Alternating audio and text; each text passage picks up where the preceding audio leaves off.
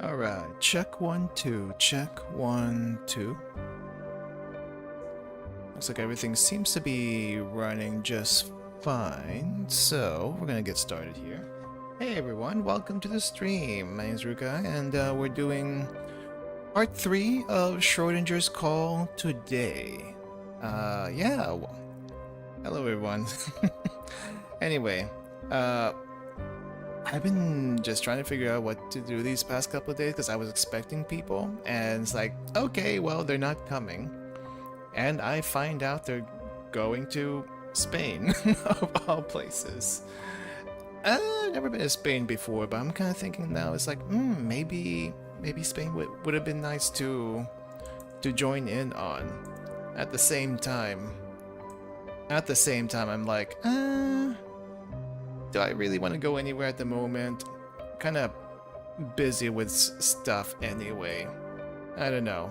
Family do be like that. Well, I think the original plan was to actually come here. That's what they said a month ago.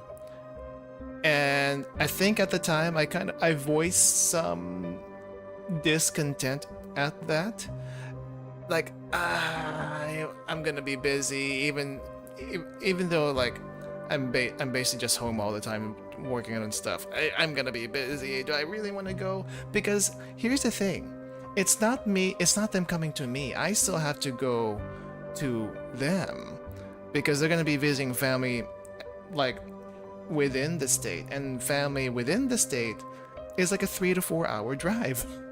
So it's like, okay, I still have to drive over there.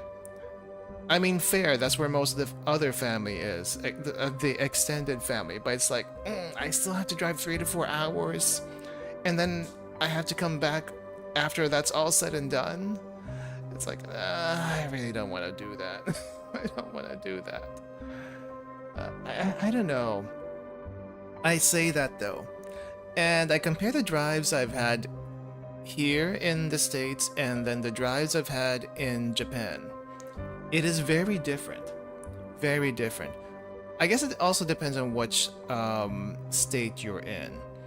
But in most states anyway that I've gone through, it's a boring drive. It's a boring straight shot drive through a highway that goes from point A to point B. No curves, no turns. At least in the place I'm at, no mountains, no seas to lift the boredom. Just small towns here and there that you kind of have to slow down for. But for the most part, it's very boring. It's very boring. Meanwhile, yes, a 3 to 4 hour drive in Japan is also taxing, but it's taxing mentally. I am actively having to think while driving over there. Meanwhile, here it's like brain dead. Like brain dead straight. I fall asleep even when the music's blaring. That's not safe at all. But drive in Japan, if you ever driven in Japan or just driven anywhere where the roads are narrower for one, and the roads are only one up, one down. Now you do have that place, or you do have several places like that in the US, but in most of the places I've been over there in Japan, it's only a two-way traffic. One up, one down. And I will never understand why. Even on the highway, even on their expressway, that is a toll road, for long stretches, it is still one up, one down. Fairly narrow, just the bare minimum width that you need for, let's say, an 18-wheeler truck to go through. And even though you're driving at like much lower speeds, though I guess on the expressway it gets closer to 60 miles per hour average compared to I guess on the US the average speed is anywhere from 60 to 70 miles per hour, which is normal. But in a K car that feels very fast. It feels very fast in a K car compared to like a standard sedan for some odd reason. I haven't figured out why. It could be the frame, it could be the engine plus the frame, but it feels much faster, and I have to like be actively monitoring my speed and the road. There's no cruise control. There's no cruise control in a K car. And you kind of, for the most part, have to use a... Well, you don't have to use a compact car when you drive in Japan. But if you somehow end up on a mountain road, you will be thankful you have the compact car. Because if you had a standard car up a mountain road, you are probably gonna die. And I am not exaggerating when I say that. Oh, jeez. And it's also really, really hard just to go through regular streets with a regular sedan. So, yeah. But 3 to 4 hours active driving, you actually have to think through the drive. Slower it may be, but I'm not, like, bored when I'm driving over there. I am, however, mentally fatigued when I drive over there, which is why I take frequent stops. More frequent stops than I do over here. Not that there's any places to stop at around here. Usually there isn't. Like, if you do, it's kind of like out of the way, and it's... what do you call this? It's not an easy... it's more of a pain. I don't know. There's no real good rest stops in the US unless somehow you find a Buc-ee's or a Wawa or maybe even a Circle K. But if you don't find any of those, it's kind of like not worth it to stop. You know what I'm saying? Kind of, sort of, sometimes. At least whenever I stop in a service station in Japan, it's kind of neat. Because it's like local area stuff, local produce and products. Some of it's like prefectural products, like something you would see in the city and whatnot. But it's kind of nice. It's kind of nice. Like one place I went to, they sold a bunch of orange products, like orange candy, orange manju. Now, a lot of the stuff you can probably find in the main city. I think I was in Matsuyama Prefecture at the time. Like, you can get that in Matsuyama City. But I think they also had some other smaller stuff that you couldn't find anywhere. A smaller service station had local magnets and whatnot that like were bears and stuff. It's like, I didn't even know that they had stuff like that. But I guess it's just like a place where local farmers and makers like are able to put stuff in, because you know it's easier to reach visitors that way, and they can only sell so much to each other. But yeah, I don't know. I just don't like driving 3 to 4 hours all the way to where I'm supposed to meet people, and then 3 to 4 hours back, and it's a really boring drive. I'd rather do the 3 to 4 hours in Japan, even though it might scare the heck out of me. Like, you can't take trains everywhere over there, so sometimes you do have to take the car. And it's kind of fun, actually. It's kind of fun, if not sometimes scary, but also kind of fun. I don't know. For anyone who's able to drive in Japan, I would highly recommend it, especially if you're going to go down south to Kumamoto. Kumamoto, you could take the public transportation to the Mount Aso area where they have the volcano that you can look into the crater, which is pretty cool. And that surrounding area is also pretty nice, actually, especially in the fall. Like, I'm not sure what kind of grass it is, but it's some sort of a grass type family.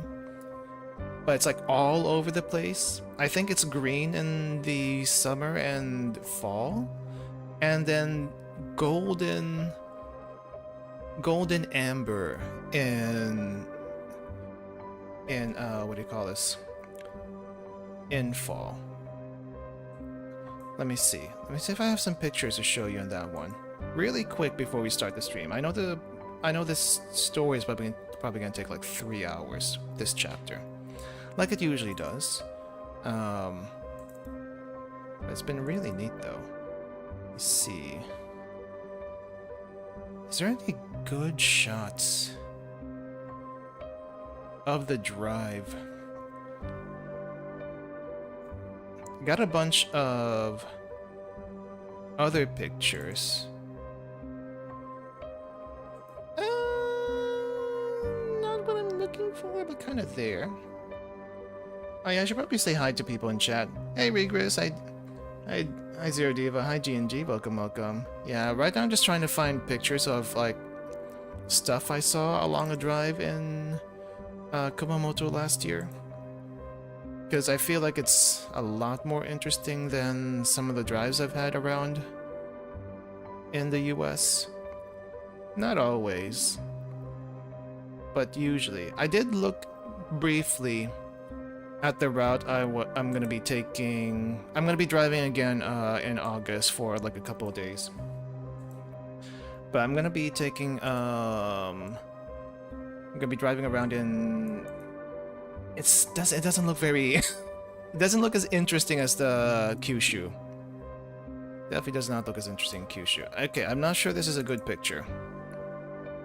But this is in the Mount Aso area. This was fall-ish of last year. And basically almost everywhere had this type of look to it. Mountainous, kind of brownish. And I'm not sure what kind of grass that is. For the most part. It's a really pretty place to go through though. Although I guess this might be a little bit better look. But this is a little bit harder to appreciate while you're driving because you're going a little bit faster. But yeah, that kind of thing. That kind of thing. Anyway, we'll get started now. I don't want to take too long because the chapter could also be a little while. Quick recap on what happened last time. In our last phone call, well, the first phone call was about a mother trying to remember her son. And I guess I need to back up a little bit. The whole game is all about regrets stemming from a last phone call. And the first case was a mother trying to talk to her son during her last phone call, but could never actually get anywhere with it because the apocalypse happened. That's one. The second phone call we got was about a guy who had some very long, deep regrets about a friend who, because of him, got lost in the city and was never heard from again. Now that doesn't sound so unusual until you say that long lost friend was blind. Blind, went out of the house, doesn't know what everything out there looks like. Yeah, not very easy to navigate a town when you can't see anything. Trying to visit your friend in said town. So, because of that incident, they've had regrets for over a year and trying to get over that by calling their house, even though he knows that they're not there anymore. And we are now starting the third chapter. We haven't started yet, so I don't know what we're gonna get ourselves into. So let's see where we get to now. Let's continue.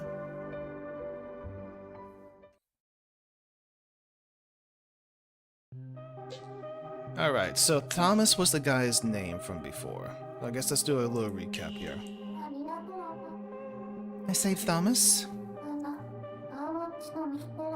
Say, what exactly does that mean? Why is it called saving someone? And what happened to Thomas after all that? I beg your pardon. You question this only now. Thomas has been freed from his life's regrets. He let go of his burden and succumbed to death. As with Lucy, his cycle of life and death was broken. That is what it means to save someone. The cycle was broken? I don't understand. Well, I could sit here and wax poetic all day, but the gist remains the same. Thomas died happy. I dare say that's more than enough, no? Thomas... In the end, I settled on the ode to the girl who saved me. She's the one who saved us both. Wasn't that explained in the first chapter? Yeah, it was explained in the first chapter what saving actually means. But I also feel like Mary's kind of like in a spot where she doesn't quite get what's happening, and she's like going in and out phases where she's forgetting things as she's going, so she has to be reminded a little bit. I wouldn't be here without her. I want to thank her from the bottom of my heart. Well, let's rehearse a bit backstage, Leah. Goodbye. Mary. Was it enough?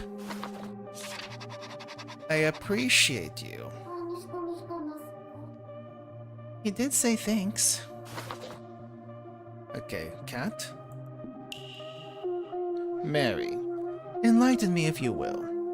What are unfinished calls to you?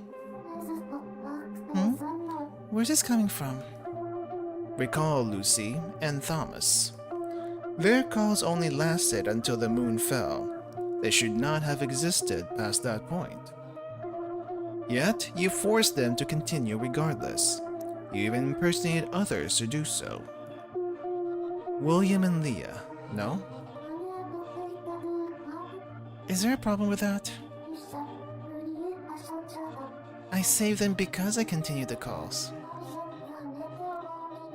You were happy with the results too. Perhaps I should rephrase. Yes, I would prefer them saved than not, but in truth, I was hoping you'd do so without interfering with the unfinished calls. I wish for you to save those two by simply speaking to them as normal. Is that possible, though? Indeed! Wow, that's a interesting pose. Really? Well, you may doubt yourself, but words carry power far greater than you can imagine. So speak to them to your heart's content. Can I really save someone like that? Just chatting seems a bit meaningless. I don't think it gets the job done. Yeah, it didn't seem like it gets the job done, especially after they spiral out of control. My word. Well, let's not sit around debating. I'm certain you will understand in due time. How so? We got another caller. Like this, perhaps. It is time to save another spirit, Mary. Many of them are still waiting to connect with you. Now come, define the next caller. Moshi moshi. Dochira-sama desu ka? Who is this?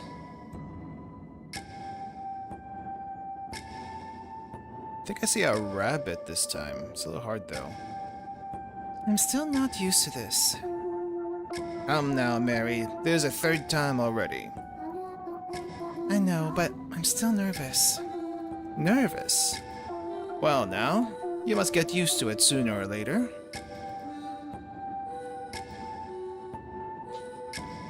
Hello? Hello? Mary's here! Hello, Isabella. Yes, such a sweet voice. It's Mary. She finally answered. Oh, is that the legendary Mary? Hello, hello. That's the nicest thing I've ever heard. So nice of you to say hello. Hey, did you just say hello? Yes, I can finally hear you. Yes, I can finally speak to Mary. Hello, please say more. I love it. Say it again. Please say hello again. I've never been so happy to hear you. Let the good times roll. My, if it isn't Mary. Hello, Mary. We've been waiting. There's still plenty of us eager to speak to you.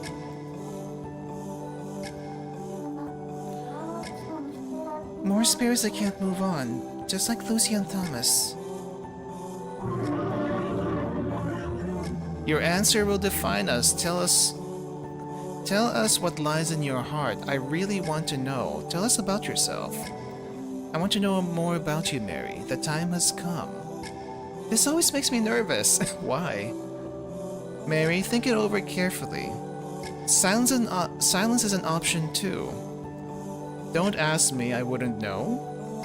I wonder what your answer will be. Come on, say it out loud. I'm expecting something unexpected. Was it believe it into reality or belief isn't enough? What is this question? Tell us, Mary.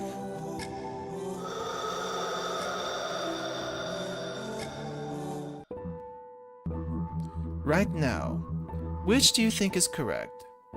Believe it into reality, belief isn't enough. Believing things into reality, just because you believe hard enough, will it actually happen? I don't think believing's enough. You gotta do something sometimes, you know? You gotta do something.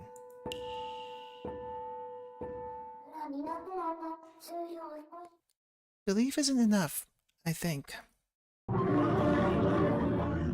Belief isn't enough. I see.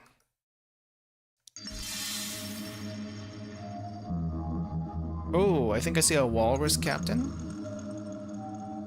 Is that how your noggin works, Mary? Interesting. How do you speak seaman? You don't think believing gets anything done. That's a mystic, ain't ya? Ah, but you're still a young'un, Mary. I didn't think that back in the day. Had that youthful naivety in me veins. You had dreams then? How old are you? How did you dream so big? Am I young? You had dreams then?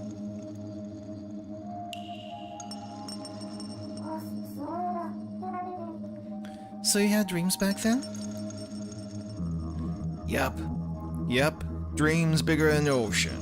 I lived every day to the fullest. Riding the big wave was life. That was life. Looks like it's a wee bit early for us yet to talk, eh?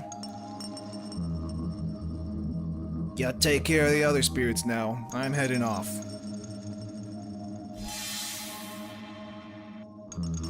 Ooh, is this? Is it another cat? Oh no, it looks like a bear, actually. I agree with that idea. Surely faith can only carry you so far. To insist on clinging to it beyond your limits is far too much. Even if your dreams don't come true, there is nothing to be sad about. Dreams are dreams because they are not reality. They are just illusions, fantasies, lies. Okay, I wouldn't go that far. Illusions, lies? Did you ever have dreams? Must be hard to have faith. Lies. What do you mean, lies? Dreams are lies? Yes, they are nothing more than empty lies. I cannot live being led by the nose by false hopes. Miss Mary, it seems like it is too early for us to engage in conversation. As such, Please speak to one of the other spirits. Toodles! Toodles. I don't think I've ever actually heard anyone say toodles in real life. Belief isn't enough, I see. Mary, you answered belief isn't enough. But is that based on your own experiences? Mary, you must break the seal on your memories. The seal? Yes. The past cannot be erased even if you wish it. Mary, these are your past memories. Oh, we're getting a little bit of our memories again. We usually get at the end of the episode, but now we're getting a little bit. This was your house, your room, the place filled with your childhood memories. Do you remember? My childhood? Or her childhood? I do not remember. Barely. What is this music?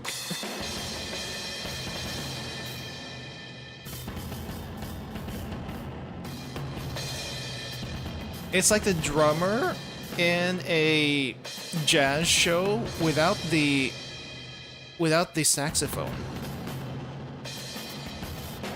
I don't remember. I see. Then do you remember this? One day your house caught fire. You desperately cried for help. Whose help did you call for?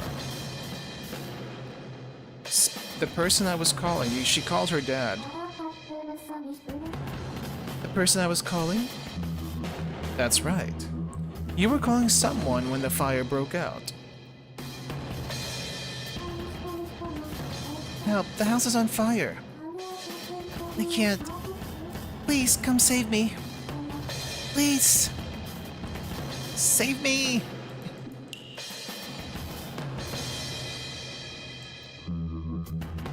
Get out on your own.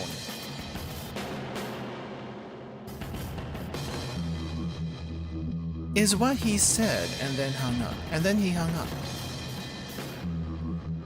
You believe from the bottom of your heart that he would come and save you. Yet, despite your faith, he never did. Yeah, kinda crappy dad. Do you know what happened next? The person on the phone changed his mind and saved me? Managed to get out? Actually, we don't know what happened next. The sequence kinda ended. But I'm assuming she got out somehow. Did I manage to get myself out? No, I'm pretty sure she died in the fire.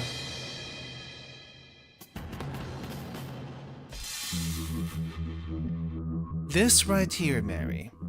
Earlier, you answered belief isn't enough. Indeed. Belief isn't enough? Why, of course. Isn't that right, Mary? What am I looking at? Is that supposed to be an eye? Faith alone is useless. Useless. My heart feels so heavy. Mary, allow me to repeat the question. Who are we talking to? Has your thinking changed since then? Belief still isn't enough. Belief isn't enough.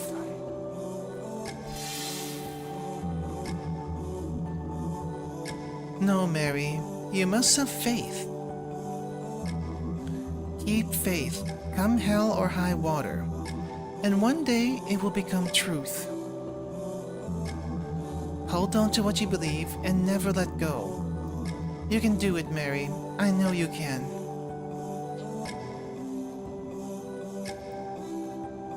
To hold on to faith without doing anything? That's kind of tough, isn't it?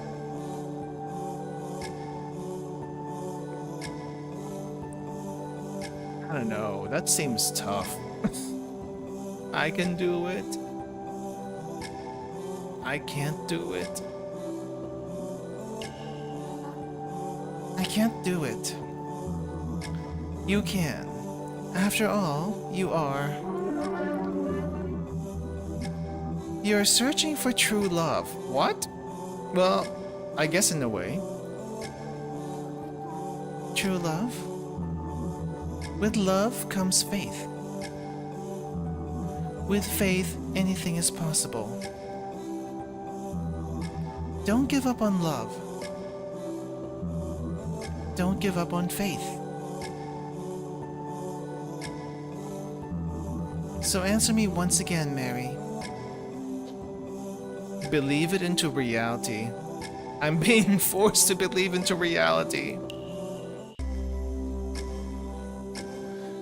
Chapter 3. Think back, Mary. You survived that fire. Why was that? Was that because... Mary, how did you survive? The person on the phone saved me. I managed to get myself out. I really don't know. I cannot believe that her dad actually saved her. From that conversation. I do not believe that.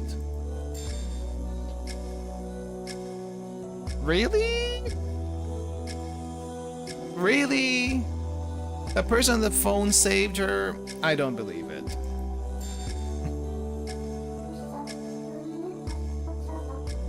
Which was my real memory?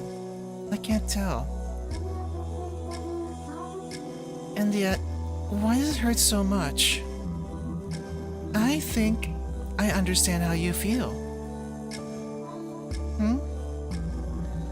It will be all right, Mary.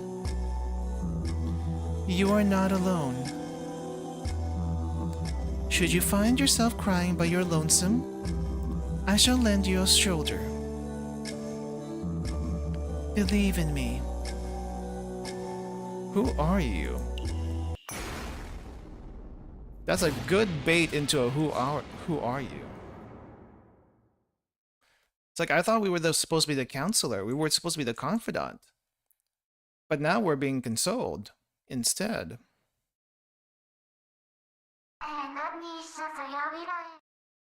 Me? My name is Violet.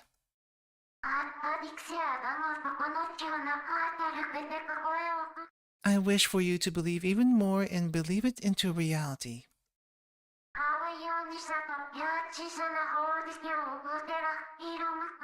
I cannot explain how, but I feel as though I've been waiting for you.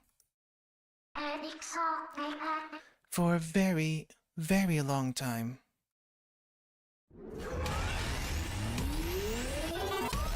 Oh, 0659, interesting number. I do wonder how these numbers were generated. Is it random or is there a meaning behind the numbers? I've defined the spirit's existence now, but... Oh, he's gone again. What was that all about? That call... Something about it felt more off than usual. Hello, Mary. We've been waiting for you. Oh, I can't click on that one. Among all the spirit's voices, one of them was a lot more spine-chilling. That voice, have I heard it before? And what was that room? Was that my house?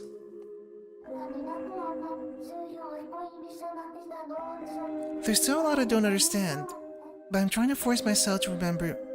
Trying to force myself to remember just hurts. Violet. That lady whose existence I defined. She said her name was Violet.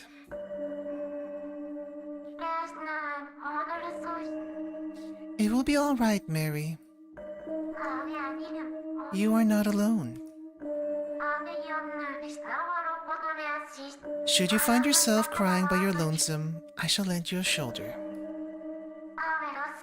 Believe in me. Why did she say she'd lend me a shoulder? Why was she so kind to me? Oh, another phone call? The phone's ringing. Is it Violet?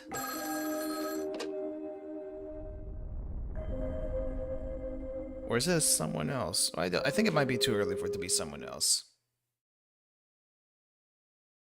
I don't sense anyone. What do I say? Hello?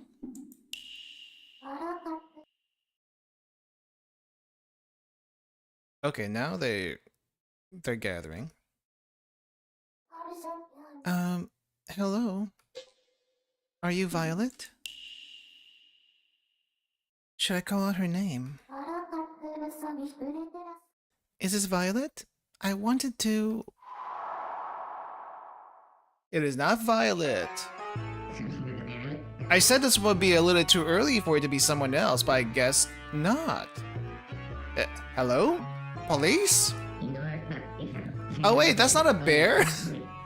What are you, a hamster? Gerbil? Not a bear though. It's an emergency! I'm going to die! Please help! Send officers to my home, as many as you can. I need help, on the double, hurry! I'm going to die! Are you someone else? Or someone else? Oh, Beaver also could be a thing. Hello, I just... Violet! Yes, that's me. I'm Violet. No, you're not. Are you sure? Your voice sounds different. What are you saying? We spoke just a minute ago. Huh? Wait, did we? No, that can't be. Huh? Wasn't my name Violet? Violet, Violet. Nope, not ringing any bells. What is going on here? I seem to have forgotten my own name. I used to be a world-famous super sleuth, a crime solver extraordinaire. But now, I am nothing. Just a no-name detective. Ah! A no-name! How humiliating! Oh, wait a second. I feel as though I remembered something. My name is... I believe it was, something? Mac? Sorry to interrupt your monologue. I think I may know your name. Ah? Really? You're a third party for Violet, I assume? Third? Sorry, I'm not familiar with that term. Regardless, please, tell me my name. Take pity on this poor, humble detective.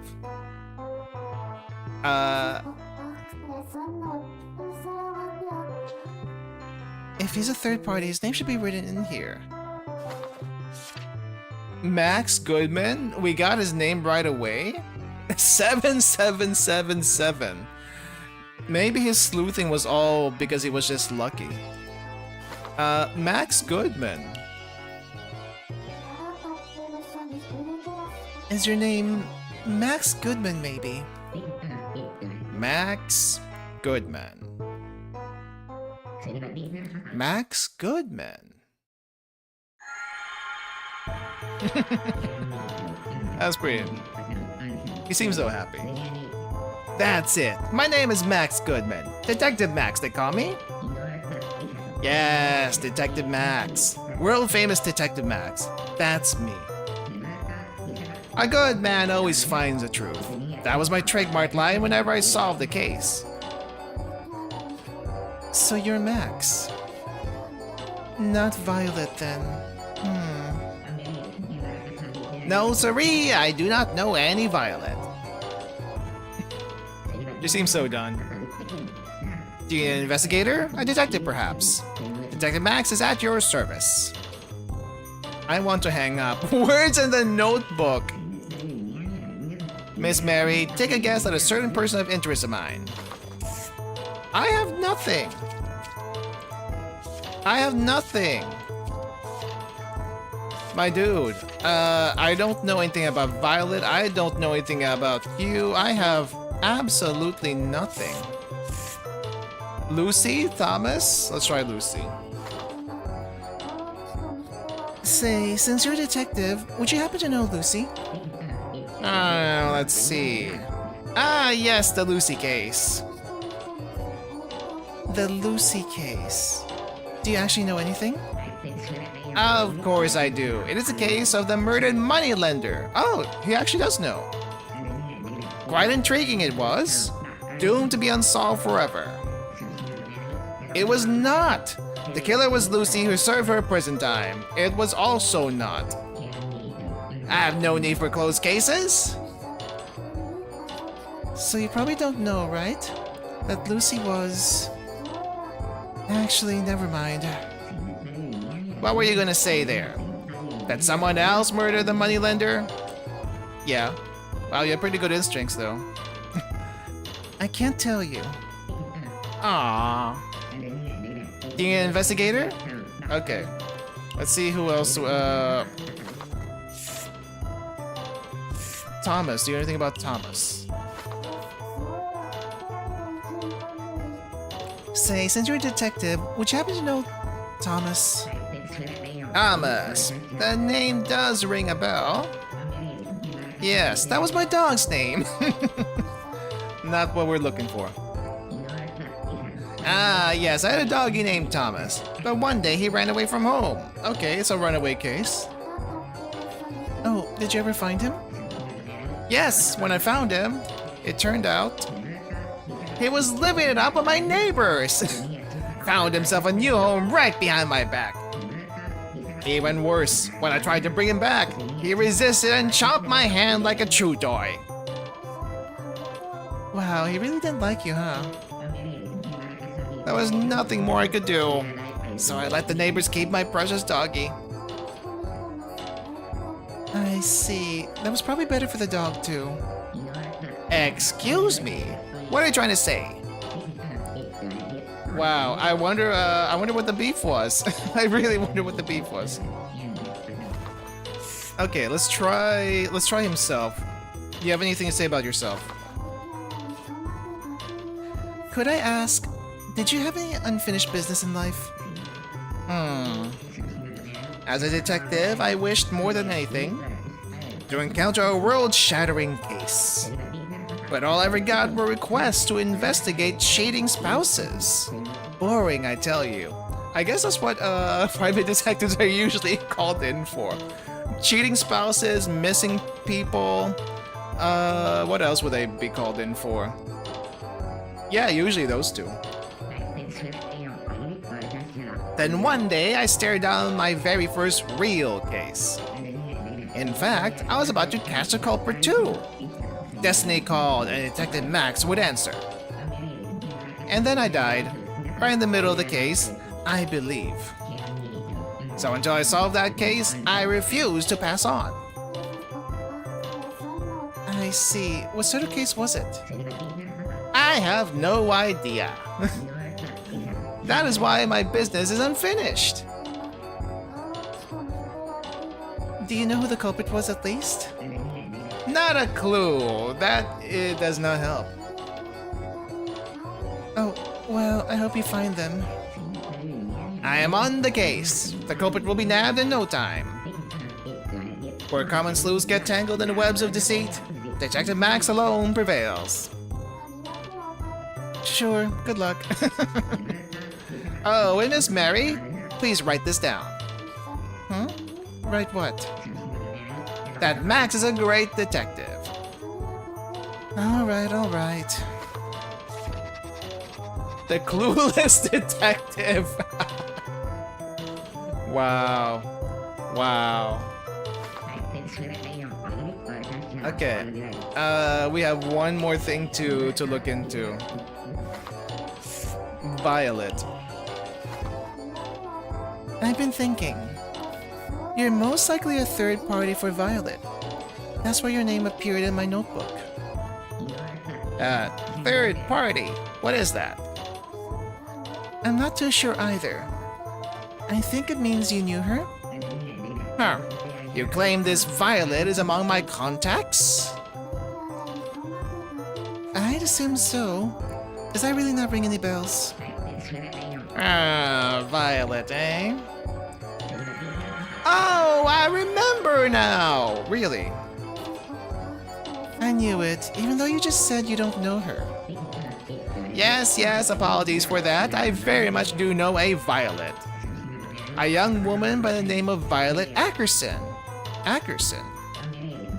Lady Violet of House Ackerson to be proper. Sorry, Lady Violet? Correct. She was a daughter of a noble house. A noble? Wow, I got someone incredible this time. I must respectfully disagree.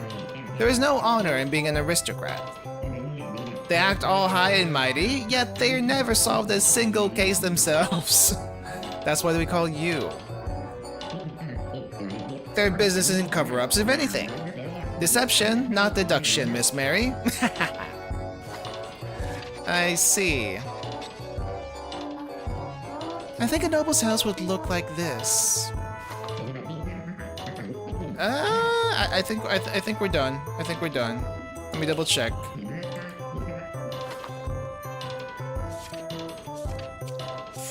Yeah, I think we're done. I want to hang up. I was hoping to talk to Violet. Do you mind if I hang up? Ah, I see. You wish to investigate the case of the Violet murderer. I never said that. Yeah. Please, I need a case. I beg of you, just give me a case to solve. One super grand epic case before I die. That is my final wish. Why are you still asking for that? I already gave you all the names. Ackerson Manor. Okay, this didn't get highlighted until now, huh? Can you tell me about the Ackersons? The Ackersons! Of course, I knew them well. Yes, of course I knew them. They had their famous manor and everything. And living there all by herself was Lady Violet. What manor? Is that... Ah, yes, that's right, of course. Huh? What's with you all of a sudden? Speaking to you, Miss Mary, is making my memories flood back like a sewer on a rainy day. I don't think you should be using that analogy. Ew, gross. On the contrary, please refrain from such remarks or I may not share what I remember. Okay. Please tell me what you remember about Violet. Oh, as you wish. I've just remembered the rumors surrounding Violet Ackerson. Rumors? Rumors. What kind of rumors were they? Unfounded in a word, and all aimed at her. Unfounded? Were they... good rumors? Bad rumors? It's gonna be bad if it's unfounded, right? Bad rumors, I assume. Unfortunately so, and plenty of them. Such as her being a vampire, even. A vampire? Do vampires exist? Do vampires actually exist? Oh, please, stay grounded in reality, Miss Mary. Vampires do not exist. Or are you saying you believe in them? No, let us not joke around now. No, I don't believe vampires exist. Of course, that's only natural. Moving right along. Why was Lady Violet rumored to be a vampire? Well, there was a reason for that. And what was it? She lived in a windowless manor. And she could not go outside. She couldn't? Not a step. And that was because... Don't tell me you forgot. No, perish your thought. I am just struggling to recall as of late. That's called forgetting.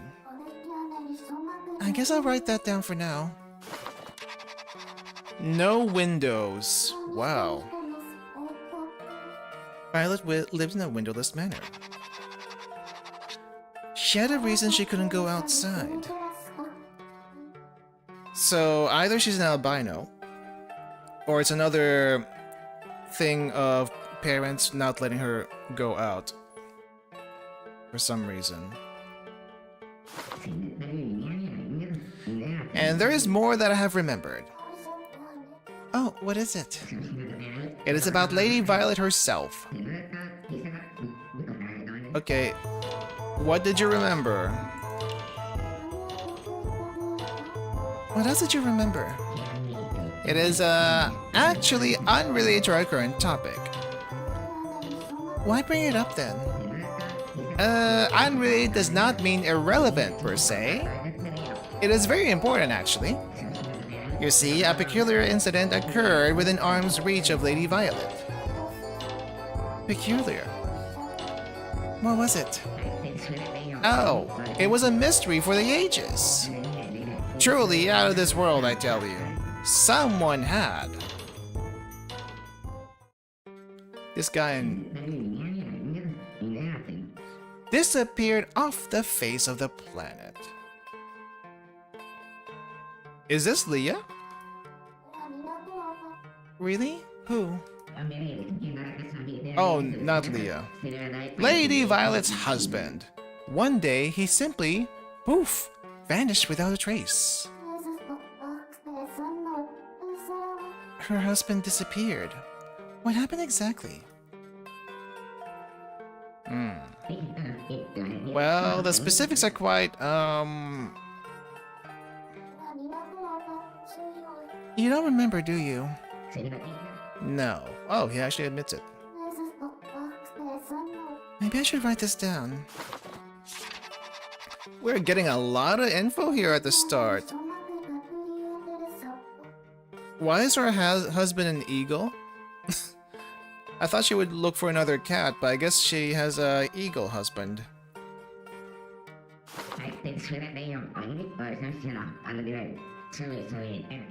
You see that, Miss Mary? I'm quite the knowledgeable fellow myself. I suppose. Oh, the music sounds a little different. Okay, I think that's everything.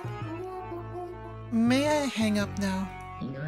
Huh? Already? So soon? I think we've talked plenty.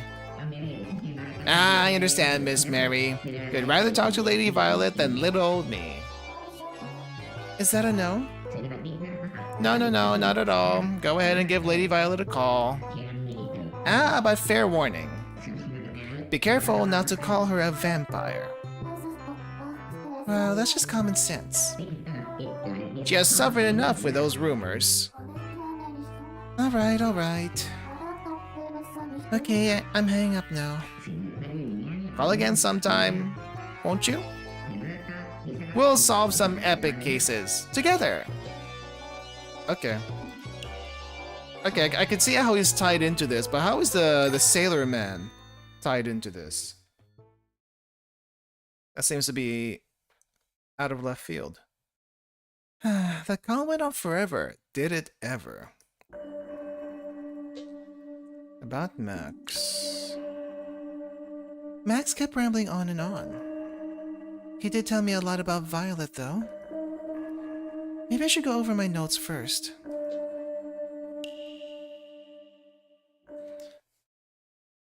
Okay. Max rambled a lot. I had to sort out the important stuff. Violet's a daughter of a noble family. She lived in a windowless manner and never went out. And someone around her went missing. It was Violet's husband.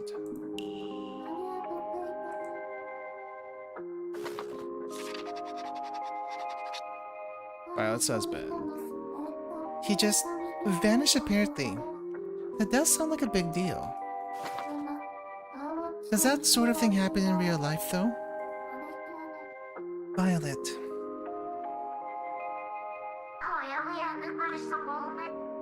It'll be alright, Mary.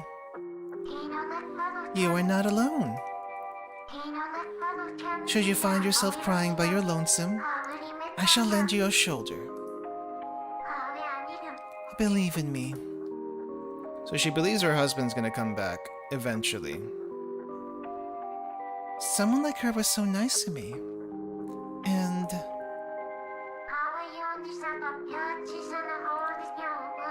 hold on to your faith and never let go. You can do it, Mary. I know you can. You're searching for true love. With love comes faith. With faith, anything is possible. Please don't give up on love or faith. True love? From love grows faith. True love. Yes, I'll make a note of that. Honestly, I don't really know what to make of her. Looks like I'll have to call her to find out. Okay, Macbeth, what do you guys say? Oh, Hamlet. Keep calling you Macbeth for some reason. Mary, I can confirm that Max is a third party for Violet. A third party? I guess right then. Wait a second. Hamlet, since when did you get here? Oh, just now? I was bored, so I popped in. You were bored, sure. Anyhow, given Max is one of Violet's third parties, he should have plenty of information on her. Sounds like he forgot most of it, though. Well, convenience is off the luxury. I'm sure he'll remember more in time. Alright, well, let's call Violet. Hope I get through to her this time. Let's see, what was her number again? 0659, okay. 0659. Such a weird number. Why did it start with a 0? Hello? Hello, Violet? Hello? May I ask who's speaking? You are Violet, right? Are you okay? It's Mary. Do you remember me? We just talked a bit ago. You spoke to me, remember? Mary. Yes, that's my name. What did I'm not sure. Why am I even here? She's forgotten herself. I spoke to you? What did I say? To have faith? You said it was important to keep faith. And I should keep believing no matter what. And I agreed. Dreams can come true if you keep believing. That's what you said back then. To have faith. Faith. Yes, have faith and it will appear before you. What will? Something precious. Something irreplaceable to both you and I. To everyone. But what was it? What did we long for so dearly? In the darkness I spoke to you. What did I say? Okay, so I guess we go through all of this. Do you not remember who you are? Your name is Violet. Violet Ackerson. Does that ring a bell? Violet. No, I'm afraid not. I only remember a voice in the darkness. And that I answered it. In the darkness, I spoke to you. What did I say? Help. You said that you would help me.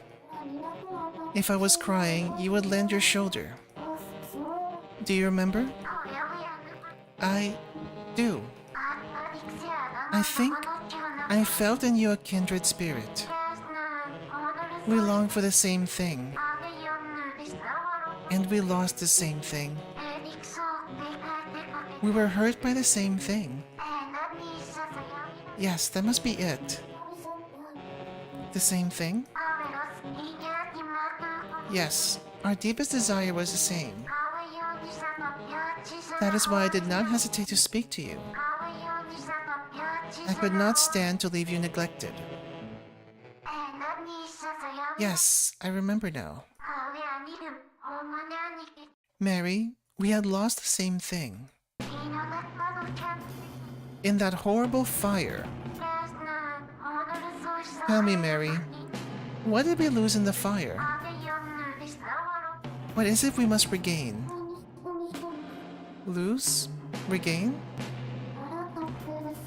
I have absolutely no idea. You should know. What we lost in the fire. What we regained through faith. What we were searching for. Have you any idea what it is we lost?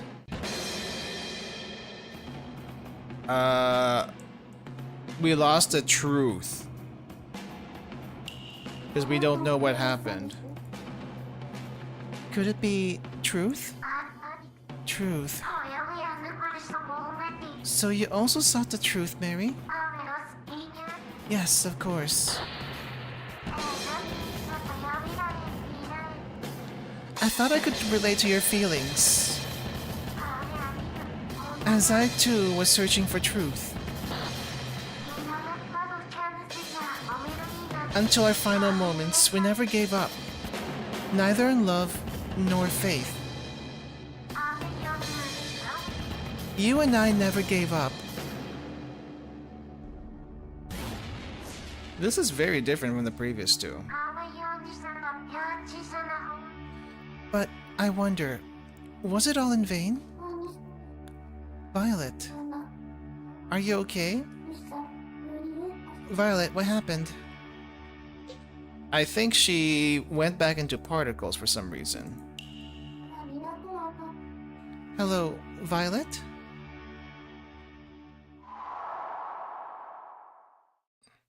Oh no, she's back. Wait, so what the heck happened there? There was like the insecure Violet, and then there's this Violet. There's like two Violets I'm talking to. Hello? Mary? Violet, can you hear me? Hello, what happened? Are you okay?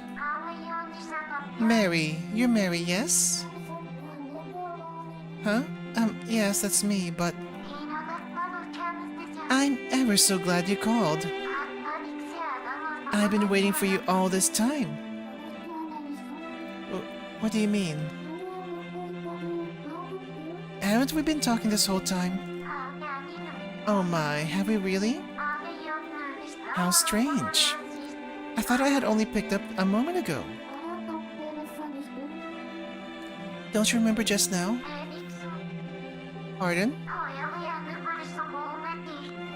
Now that you mention it, my mind is rather hazy. What was I doing here again? That last conversation, the apocalypse? Violet, do you not really remember our last conversation just now? Pardon? What might have that been? It was about how we can get something if we keep believing. What Violet just said. What we get by believing. Love? We said truth earlier, but she is looking for love. Yeah, I think Violet also died in a fire, but I don't know if it's the same fire that Mary died in. I'm a little confused about that at the moment. Was it love? No, I feel like it was something else. The truth. Truth, wasn't it? Truth. Oh, what might you be referring to? Is she like blocking some stuff out from her mind? Huh? You were saying we both lost something. Lost. She is gaslighting herself.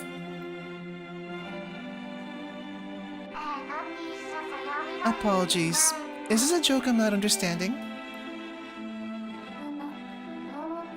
Do you really not remember? It was just a few moments ago. Mary, I'm afraid I have no idea what you mean. Oh. What's going on here? I guess I shouldn't bother asking about this. I guess your memories disappeared. But I'm glad you're okay at least. Pardon? My memories? What do you mean? I admit they are rather hazy, but... Oh, I know. I remember our first conversation. I see. What was I doing here again? What's the first conversation about? What do you consider our first conversation? Well, it was quite strange.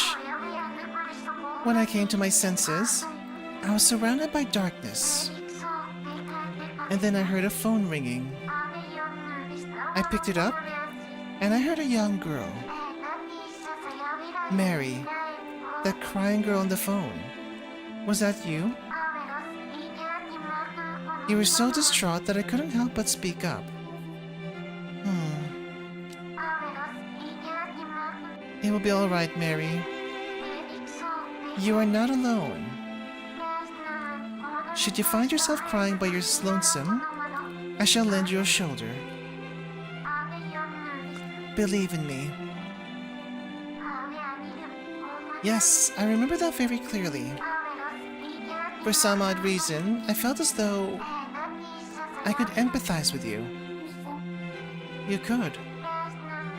Quite so. I had cried as you did before, so I felt an urge to help you. I could not, would not leave you alone. Oh, my apologies. Have I overstepped my bounds? I barely know anything about you. In fact, I barely know where I am right now. That was far too presumptuous of me. My deepest apologies. Not at all. Oh no, it's fine. I'm very grateful, actually. Really? Oh, thank goodness. Okay, I guess we gotta talk about the apocalypse eventually. Violet, there's something I need to tell you. Please try to keep calm. Oh? What is it? The world's about to end. The world is about to end. Yes, in exactly 21 nanoseconds. The same 21 nanoseconds that has been the past 7 hours of this game. Time has paused at this exact moment for some reason. If I may, assuming this is truly the end of the world, how is it we are still able to speak? The world's last confidant. Does she not know? Because I'm the world's last confidant, apparently. The world's last confidant. Does she remember anything? I know it's hard to believe. So then... What is it you do exactly? Me? I mainly just listen to people. I lend an ear to people who share the same grief as me. Not only me. Yes, you're the third one. The third. What happens to us once our conversation is finished? Do we simply move on to another? About that? What happens after?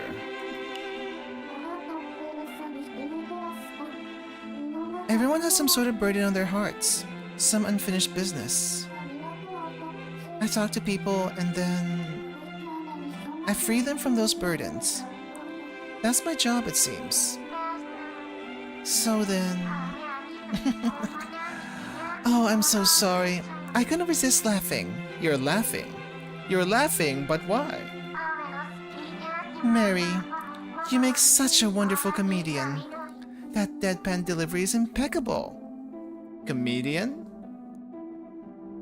What? And the world's last confidant. How dashing. I love it. No, this is all true. Once your burden is lifted, you escape this place and finally succumb to death. Alright, I'll play along then. What happens after we succumb to death?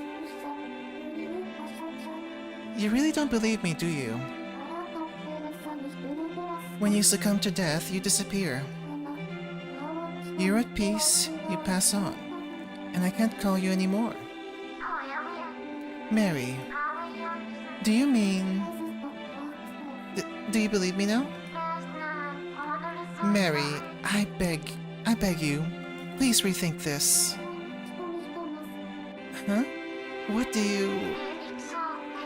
I don't like this setup. Violet is an extreme Delulu land. I think the first Violet we talked to when we first called in was the real Violet, and this is her unwavering faith right now that everything is fine and dandy. When it actually isn't. And for some reason, this Violet is very strong. I guess her faith is just that strong, which is great, but she needs to face reality at the moment.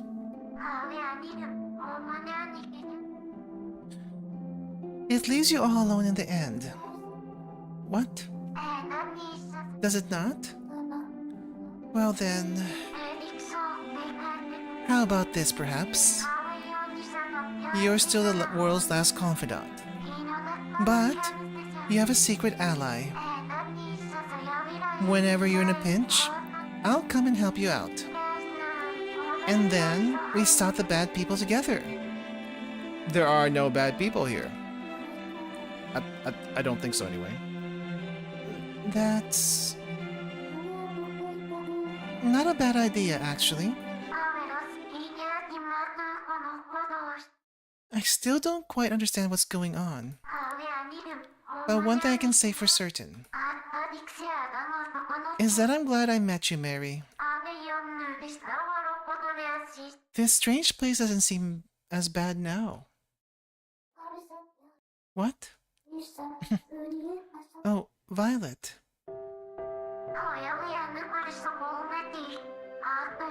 Mary, is there anything else you wish to speak about? Okay.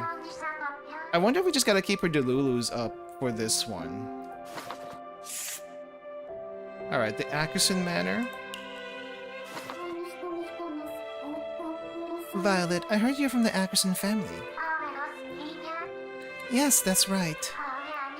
We were a noble house for what it's worth. But I was always stuck in the manor and never got to socialize. Truth be told, I'm not even sure what sort of nobles we were. Mary, is there anything else you wish to speak about? Okay. Windowless Manor. By the way, did your manor not have any windows? That sparked a memory? Yes, that's right. It was designed to prevent sunlight from entering. Just like the space I'm in now. What? Why stop sunlight from getting in? You see, that's because I was a moon child. A moon child. Does that mean she's an albino? A moon child? What's that? Have you not heard of a moon child before? No, I haven't. Or maybe I have, I just don't remember.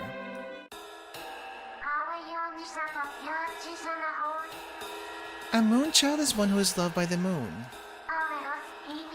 No, perhaps I should say hated by the sun. Why is there fire, though? It seems like she burned something. Hated by the sun. It's a disease that can suddenly develop during childhood. Anyone who becomes a moon child is cursed to forever hide from the sun, lest they burn everything around them. Burn everything? What do you mean? I don't blame you for not understanding. It's a very unnatural affliction after all. Almost supernatural.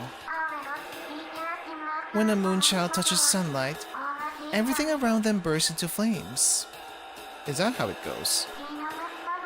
No one knows why. Nor has anyone actually witnessed it in the moment. So how does anyone know it actually is real? But it's true. That's why a moon child can never go out into the sun. Various doctors and scientists have looked into it, but none could find the cause. Is that even possible? Yes, it's common knowledge as far as I know. I never knew. I was one such moon child. That's why I had to spend my days in a windowless manner, to avoid sunlight. That explains it. But I feel like it was a huge setup. Moon child. That does not seem real even in this world. I drew something, but what even is this?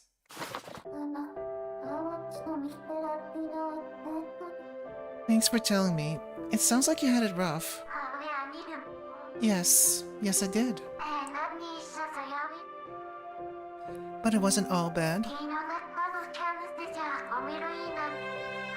No windows meant the manor was nice and warm in the winter. Although, on the other hand, it was a veritable sauna in the summer. And ever since I became a moon child, I changed. You changed? Yes, not only physically, but mentally. I could finally understand. That anger, tears, sulking. None of it would help me at all. Up until that point, I would make selfish demands, try to get my way, and complain about anything and everything. I was a nuisance to those around me. But that changed after becoming a moon child, if only a little. It was out of my control after all. Whining like a toddler wouldn't solve anything. And I also realized the same was true for my mother, my father, and everyone around me. They too could do nothing. My younger self was dumbfounded. Everyone is doing their best in a world where they have such little agency. It pushed me to look for the good things and believe in them. Oh, okay. I can see why you are the way you are. I grew to truly appreciate everything in my life. Of course, I shed many tears until then. It wasn't easy, but I believe it was for the better.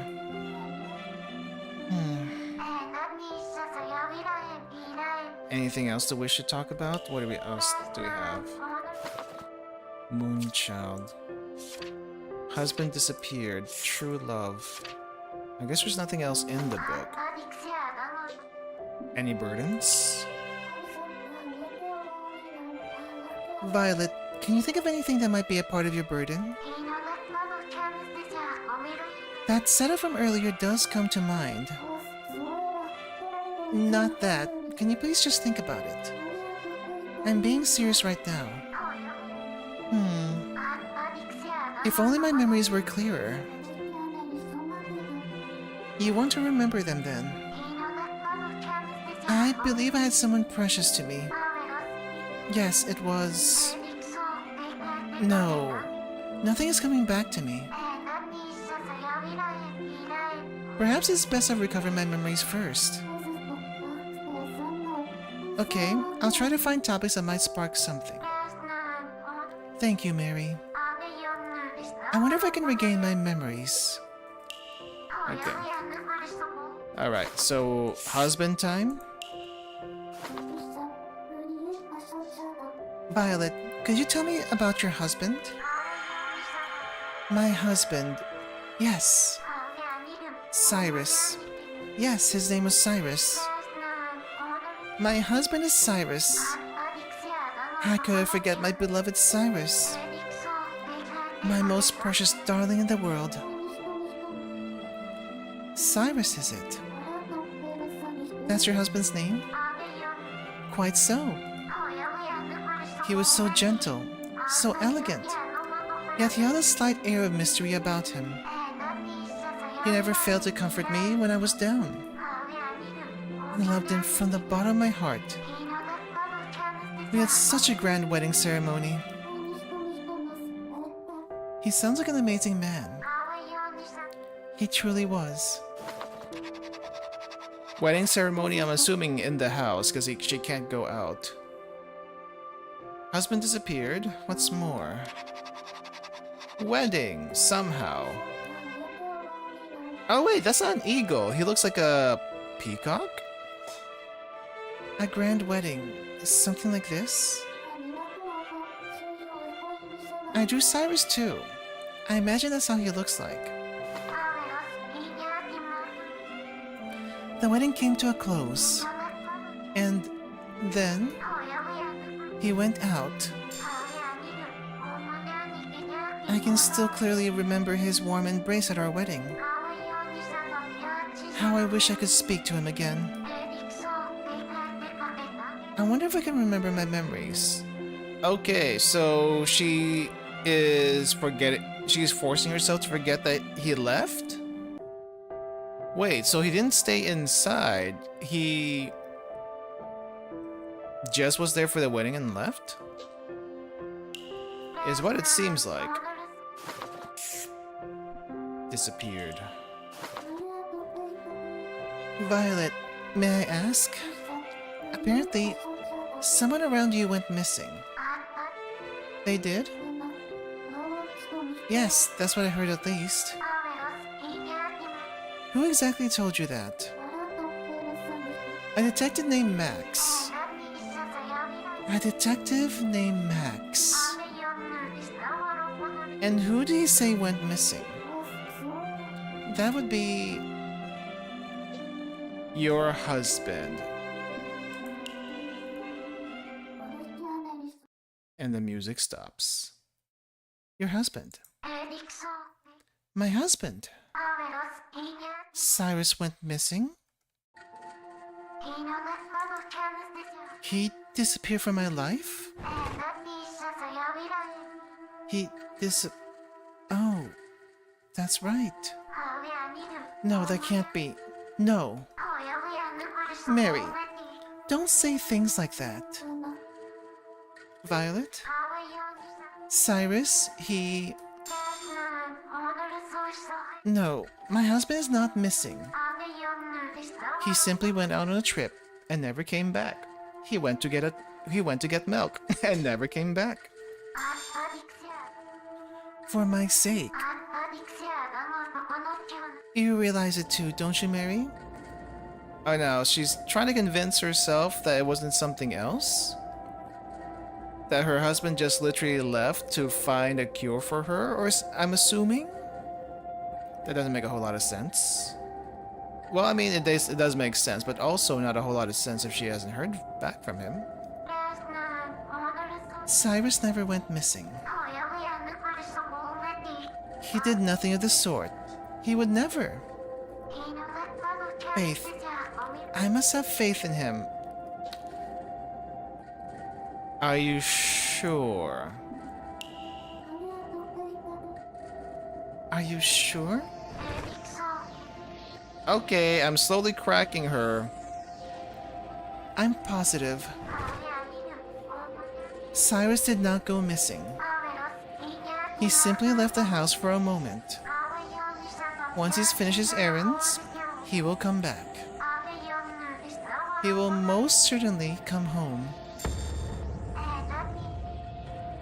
Oh, Cyrus. Violet?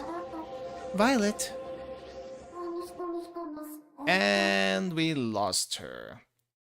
Why is she so convinced that nothing is wrong? Why is she There is a point when faith becomes too delusional, and I feel like this is it right here. Violet? Okay, either we talk to the detective or we talk to Mr. Walrus Man. I'm not sure exactly who we're going to talk to right now. The call suddenly cut out. She started acting strangely once I brought up Cyrus's disappearance. What happened to her? I hope she's okay. Do you know anything, Kat? Ah, Mary. It appears you've reawakened part of Violet's memories. Yes, but I'm worried about her. A natural reaction? While I do praise you for following protocol, Violet herself is not behaving as expected. Why is that? Who's to say? The answer eludes even I. Perhaps this case will require a different approach. What do you mean? So far, all has been going according to plan. I'm sure you can infer what comes next, no? The final call of her life. Could it be the final call of her life?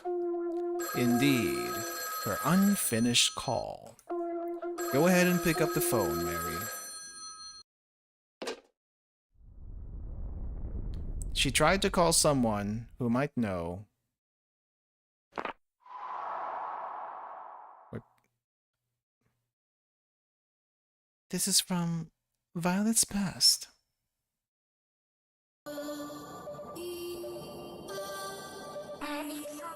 Hello? Let me guess. It's you, isn't it? Oh? Are you pretending to ignore me? This almost feels like Thomas's case where she's calling somewhere that never picks up. Or maybe it's actually picked up but no one's answering. And after all this time too. I waited so long for you to call me. Violet's trying to act cheerful, but I can hear her voice trembling. It hurts to hear.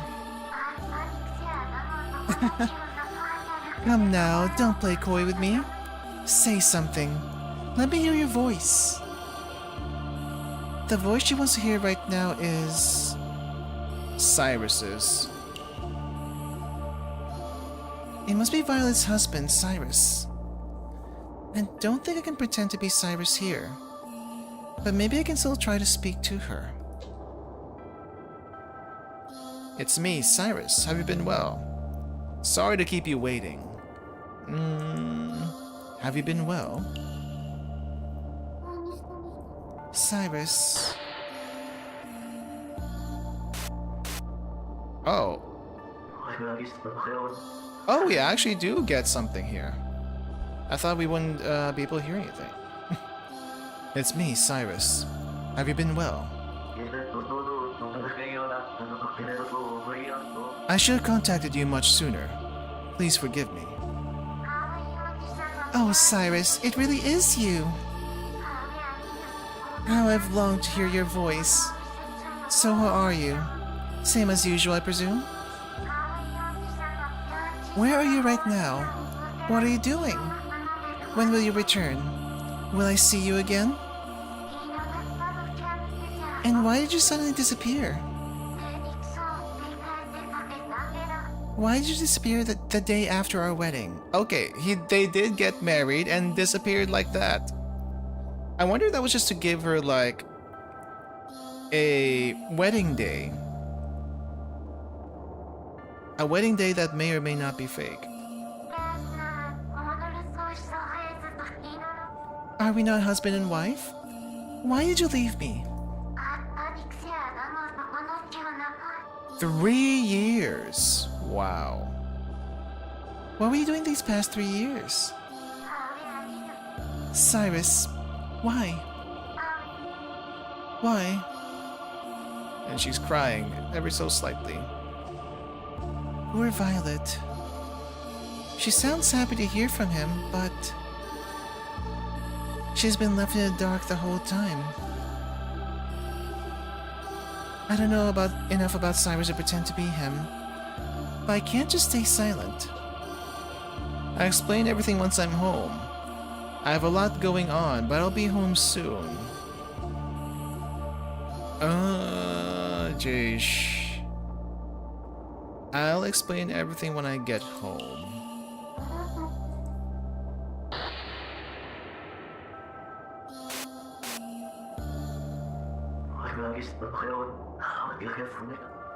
I'll explain everything once I'm home.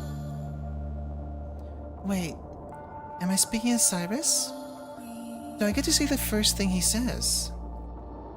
If that's the case, maybe I can tell Violet just a little of what I want to say. Forgive me for all the questions, Cyrus. I thought I understood you. But it seems I was mistaken.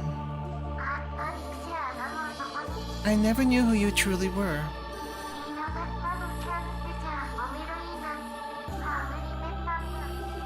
I do want to know why you disappeared without a word the day after our wedding.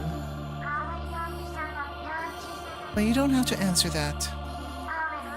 Instead, could you just tell me one thing? Cyrus, do you still love me? Even just a little, please. Let it touch your heart. I do love you.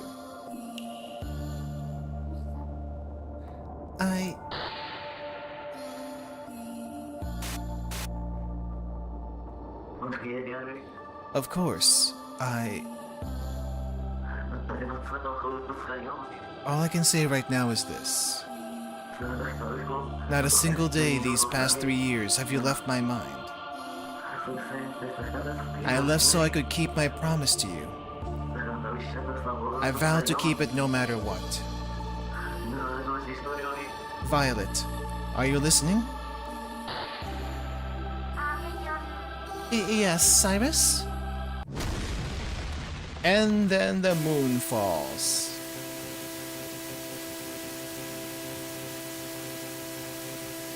And this is where the moon fell.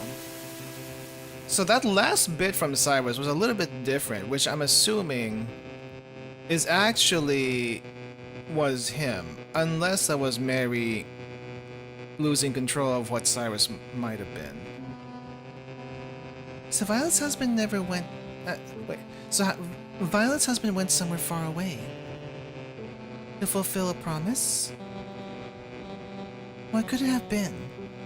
I have to work this out. All right.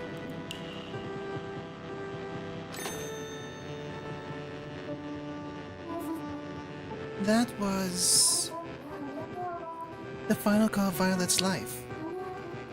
So then... Cyrus really did disappear. But why? What happened between them? Unfinished call. Violet's unfinished call. It sounded like her heart had broken.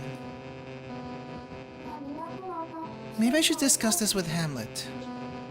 Okay, well I don't know what the cat's gonna help us with, but let's try. Something about that unfinished call rubbed me the wrong way.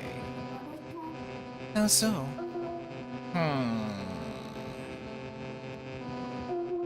There is a suspicion I must confirm, Mary. Do summarize what just happened in your notebook. Am I understood? Okay, suspicion. What suspicion? Something I haven't pinpointed myself. Regardless, be mindful of Violet's behavior. Good day. Good day. Okay. So we don't want to provoke her too much. I mean, I guess that makes sense. Wait. Every single time. Alright, what do we have in the notebook?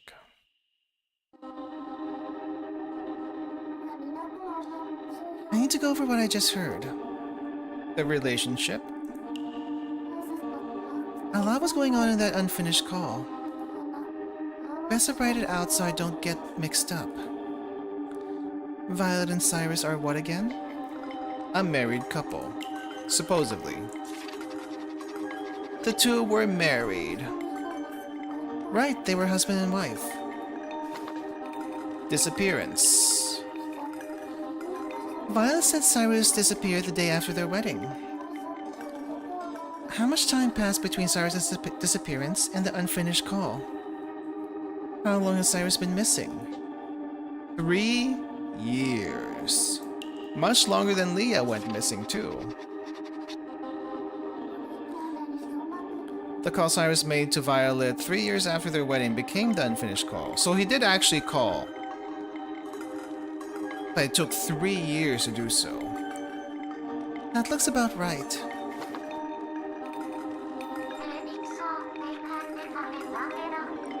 Why did you disappear the day after our wedding?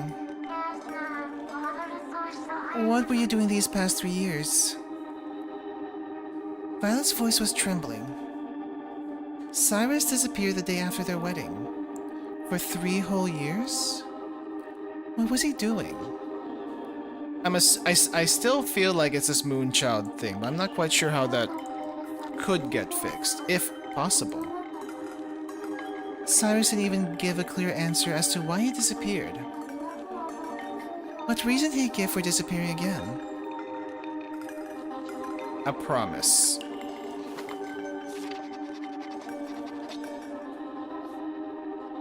Right.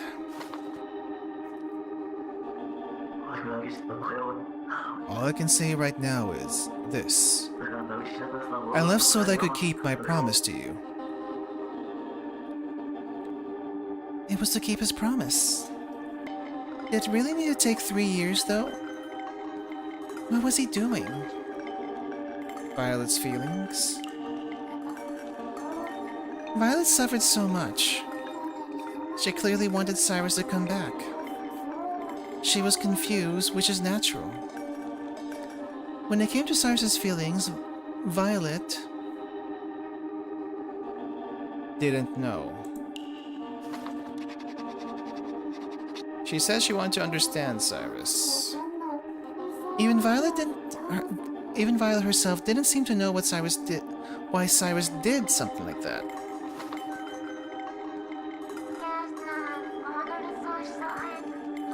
Forgive me for all the questions, Cyrus. I thought I understood you. But it seems I was mistaken. I never knew who you truly were. Why didn't Cyrus give a straight answer? What was the promise he made? And why did he leave Violet all alone? I guess we better ask Max. I hope Violet's okay. Do we call Cat?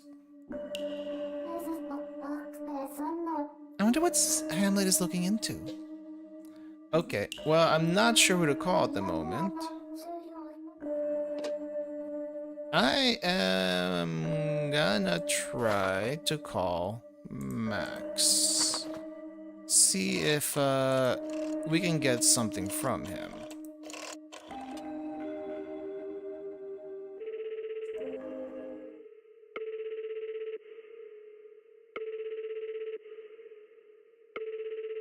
Max is a detective, apparently. It won't go through. I wonder what he's up to. Okay, so it's not time to talk to Max yet. Interesting. So we gotta talk to Violet first. They put Hamlet really briefly and then he disappears. Wow. That's a glitch. That's a glitch. I'm really not sure what to think about this case. It seems... I feel like she's not actually a moon child like they say she is. But there was a fire. But also... if the moon crashed, she wouldn't have tried to go out. So there's no way to confirm if this whole moonchild thing is for real. But I feel like the moonchild thing is not actually real. They just kept her at home for some reason.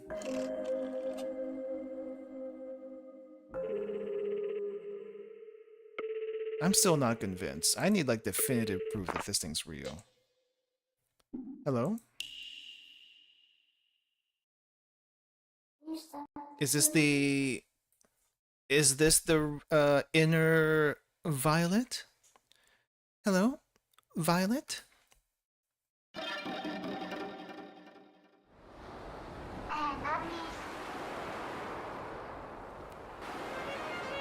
I hear the ocean. It sounds lonely. Mary? Mary, I'm scared. I feel as though I'm on the verge of remembering something horrible. Something truly horrible that happened to me. I must have been blissfully unaware. But now that my memories are returning... Cyrus, my dear husband. Mary, is Cyrus missing? So this is the actual Violet, and not the Delulu Violet. Maybe by then you'd see what was happening, and then they thought keep her in the dark about the end of the world. No, the end of the world definitely happened during the phone call, so she wouldn't know really anything about that until here.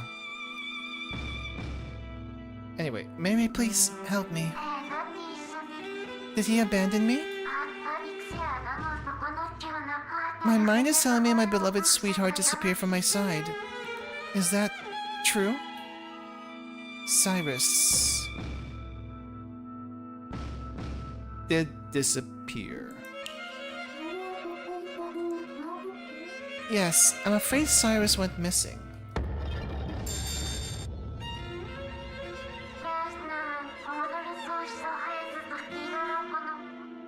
Why do I have no memories of living with him after our marriage? Oh, the moon changing thing. Oh, okay. I looked for him for so long. I had half a mind to leave the manor in search of him. Yes, I was desperate enough to step foot outside if it meant finding him. Yet I couldn't. I can feel the frustration crawling under my skin again. You know, don't you, Mary? Why I couldn't go outside. Violet couldn't go outside because...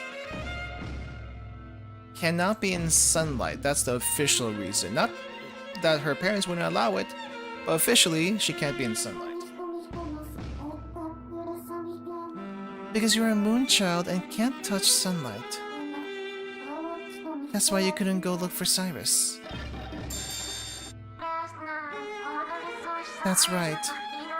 I was stuck waiting for him, all alone in a cold, dark manor. And yet, he never returned. Days turned into weeks, which turned into months, and then to years. And not once did he ever get in touch. Why? I want to keep faith in him. But how can I? What can I have faith in if not him? I should have faith in him. I must. I love him so much. I can't not have faith in him. I'm scared. My husband is a stranger to me. I don't know what to believe anymore. Am I going to disappear like this? Mary, please, give me a reason to live. Please, tell me, why did Cyrus disappear? It's about a promise. He was keeping a promise, hated being married. Was pursuing a dream. Hated being married is a wild one. And I can't really pick that one even if I was just curious, because it's like, oh no, what would happen? I don't think anything catastrophic happens if you pick something wrong, but it's a bad feeling if you do though. So we'll just go straight with it. The reason he left you was because he had to fulfill his promise to you. His promise? He disappeared to fulfill a promise to me. Do you know what the promise is? Is that true? You're not lying, are you, Mary? Can I believe you? I can believe in Cyrus, right? Violet? He did it to fulfill a promise to me. My faith in him wasn't misplaced. Violet, are you okay? I am now. Thank you, Mary. Okay, so this isn't Delulu. She's accepting something. But may I ask, how you know this? How do you know why Cyrus disappeared? I have to tell her what I heard in the unfinished call. Are you okay first? Violet, are you okay? I'm sorry, Mary. The memories came flooding back all at once. It overwhelmed me for a moment. It's okay. Take it easy. I feel much better now. Mary, thank you. I'm so glad you're here for me. Don't mention it. It was nothing. It was not nothing. I truly can't begin to thank you enough. No, really, it's fine. You don't have to. Honestly, it's a bit embarrassing being thanked so much.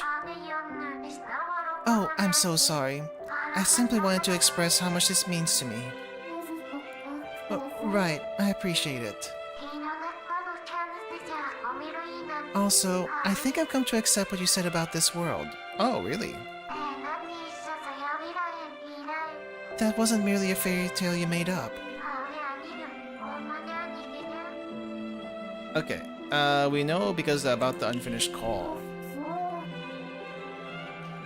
Violet, can I ask? Do you remember the moment just before the moon fell and everything ended? No, I'm afraid not. Why do you ask? Cyrus called you at the time. You two were speaking to each other in your final moments. I don't remember that. My final memories are still unclear. Mary, please, I need to know. What did Cyrus say? I have to tell her what I heard in the unfinished call. Okay, what do we have in the notebook? call Cyrus made to Violet 3 years after their wedding. Based on what I heard in your final call, 3 years had passed since Cyrus disappeared, right? Yes, that's right.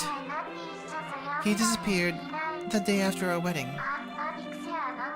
I just couldn't figure out why. I completely lost my way.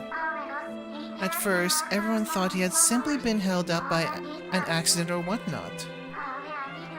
Yet a year passed, then 2, and we found nothing. The others began to say Cyrus had disappeared. I was the only one who kept believing that someday he would return. He never told me anything,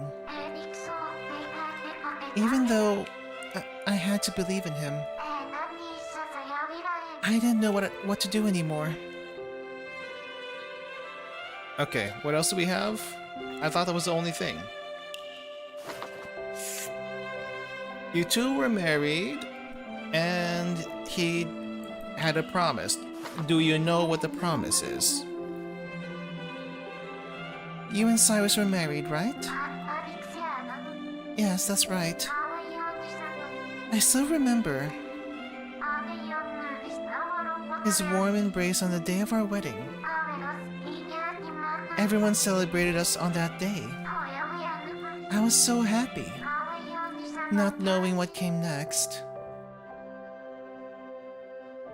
Okay. Married, and then the promise. They promised you something. So in your final call, Cyrus said he left to fulfill his promise to you. And that's why he was gone for 3 whole years. Do you have any idea what that promise was? A promise to me? I can't remember. But it must have been very important. What promise was he so desperate to keep? I wish I could remember. Mary, I wish to know about Cyrus. I must remember everything. What happened to him, how he felt. I want to know it all. Ever since he disappeared, I've been filled with nothing but regret. I regret knowing absolutely nothing about him. I see. So that's your burden. Yes, it must be. After all, I always wanted to understand him. Of course. Mary, thank you for giving me hope. He disappeared to fulfill his promise to me, no? That's what he said. If so, then perhaps he was doing something for me these 3 years. Yes, he was working on a secret something for me. That is what I choose to believe. Cyrus had a good reason for disappearing. Did he really? I assume so.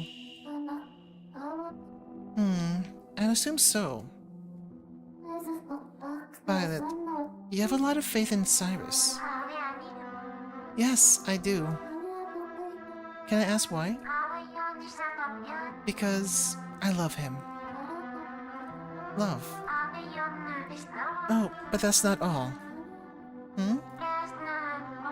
I very nearly gave up on him, but my faith was rekindled. Because of you, Mary. You brought back my memories of my beloved Cyrus. And you gave me reason to believe in him once more. Thank you so much, Mary. Stop. I don't deserve this much for praise. No, you deserve all this and more. What you are doing is truly splendid. Really? Yes. I feel kind of fuzzy inside. Man, I hope she doesn't go into an endless spiral later.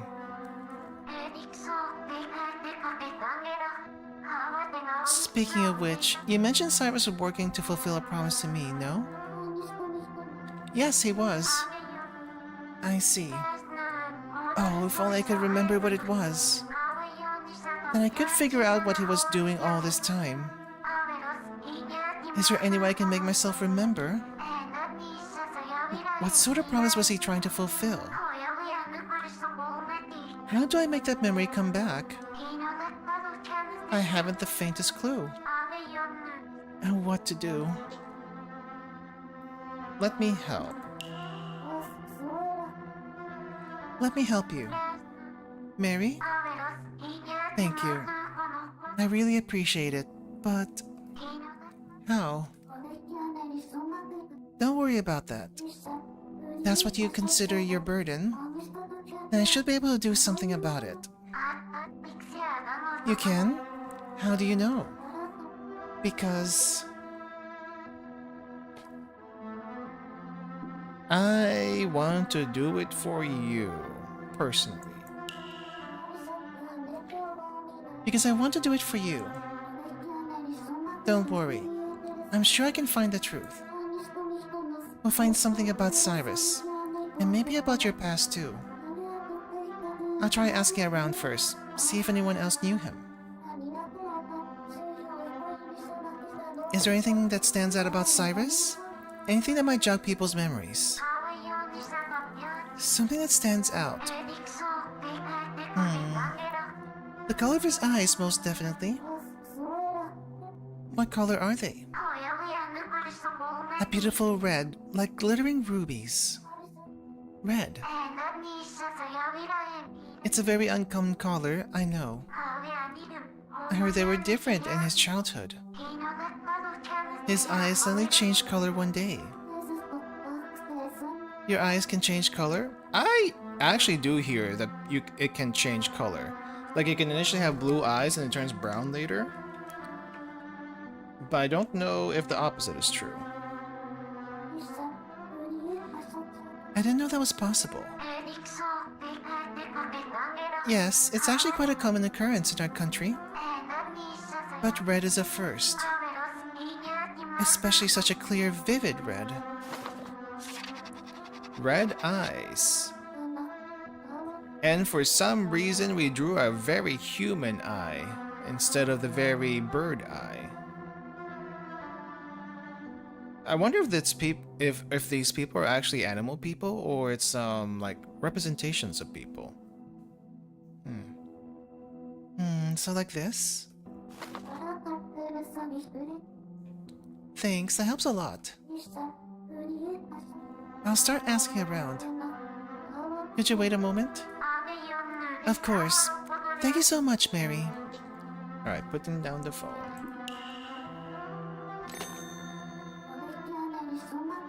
I need to look into Cyrus somehow. Well, maybe I should write down some questions in my notebook first. Raises questions about Mary if they are?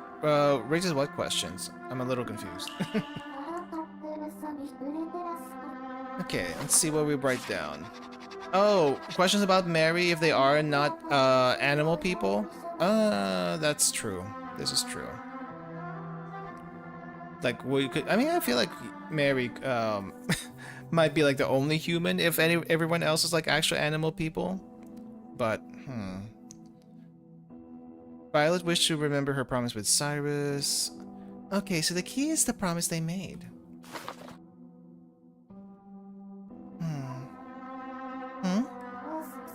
Something's different here. Oh, now we have a new number. But, we just suddenly got the number. Ahab! Oh no. It's never a good day when your captain is named Ahab. Did he go on a fishing trip and he never came back? Is Cyrus actually Ishmael? Is that what's happening here? Did he go on a fishing boat or to earn money back or like to do time? There's a new number, 4831. Oh, this must be for a new third party. Maybe this will help grant Violet's wish. Okay. I don't know if it's a good thing if Ishmael comes up. But it's never a good thing to name your... Like I said, it's not a good thing to name your captain Ahab. Is Hamlet still digging into that thing he mentioned? It's taking quite a while. Alright, see you later, GNG.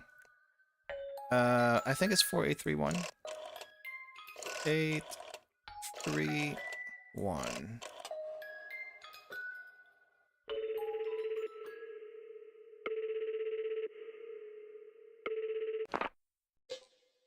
Hello?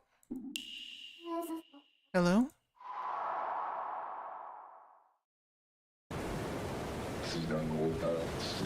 I keep telling you, at this rate she's gonna go down! Hurry and send help, else we're all doomed to the ocean! What's that? You can't cause the moon's about to fall! The heck are you talking about? I ain't accepting no death till I get me lifeboats! You got that? I ain't going nowhere. Ain't no one in the ship drowning today. I swear it on me captain's hat. Oh, thanks for the tip. Thank you, thank you. Hello? Huh? Finally found your tongue, eh? Who are you? You with the lighthouse or the Coast Guard? Ah, who cares? Just send the blasted lifeboats. Hop to it, else we're gonna sink. Yeah, listen to me now. I got a huge responsibility. My crew. I gotta get each and every one of them back to their families. So hurry up and send help. George, Michael, Phil, Paul, and all the rest of me boys. No Cyrus there. I ain't abandoning a single one of them. What do I say to him? I'm the world's last confidant. I probably shouldn't say you're about to die right now. I'm not with the lighthouse or the Coast Guard. People call me the world's last confidant. So hurry up and send help! Okay, he is not listening. You're about to die. Is that clearer? In 21 nanoseconds, you, the crew, everyone is going to die. So maybe I can help you accept death? So hurry up and send help! He doesn't seem the type to listen. I need something that'll get his attention. Do you know Cyrus? Does the name Cyrus ring a bell? Cyrus. I know Cyrus. We sailed the high seas together. No wait. I had no crewmate like that. What in blazes? My memory's been shipwrecked. Okay, maybe I should try topics related to Cyrus. He seems to recognize Cyrus's name. I can try asking about Cyrus. Red eyes, pretty important. I'm looking for someone with red eyes. You're talking about old red-eyed Lucas. Did he change his name? All your talk of Cyrus had me not knowing port from starboard. No, not Lucas, Cyrus. It's Lucas, I tell ya. No, Cyrus. C-Y-R-U-S. No, it's Lucas and that's at. No, what do you mean no? I'm trying to ask about Cyrus. And I'm trying to tell you that that's Lucas's old name. You did not try to tell me that. You did not try to tell me that. You just said his name is Lucas. Sir, that was important information. What? Cyrus is Lucas's old name? You got it right. He was my crewmate. Wait a sec. You one of Lucas's pals? What happened to him anyway? Spit it out. This is a pretty interesting BGM. Kinda like this one, actually. What happened to Lucas? Lucas is gone. Look, I'll be blunt. Lucas and everyone else is about to die. We only have 21 nanoseconds to live. Ah! And me ma's half dolphin. What a load of barnacles. Well, that's a normal reaction, I guess. Honestly, I don't know much more than that. All I can say is... there's nothing we can do but accept death. You're not making a lick of sense. I'm having a hard time wrapping my head around it too. Still, all we can do now is talk. What's your name first? Say, what's your name again? Ahab. Captain Ahab. Ahab, okay. And who are you, lass? I'm Mary. Mary, you say? Ah, it's strange. That name rings a bell. Have we met before? I'm not sure. I don't think so. But I think it'd be nice to believe we have. You're a funny one. Nice to meet you, Mary. So about Lucas. Ah, old Red Eyes. What's he up to nowadays? Wait a sec. You said me and Lucas and everyone are gonna die? And we can't avoid it. I never seen him again? Yeah, basically. Probably, yes. Ah. Then so be it. If death is calling me name, then I accept it. Wow! For all your stubbornness earlier, you're so accepting right now. Goodbye, Mary, or whoever you are. Wait, don't say goodbye yet. I need some info first before you disappear. Eh? What now? I'm ready to kick the bucket. Let me die already. It's about Lucas. Huh? What? Eat too lily livered to die? Bah! Once a landlubber, always a landlubber. A noble should accept its death with honor. Okay, so was a noble. Pretty good info right there. Eh? What's that? You ain't know about Lucas? You ain't know that about Lucas. You don't know that about Lucas, okay. Heck, what's he up to these days? Cyrus under a different name. Lucas's old name was Cyrus, right? So he changed his name at some point? Eh? Aye, I suppose so. Why did Cyrus change his name? Did he have a specific reason? Also, when did he change it? Hold on now, what are you asking all that for? You trying to spy on him? Listen up, lass. Every sea dog's got ghosts in their past. And the sea's vast enough to wash them all away. That's why our eyes are pure and water themselves. Now Lucas, after a true man of the sea. He set sail across the sea just to find medicine for his missus. Okay, so it was a very good reason. 3 years out in sea to find medicine? Yeah, I had a feeling it was something like this. Sure, he may have been gloomy and mumbled all the time he wasn't the friendliest.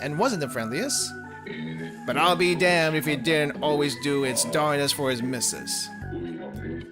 No one badmouths him in my watch. No one badmouths him on my watch. Doing all that for his missus is enough to make a grown man cry.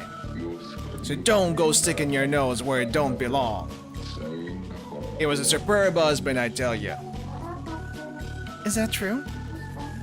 Look, Cyrus is looking for a medicine for his wife. Aye. So don't go asking any dumb questions now, lass. I see. So he was looking for medicine for Violet. So how did he get to a phone before the moon fell? I doubt there's like a phone line on the ship. Looking for medicine to cure wife, but what kind of medicine was it? Cyrus called himself Lucas. That's definitely important too. Either way, I have to tell Violet. Okay, understand. Thank you, Ahab. As long as we're on the same page. I have something urgent to deal with. I'll talk to you some other time, okay? What's that? You're leaving already? Nah, it's fine, go ahead. Give me a call if you're in the mood for tales of the high sea again, eh?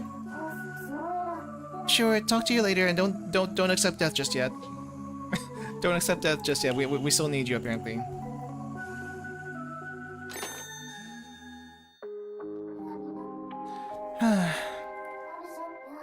The reason Cyrus left was to look for medicine for Violet. I'm sure she'll be happy to hear it. I have to call her right away. Or someone else calls us. Oh. Is that Violet? I'm gonna guess it's Max for some reason. That's just kind of how this goes. It goes to Max first before it goes to Violet. And then we have more info to talk. Yep, I had a feeling. Greetings! Detective Max here. Victim or witness. Don't delay. Call the Detective Max agency today. That's such a catchy marketing slogan. Yet strangely, no one ever called. So, I wonder why they didn't call though. Probably no such crime. Or so I thought to myself. Why don't I call first instead? Come, let us speak, Miss Mary. I want to talk to Violet. Actually, I was hoping to call Violet. There's something I have to tell her. Miss Mary, please do not say such things. No one ever calls me. I am positively beside myself with boredom. Please talk to me. Take pity on this poor, lonely detective. Fine. What would you like to talk about? How about whatever you wish to talk about, Miss Mary? Come, let us speak, Miss Mary. Disappearance, saving the world, about the truth. Say, Max. You remember Violet's husband, right? Why did he disappear the day after their wedding? Without telling her? Any ideas? Ideas, Nothing specific leaps to mind, but in actuality, my own wife also disappeared. That seems strange. Huh? Your wife? Yes, as a matter of fact, speaking about her may be the key to solving the Cyrus case. Okay, I'm not sure I should be related, but I guess it's worth a shot. Stupendous! The time has come, Miss Mary. Let us open the seal. The seal, I almost said sea. Seal? Yes, the thing keeping the secret sealed within my skull. Sorry, what? Can you not see the object lodged in my head? Is that a straw? No, Max. This is a phone call. Right, apologies for forgetting the elementary.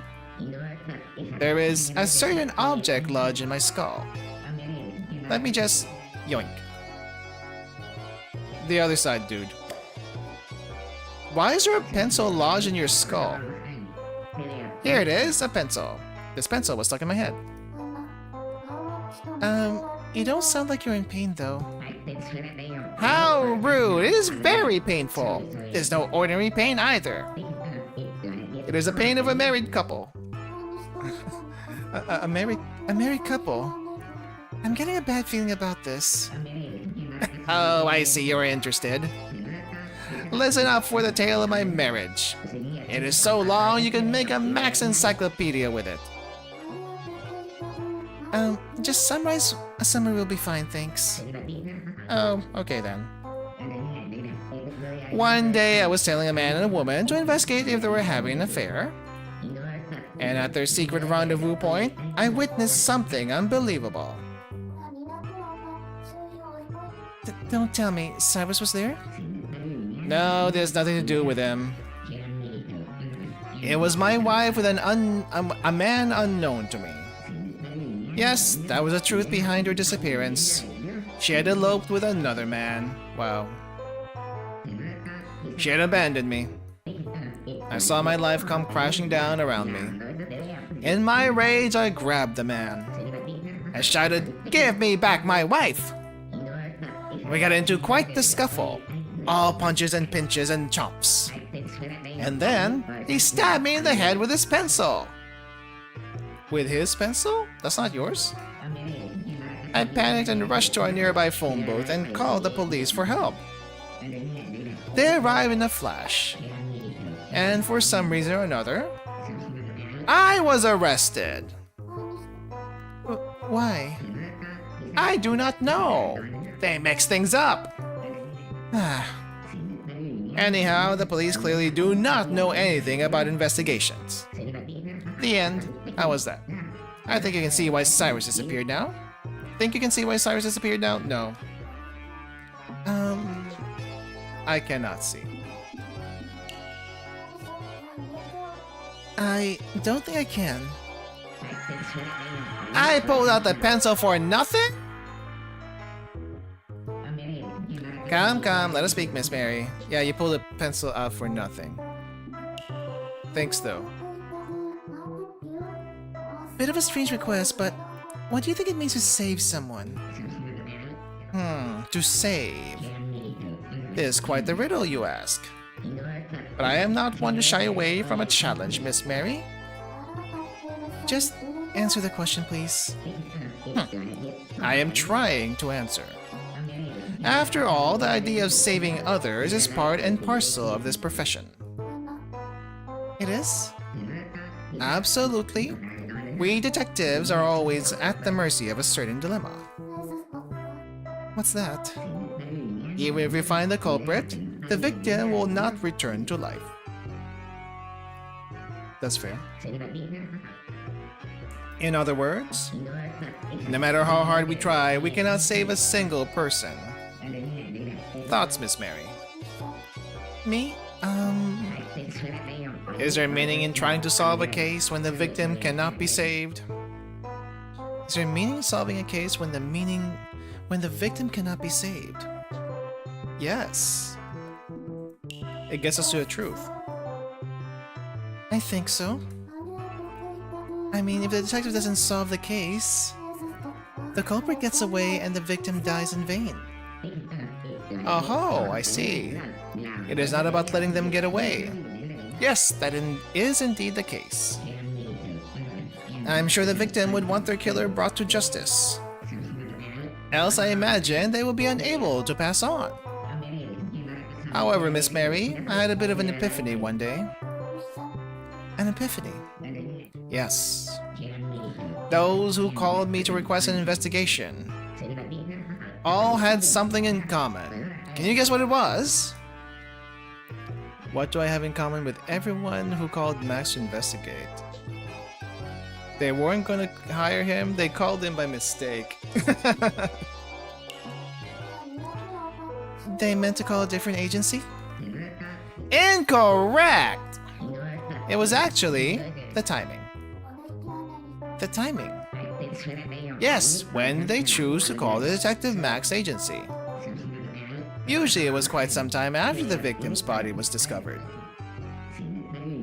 About 1 week later in almost all cases. It was a clear pattern as any. 1 week. Yes. Why do you think that is? I wonder. It is simple.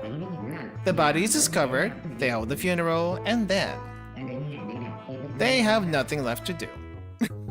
Really? Is that how it works? The 1 week mark is when they start to get antsy. They cannot deal with the crushing inactivity. So then, they call and beseech me to solve the case. With the funeral over and statements given, the bereaved family is left idle. However, that is only physically, not emotionally. I saw how much of a mess they were inside, and I thought to myself, maybe it's not the victims I need to save, but my clients, the families. Not the victims, but their families. Exactly. And once I realized that, I started solving considerably fewer cases. Huh? You solve less? Yes! I admit, I was not the most gifted with deductive skills to begin with. Even at my best, solving 3 out of every 10 cases was the most I could expect. Once I began prioritizing saving my clients, my focus shifted away from that entirely. After all, once the culprit is caught, that is the end of it, no? The client would have nothing to do again, and lose all purpose in life. This way, they have a hope to latch onto. Something to keep their minds occupied. Isn't that a scam? So at times, not solving a case may be better for the client. Often, I would meander my way through investigations, dragging them out as long as I could. And as such, they labeled me a no-name detective. Ahem, so how'd you find this deep dive into the Detective Max philosophy? It sounds like a scam. It was interesting. I'm not sure how much help it'll be, though. Miss Mary, I'm sure you of all people can deduce the key takeaway. Right, so... just solving the case isn't enough to save people. Yes, exactly. That is what I probably said. Not very convincing. But I'm glad we talked anyway. Thank you. No problem at all, Miss Mary.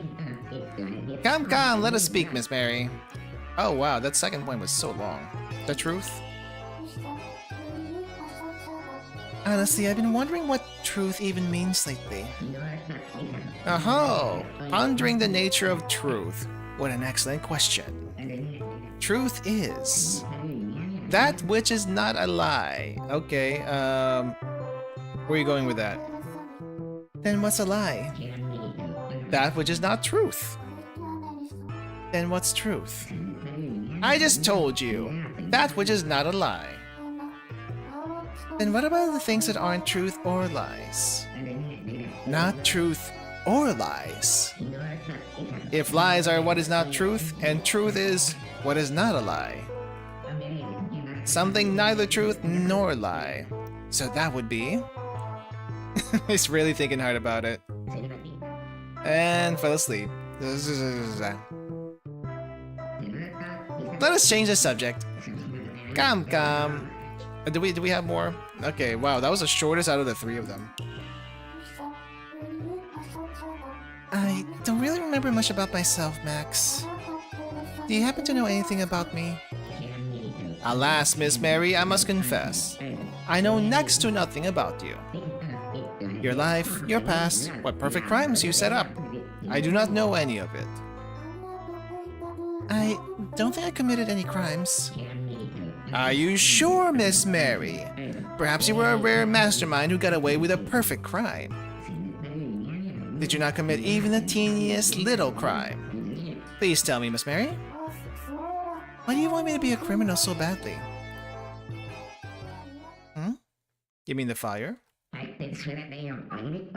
Did you set the fire, Mary? Possibly?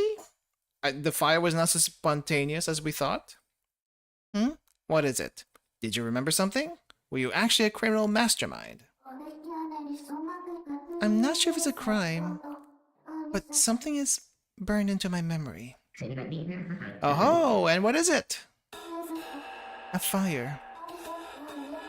I was in my house, I think. The room I was in was on fire.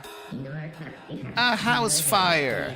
Miss Mary, to think you would set fire to your own home. What a perfect way to remove any evidence of your perfect crime. I set fire to my own home? Did I? I don't know. Max, you're a detective, aren't you? Help me figure this out. Why am I having flashbacks to a house fire? I wonder. I need more clues. Clues,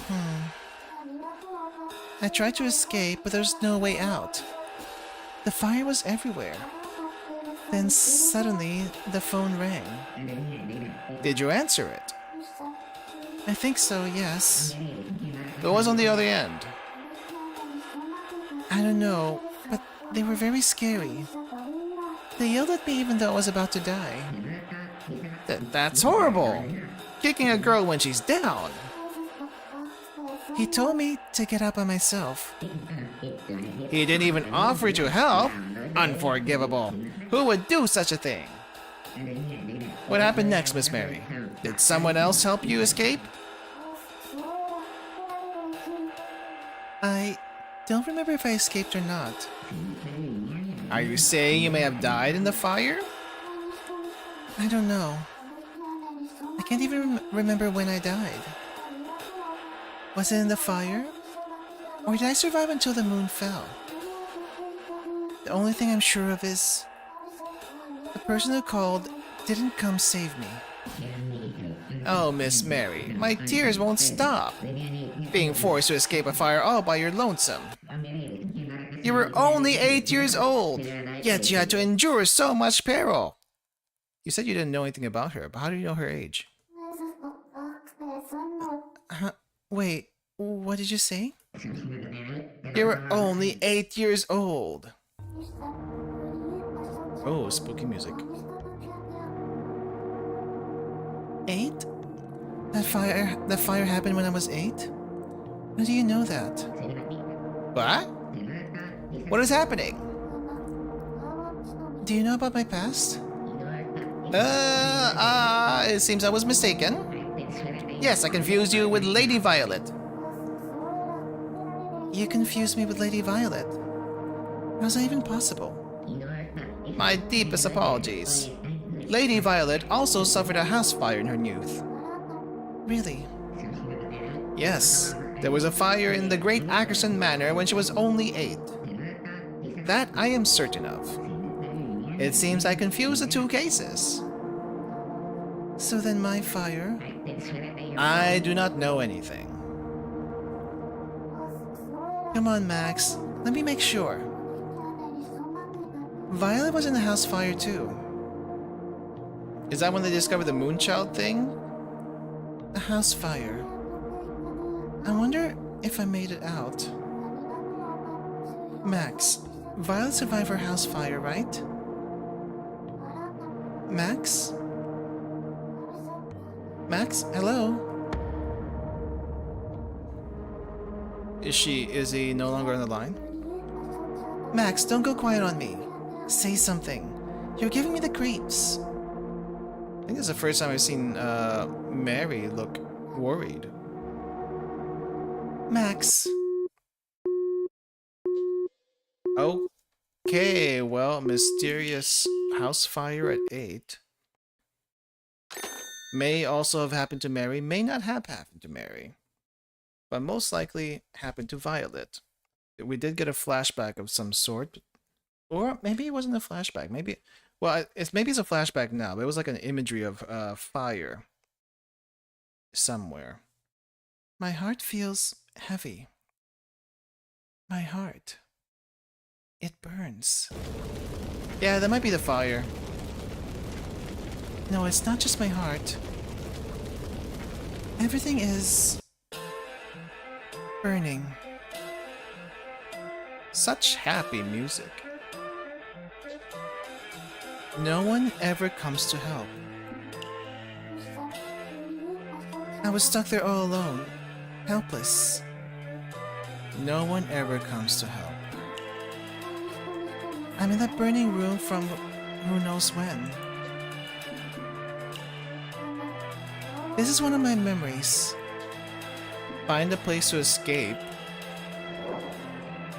There better be... Somebody help! Open the door! It's on fire! The house is on fire! Oh, we get more smoke? Anybody!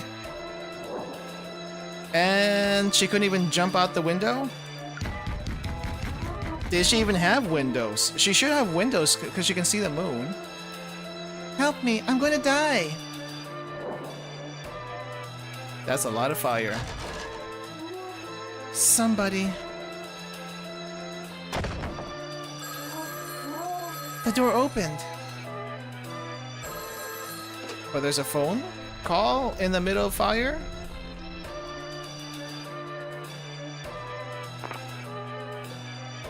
Help me.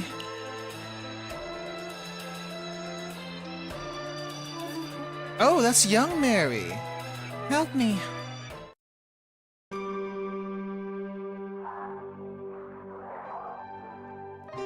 Papa is actually gonna save you?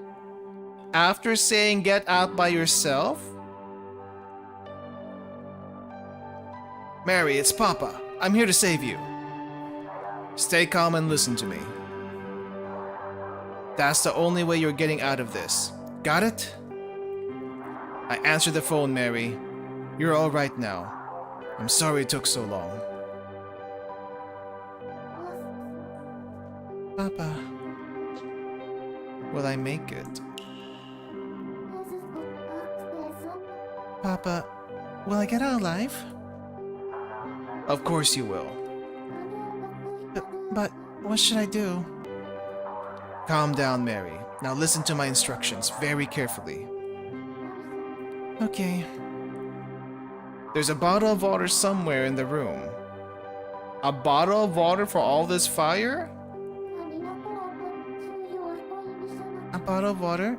Where? I don't see it. Calm down, Mary. It should be there somewhere. A bottle filled with water. Find that first. Okay, I'll try. And then? And then, what do I... Once you find it, then what? Pour every last drop over yourself. Oh, you know what? That makes a lot of sense. People do say to do that. Douse yourself in water and then run out of there. Okay. Can't Papa come save me? Do. Well, I guess she wouldn't know. She's a kid. She wouldn't know how fast fire spreads. Papa can't save you. He's very far away. Papa, please. Can't you come here and save me? I can't, Mary. I'm very far away right now. Oh. But don't worry. You can get out by yourself. Believe in yourself. Got that? Believe. Okay. I think that's what he meant by you can get out by yourself. And not the heartless you can get out by yourself kind of thing. He was actually trying to help her. Believe in myself. Yes. Believe in yourself. Just keep doing that no matter what. Okay. I'll try to get out. You can do it, Mary. You can get out by yourself. Find a bottle of water in the room. Then pour it all over yourself. Okay, I'll try. Like it's gonna help a little bit. At least the fire's gonna have to burn through the water before it burns you. Be better if you're like fully doused, but a little bit helps. Papa, I can do this on my own. I'll get out of here. So, Papa, watch me. Here? There's a plushie. It could catch fire any second now. Plushie. This plushie, it's very important. Reach out. The fire's too hot, but I had to bring my plushie with me. I can't reach my plushie.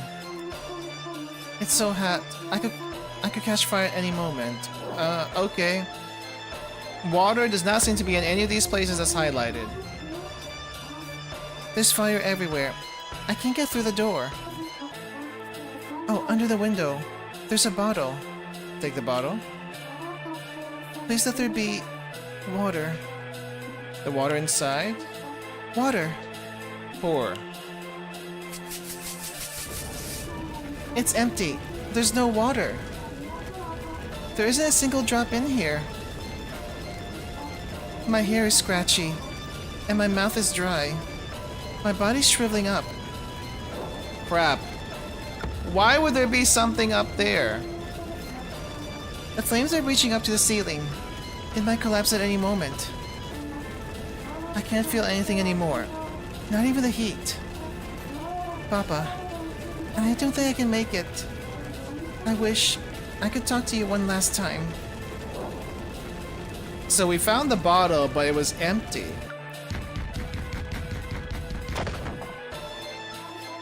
I'm sorry, Papa. I couldn't do it. I couldn't escape by myself. Another phone call in this heat?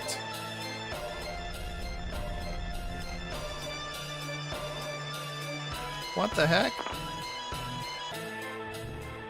Mary. Papa, I can't do it. I can't escape. I told you to pour the water over yourself. Yes. Get out now if you don't want to end up dead. I can't leave her here. But the fire's in the way. I can't reach. Think for once, you idiot. Mary, don't die over a damn plushie. Listen up, Mary. You caused me enough problems as is. Wow. Is this the same person who called earlier? If you want to die, be my guest. Wait, Papa, what you just said. That I'd die if I don't leave my plushie behind. That means you actually do care about me, doesn't it? Finally. I've waited so long. Papa really cared about me? He's a bit of a jerk, though. Aw, we got tears. Fire. Cat. Don't care about the cat. Notebook? Don't care about the notebook. Phone? Who are we even gonna call? Oh, she was just frozen in time. Fire.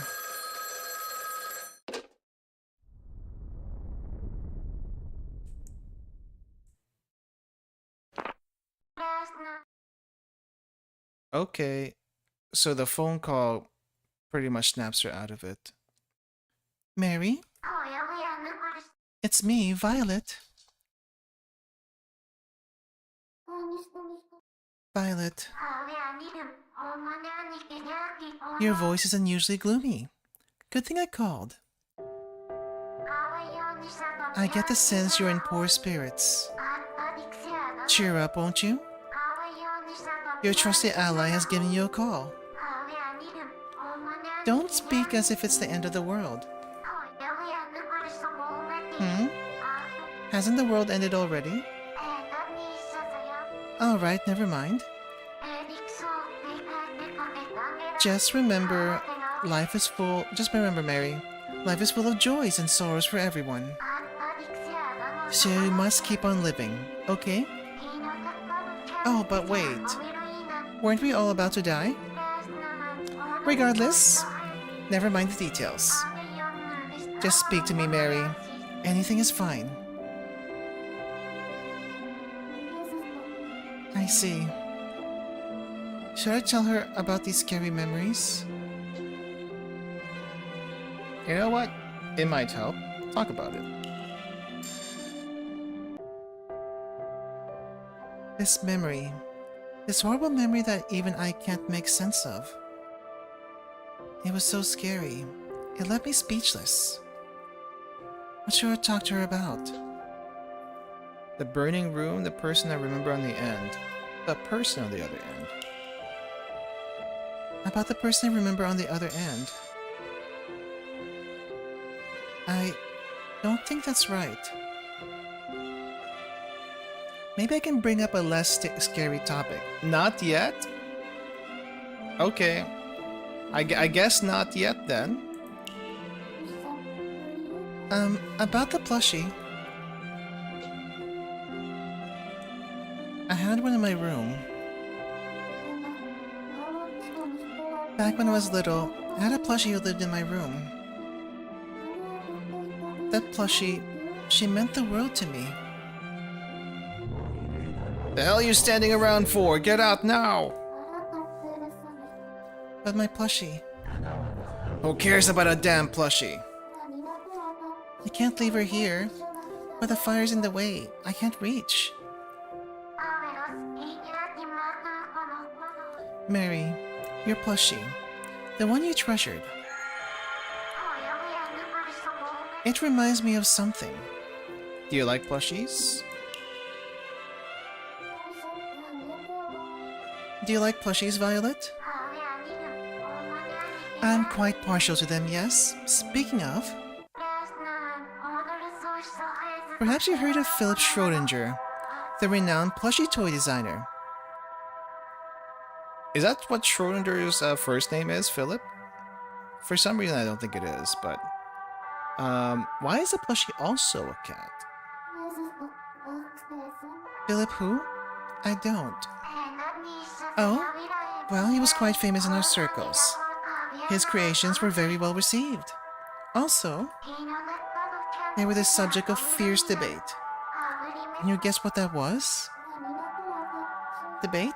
I'm not sure. You see, his plushies actually...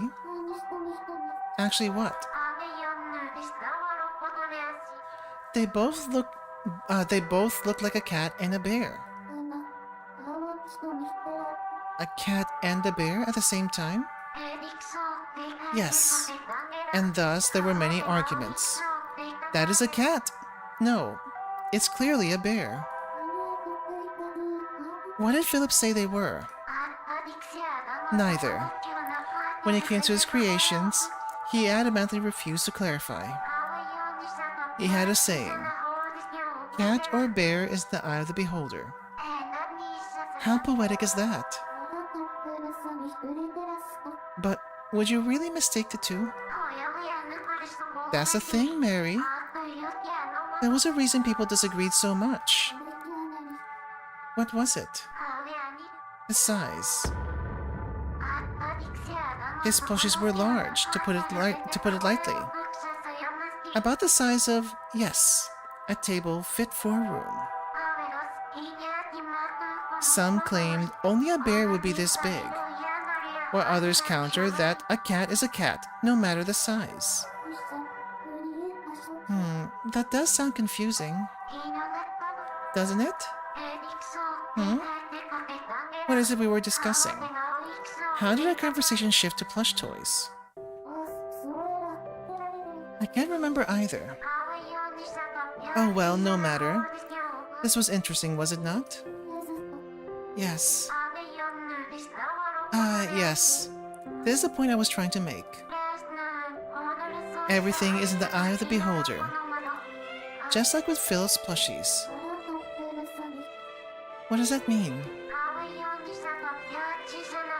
In essence, Mary, what you fear may only be your perception of the situation. For instance, encountering a bear is frightening, but a cat? Not so much. That is what I mean. Does that make sense? Maybe, but I'm not too sure. Overthinking does a lady no favors, Mary. Speak your mind as it is. All of it. Oh, now we're getting help. Okay, I will. Thank you. We've all the time in the world, Mary. Why not tell me? These frightful memories that haunt you. I'll help you overcome them. My most frightening memories would be... Can we talk about him yet? About the person I remember on the other side of the... Not yet. We gotta talk about everything else first. Before that one. Okay. The burning room. Speaking of fires... I was caught in one before. Violet, do you mind listening? My memory's fuzzy, but I remember. My house caught fire when I was small, and I was stuck inside it. Oh my! You were also in a house fire? I was as well. You were caught in one too? Violet, I heard you were caught in a house fire once too. Yes, I know full well how terrifying they are. The flames were everywhere. They burned down the entire manor. It was truly horrific. You must have been devastated. Oh, I'm sorry, Mary. You didn't worry on my behalf. I'm fine now. It was a long, long time ago. Okay. Say, Violet, do you remember your own house fire? Of course. To this day, and forevermore, I will never forget what I saw. Was it your illness that made it burn? You said it yourself, right? When a moonchild touches sunlight, things around them burn. It was not. Oh, it wasn't? My moonchild had no hand in it. It couldn't have, since the fire occurred at night. Yet, despite that, everyone suspected me. No matter how many times I tried to explain, nobody would believe me. We never found out what truly started the fire. Oh, that's right. Mary, may I ask, how did you know that my house had caught fire? Well, a detective called Max said he knew about you. Lady Violet also suffered a house fire in her youth. There was a fire in the Great Agerson Manor when she was only 8. Max. Oh, that one clueless defective. Detective. Defective, huh? So you know him too? Why, of course. Difficult when not to when he insists on hounding me at every turn. Cyrus, too, held quite a disdain for him. Did he follow you two around in the house? Yes. He also called my house more times than I can count. Fear not, I am watching over you, he'd say. What a thorn in my side. He's a bit of a weird one, yes. Well, enough about him. Oh, Mary, may I ask, what caused your house fire? I don't remember. Why was my room surrounded by fire? I just can't remember. Mary, I have a rather strange question. What is it? During your fire, was the sun out? Was there any sunlight entering the room? Sunlight? I don't know. Pretty sure it was nighttime, also. I see. Never mind. I was simply overthinking things. Me and my overactive imagination. I have a bad habit of assuming things. The people at the manor would tease me for it. Really? Yes, I'm afraid so. Perhaps it was due to my constant reading. Books and daydreams were the only way I could experience the outside world.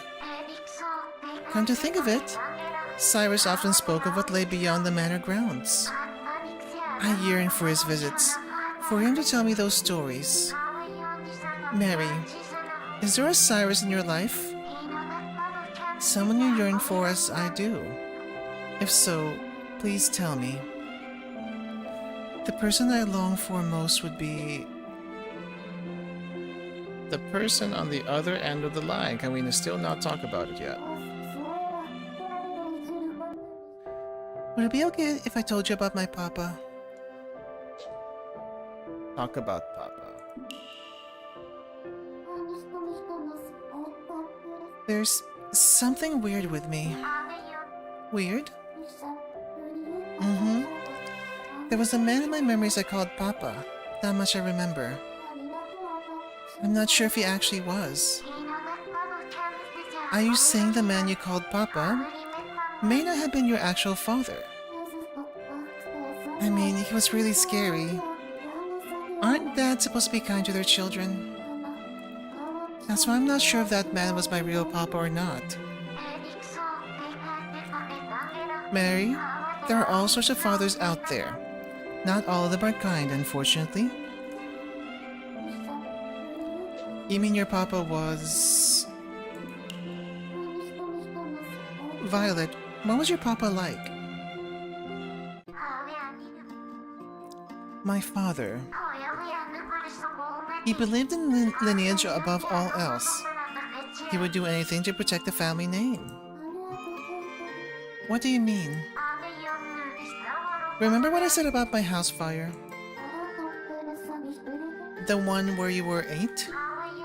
Yes. Everyone immediately suspected me.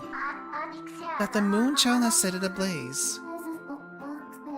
But you said the fire happened at night. Yes, it was night at the time.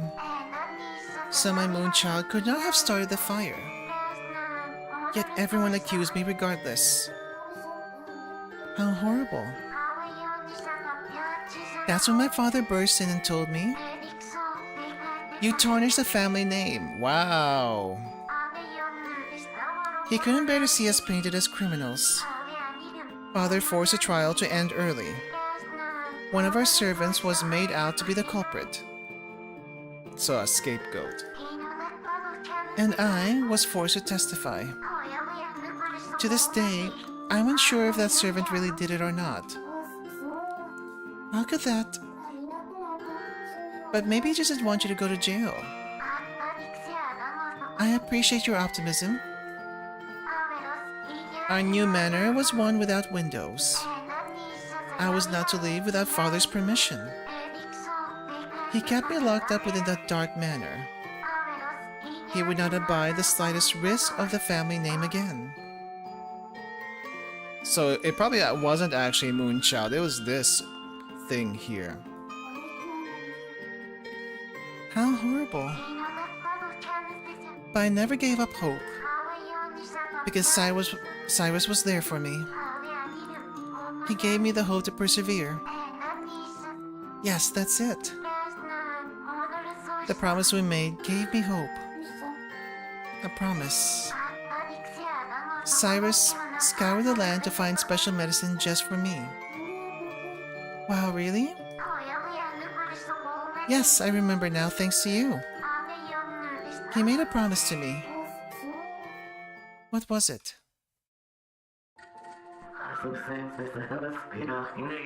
Violet, I will find a cure for your illness. With it, you can leave the manor as you please. You will no longer need to shy away from the sun. Then, we shall go see the world. I will show you everything you ever wanted to see. I will guide you across the magnificent world that awaits outside these walls. The sparkling sea at midday, rays of sunshine in the morning fog, vast plains of grass swaying like waves, basking in the sun's light as far as the eye can see. Grain alight with everything's orange hue. Books and dreams cannot compare to the real thing. And I want to help you see that with your own eyes. I see. That promise gave me hope, a reason to live. Cyrus made that promise, that he would find the medicine. Because of that, I could still be happy, living in darkness. Knowing one day I would be healthy enough to see the world, regardless of father's wants. I wanted to forget my lineage, forget everything, and see the world with Cyrus. That was what kept me going every day. Thank you for helping me remember, Mary. Speaking of fires and Mary, in your case, were you able to escape safely? Did I escape the fire unscathed? Okay, so I guess we are still talking about everything, huh? I think I got away, but I don't remember how. Back then, I finally found the bottle in the room. I didn't have any water. What were you trying to do with the water? Hmm? What was I trying to do? Calm down, Mary. It should be there somewhere.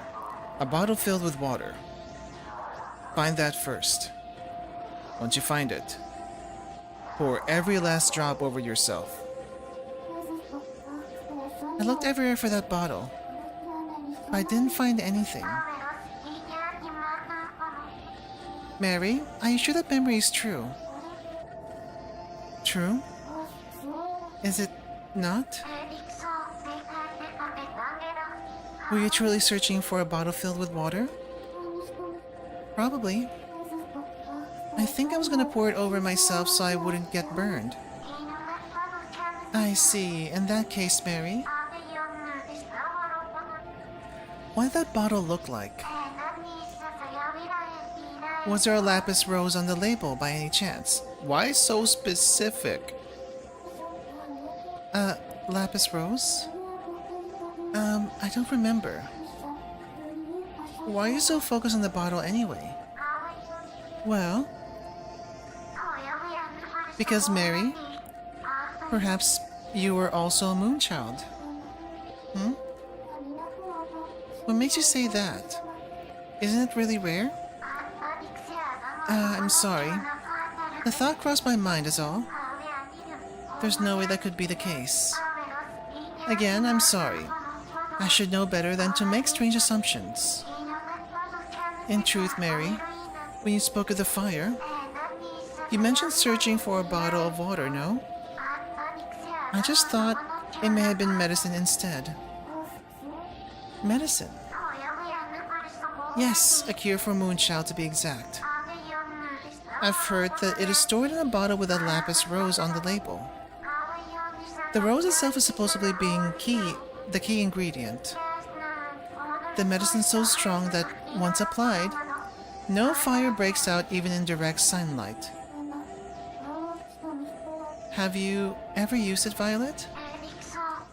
No, unfortunately. That medicine is priceless, very rare and difficult to obtain. That's why Cyrus set out on a long journey. He wanted to find it for me. Violet, I will find a cure for your illness. With it, you can leave the manor as you please. You will no longer need to shy away from the sun.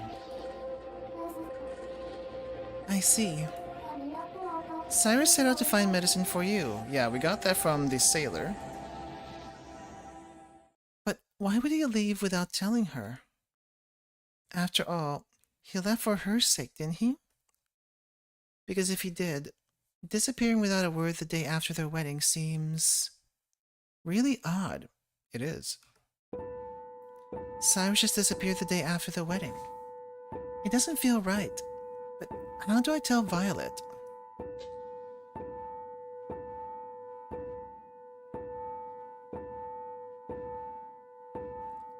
Cyrus disappeared the day after the wedding. It doesn't feel right.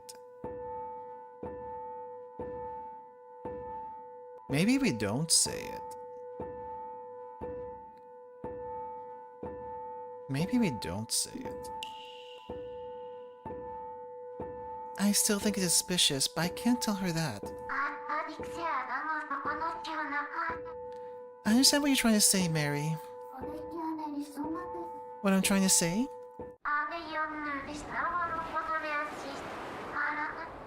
Cyrus disappearing as he did isn't normal behavior, yes? Wait, is she in a spiral now? Why would he vanish without so much as a goodbye? After all, if he left to help me, I doubt he'd choose the day after our wedding to do so. But you know something, Mary? I have faith in Cyrus. He wanted to find that medicine even a day sooner for my sake. That's why he left the day after our wedding. How can you be so sure? Because to be honest, it's a bit suspicious. Because I love him. My love for him is why. Because I love him so, something unusual won't shake my faith. I love him enough to know that he had his reasons. Can you understand that? But, Mary, I'm going to hang up now. All this talk of Cyrus and the fire has taken its toll on me. If you'll excuse me, I will call you back later. Goodbye. Violet, wait. I'm sorry for bringing it up. I believe you, really. Well, I'm not sure what to make of that. I may have touched a nerve with Violet. How? We tried to be as gentle with her as possible. The medicine Cyrus was searching for. Wait, wasn't Cyrus... The promise gave me hope, a reason to live. Cyrus made that promise, that he would find the medicine. Knowing one day I would be healthy enough to see the world. I've heard that it is stored in a bottle with a lapis rose on the label. The medicine is so strong that once applied, no fires break out even in direct sunlight. Cyrus was looking for medicine to cure Violet's moonchild, right? A lapis rose. Love from love grows faith. True love, lapis rose. I will show you the outside world. The name paints such a pretty picture.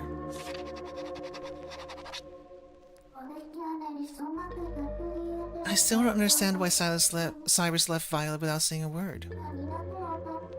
Maybe I will if I look into what Cyrus was up to after he disappeared. Has faith. Violet has faith in Cyrus. How can you be so sure?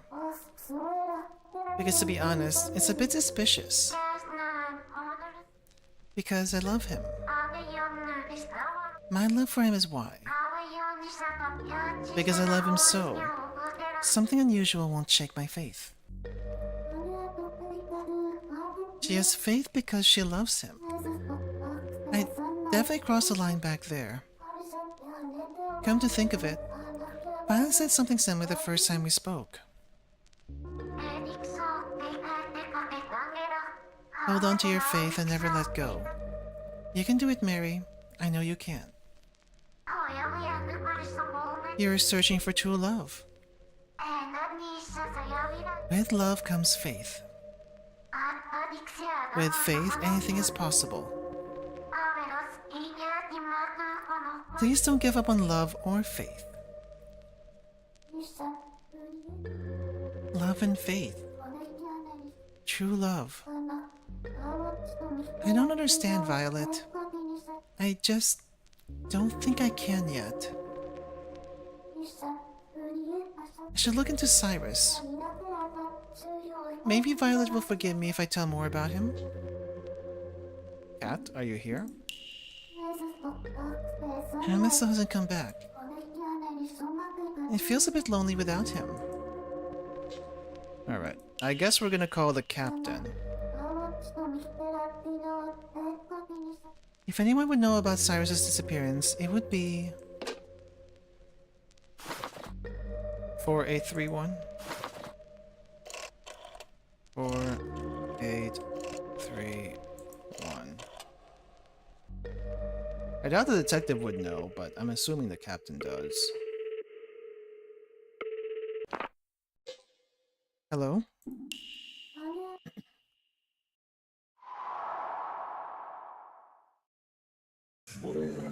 Oh-ho! Ahoy there, Mary! Got no wind in your sails, huh? Don't tell me. You're having trouble accepting death too. The truth Violet was talking about. What would Ahab make of it? What is truth? Ahab, I know this out of the blue, but what is truth? Truth? That sure came out of nowhere. The deepest blue...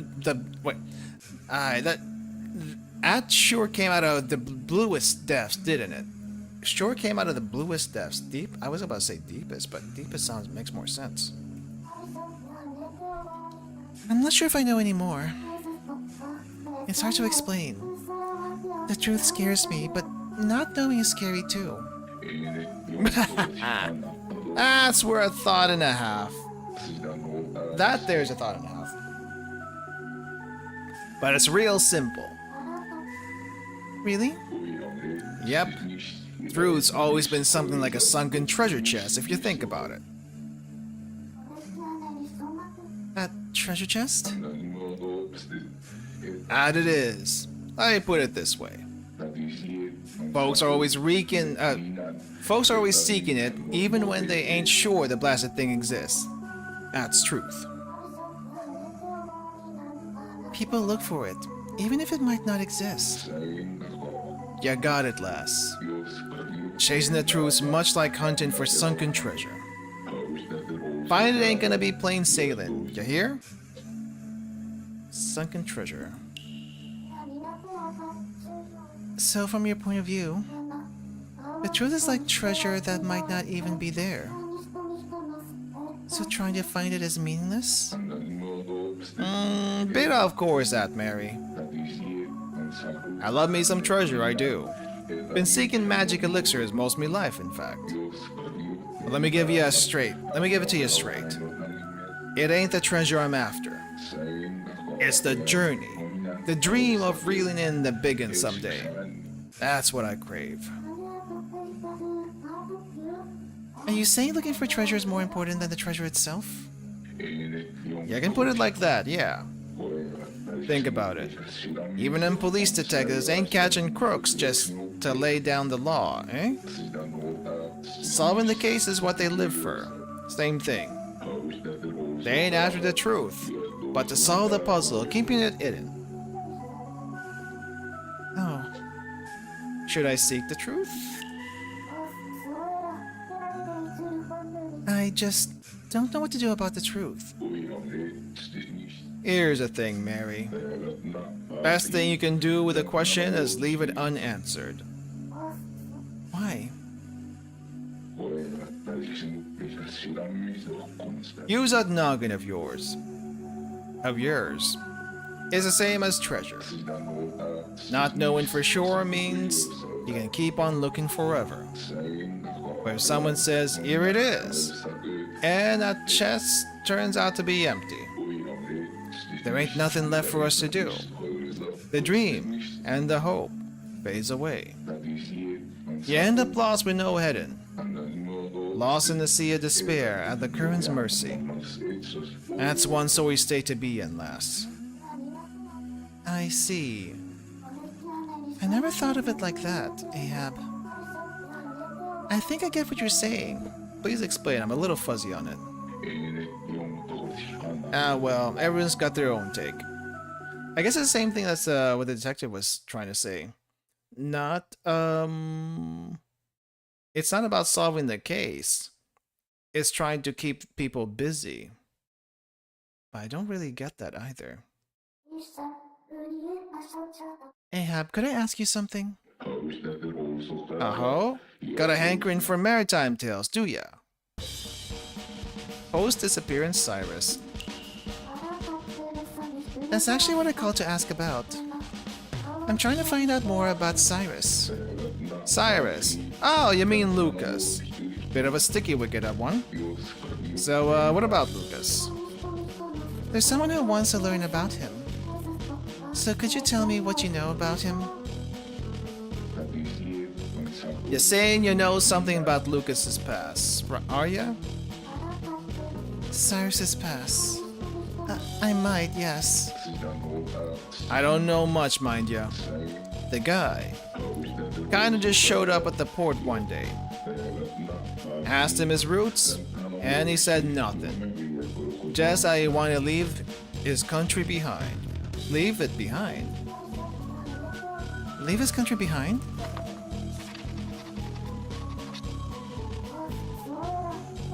As in he never wanted to go home again? Beats me. His words, not mine. But yeah, a lot of this and that happened. End of the day, Lucas, the landlubber. He became one of our best mateys. Matey? A true man of the sea. And what a sailor he was. A proud member of me crew. I see. That's right. Even was a witness for him, I was. A witness.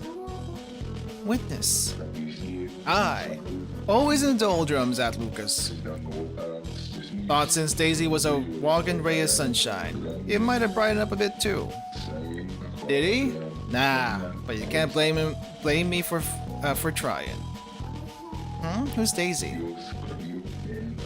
So, what about Lucas? Witness. Sorry, witness? Eh? Never heard of witnesses. It's their job to say the wedding's appended. Wait, what? It's their job to say the wedding happened?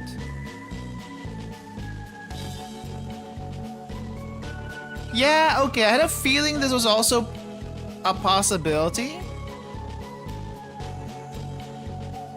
That he was just there. But, that's such a long setup for her, though.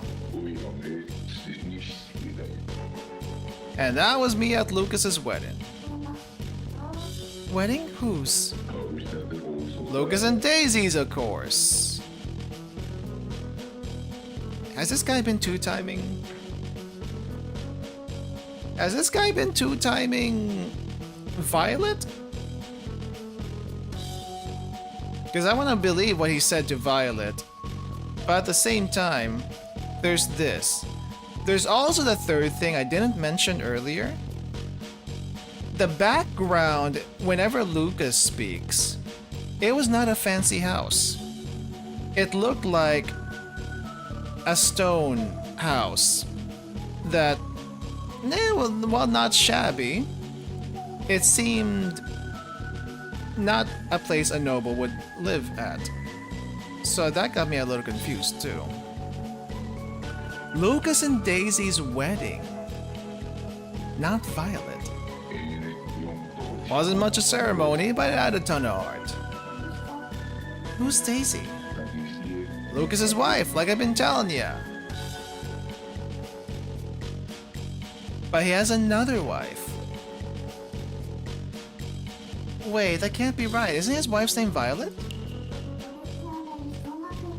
Isn't his wife's name Violet? He's married to Violet Ackerson, isn't he? No, her name's Daisy. What's going on here?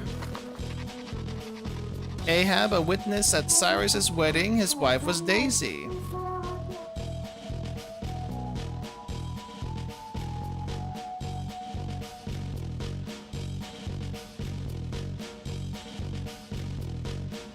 I feel like this guy was a scam artist, but there was a little bit of that in the back of my mind, but this is Oh, I haven't got your fill yet. What do we have? Wedding. His wedding? What? Lucas and Daisy's wedding? A guy looked happier than I'd ever seen him. Whole crew was tearing up, celebrating the happy couple. Lucas's vow was an absolute beaut, I tell you. I refuse to lose my family ever again. I'll protect you forever. Ain't gonna forget that. Never could tell what Lucas was thinking, but he treated Daisy like a queen. Daisy? Oh, I haven't gotten your fill yet. Left the country, Daisy? Tell me more about this, Daisy. Who exactly is this Daisy person? Daisy's Lucas's missus.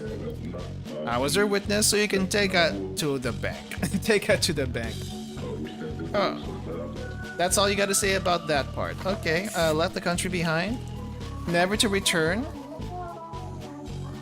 What do you mean leave his country behind?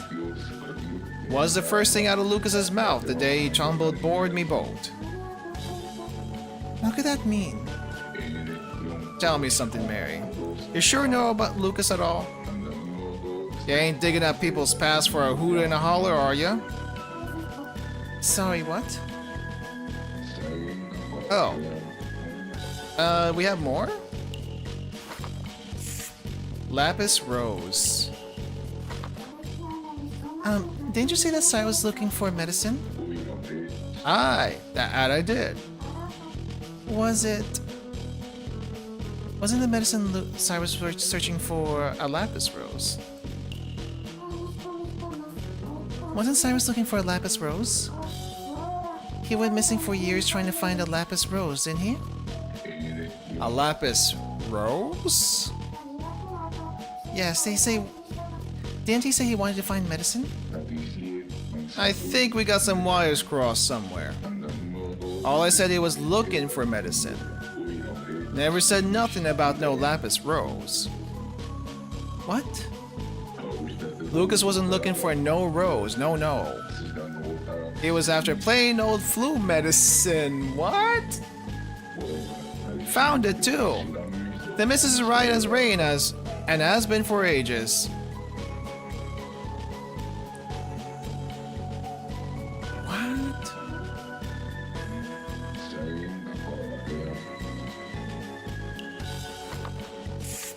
This is such a confusing one. Looking for medicine to cure his wife, and you say it was flu medicine. And the medicine side was looking for... Aye, me and Lucas were after medicine for Daisy. Daisy fell ill one day. He took good care. Real good care. Never could tell what the guy was thinking. Just how he was dead set on protecting his family. The moment we weighed anchor to find a cure, guy told me straight up he couldn't take losing any more family. Never forgot a look in his eyes, I tell ya. That's when I heard him say it. Protecting his family was his reason for living. What does that mean? Not too sure myself. Just that he'd stop at nothing to make Daisy better. And that was enough for me. We set sail and we got the medicine. Daisy's flu was cured and everybody is all smiles. What if he got the money for the flu medicine by marrying Violet? I don't know if that's even how you would go about it, but I assume it took a while for them to get to know each other, so that wouldn't make any sense time-wise.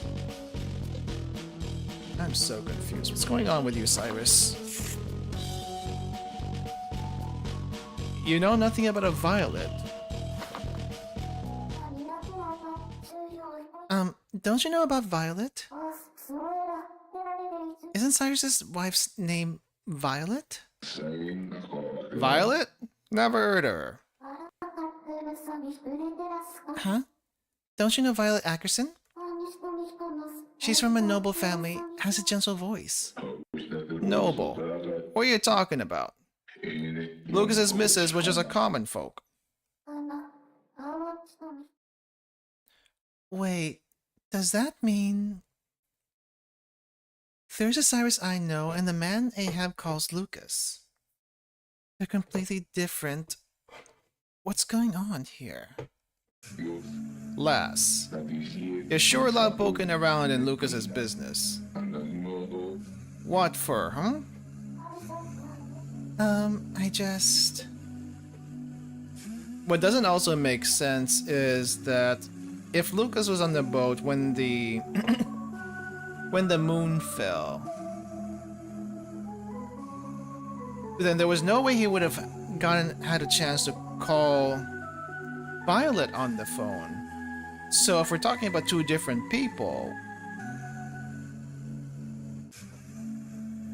you know what also is kind of funny is we haven't talked about physical features. There's the red eyes, sure, but we haven't talked about like bird person, walrus guy, cat person. I don't know if that's by design or what, but it just seems a little bit weird. Someone wants to know about him. There's someone who wants to know about him. I want to help them. That's all. In a bit of pickle here.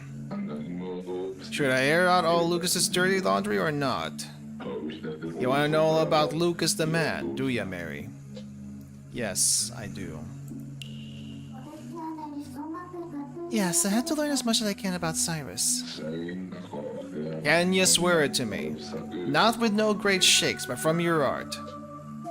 I swear. Yes, I'm committed to this with all my heart. Fine, Mary. Let me see where your heart's at. I'll ask you some questions about Lucas, and you try to answer them. That'll prove to me just how close you were listening. Then we'll both know what's what. First question, lass. What name did Lucas go by in his olden days? Lucas's old name, since Ahab is asking, is then Cyrus.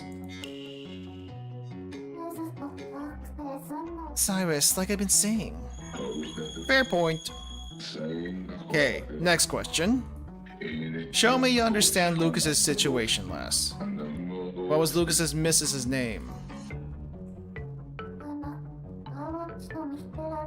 So we're gonna go with Daisy, but we still think it's Violet. Her name is Daisy, right? Ah, it is. Turns out your ears don't just frame your face. Maybe I can really trust you. Okay, now for the last one, lass. If you ever met the man, this one's a gimme. Oh no, I've never met Cyrus in person. Lucas's eyes changed color because of something that happened to him when he was but a lad. Tell me, lass, what color are they? Didn't Violet say they were red? Red. Cyrus has red eyes. Mary. That they were. Guy told me memories bubbled up whenever he looked in a mirror. Whatever it was still hurting him, no doubt. Well done, Mary. You lent your ear, you did. And I couldn't be happier about it. So here's what I heard from Lucas's himself. Our paths first crossed around 3 years ago. Okay, 3 years matches up. On a small pier, to be exact. That guy said he wanted to leave everything behind. Asked him what he meant, but never got a straight answer. Only he'd accomplished what he wanted since he was a wee lad, then left the country. Said he did all he could at the time. We put to sea, but his eyes were beyond the horizon. For hours at a time. Though he was a kindred spirit of sorts. Here was a guy who'd lost his Eden, venturing out to sea. Just like me way back when. Couldn't just leave him there, huh? A guy in a rut like that needs work to do and friends to do it with. So I brought him aboard me boat. Once you're on deck, everybody's friends, and there's a boatload of work to do. Guy was nothing but persistent. Loose rope could have been piled in a heap, but I got him all one by one. Waves turned to the deck to right the mess, and he scrubbed it spotless without a word. He was far from a chatterbox and was about as easy to read as a brick. For there ain't no bad eggs in folks like that. Though, there was a one time he got drunk and spilled some beans. Apparently, a well-to-do family took him in. From then on, he wanted to get close to a certain noble folks. Yeah? Get close to a certain noble family? Why would he? Never told me that part. Just that family was his reason for living. Why he up and left his homeland to cozy up to rich folk, I ain't got no clue. But the fire in his eyes that day, that I'll never forget. I wonder if he started the fire. That'd be kind of weird. Let's say he started the fire, felt really guilty about it, and then married her, but then left her right away. That just seems a bit messed up, though. He said he'd finished something the day we met. But to me, it looked like something was still smoldering away under the surface. Like fire reflected in the waves. I remember what he told me the last time we set sail for the moon. Before the moon came down. That something still needed to be done. Gave me a cold chill, it did. But I couldn't bring myself to stop him. He left the crew soon after. Oh, that's when he got that's when he did the phone call. And after that, the rest of us set out but ended up wrecked on an iceberg. That's the very moment. As you know, the moon came down with a bang. Get any help out of that, Mary? How could that be? Cyrus got close to Violet for a reason? Beats me. I ain't got no clue who this Violet is anyhow. All I do know is this. Lucas set off somewhere with fire in his eyes. So he could finish one last thing, you see. One last thing.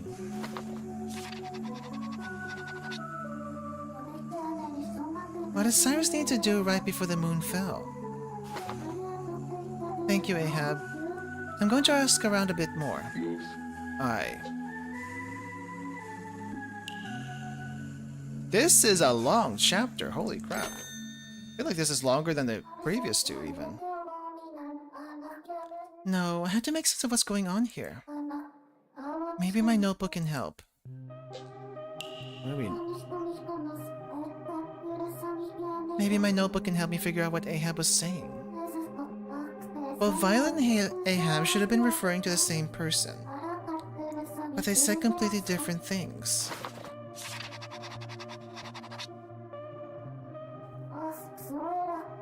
If I compare them side by side... Cyrus, Lucas... He went by Cyrus when he was with Violet. But he went by Lucas with Ahab. Apparently Ahab met him after he changed his name. And there's this. Fulfill promise, left his country behind.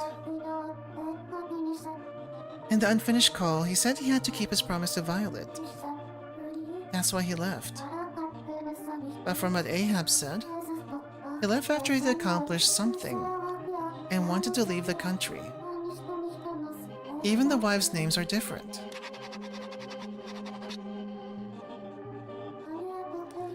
I was sure he was married to Violet, but Ahab said he was married to Daisy. Maybe he's married to both. Sounds like two different people, but some things do line up. Disappeared the day after their wedding 3 years ago. Until then he stayed by Violet's side. Met Ahab 3 years ago. Before that he was trying to approach a certain noble. Eye color changed after the incident. Like how he left Violet 3 years ago. That's when he met Ahab. What Ahab said about getting close to certain nobles was the result. Marrying Violet?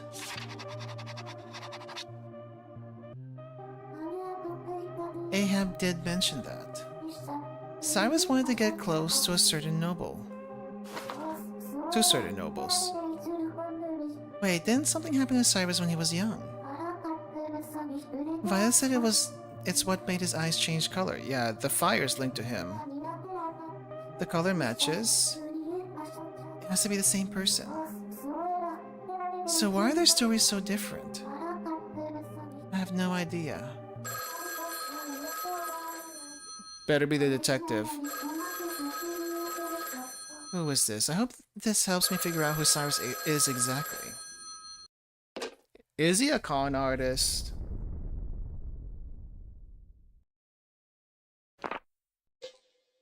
Hello? Is it you, Mr. Beaver Man? Hello? I was hoping it was you. Miss Mary! Max? Why do you sound so flustered?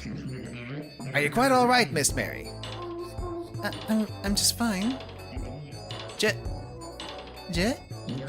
Just fine? Yes? Confusion. Much confusion. Fit as a fiddle, huh? I was quite concerned that what with you going all to pieces in our earlier chat. Not to mention being cut off as we were. Troubling, very troubling it was. Oh, right, that did happen. While it cheered me up, I totally forgot. I'm sorry to make you worry. Oh, think nothing of it. Why, I felt the same rush as being swept up in a major case. You could have been in dire straits for all I knew. My heart was racing, my fingernails chewed down to the cuticle. Probably don't do that. I'm sorry, were you enjoying that? Oh, no, nothing of the sort. Really, no. I was not, because it was the mention of fire that caused your fit last time. I shall avoid the subject moving forward. The very word fire shall not escape my lips again. You said it just twice now. Though I have recalled a shocking truth pertaining to both Cyrus and fire, as it were. But for the sake of your well-being, just spill it already. I shall take this shocking truth about Cyrus and fire to the grave. That's 4 times. Under no circumstances will I utter the word fire. That is 5 times. You are a piece of work. Huh? What did you remember? The shocking truth linking Cyrus and fire. What? What truth? Tell me. I'd actually like you to tell me. No, I will never. But I honestly would like to. If it's about Cyrus, maybe I really should ask. I think I can handle talking about fires now. Oh. Are you positive? No, let's put this to bed. A detective must always act with a worst-case scenario in mind. How can I get him to tell me? But I would honestly like to tell you. Okay, well, let's see. Wars in a notebook. Left his country. Looking for... Cyrus had red eyes. Do you know anything about that? Say, didn't Cyrus's eyes turn red when... Yes! Right on the nose, Miss Mary. Cyrus saw it all happen with those eyes as a boy. It? What do you mean, it? Excellent question. It was an incident that I myself investigated. An investigation which led to a shocking truth. Tell me, Miss Mary, have you any idea what befell young Cyrus? Was it what Cyrus saw as a boy? A house fire. Was it a house fire? Precisely. Miss Mary, are you able to stomach this topic now? Yes, I think so. Well, I'll be. Why didn't you say so sooner? Tried. You didn't listen. I'm pretty sure I did. Did you? In any case, I'll give you all the details. She is so fed up with him. She is so fed up with him. Go ahead. The incident that befell young Cyrus was in fact a house fire. Yes, you already told me. But this was no ordinary house fire, mind you. It was arson at Lady Violet's family manor. What? As a young boy, Cyrus witnessed Lady Violet's home go up in flames. Do you understand the implications of that fact? It means that Cyrus was present at the manor in his youth. However, not a soul realized it when he married Violet. Everyone assumed the couple met for the first time as adults. Does this mean... No one in their wildest dreams could have imagined it. That Cyrus was actually the son of a servant at Lady Violet's estate? Okay, that's like... Son of a servant, Lady Violet's estate. The dad got together with the servant. And then the son was born. But how is it? Okay. I'm confused. He had completely changed his identity. Young Cyrus went by another name entirely. Wait, was it... Lucas? Lucas by any chance? That it was indeed, Lucas. Many years ago, Cyrus went by the name Lucas. And Lucas's father was the one responsible for the fire. The arsonist himself. The arsonist responsible. Doesn't that mean...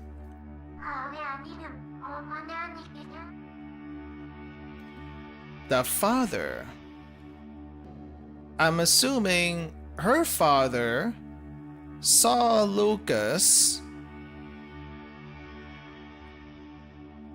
and realized it was him and then set fire to get rid of Lucas. One of our servants was made out to be the culprit, which is probably the mother. And I was forced to testify.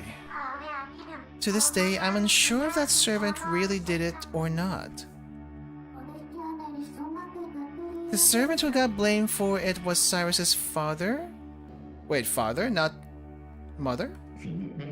The very same. At the very least, that's what the judge said at his trial. Wait, let me get this straight. The fire Violet went through as a little girl.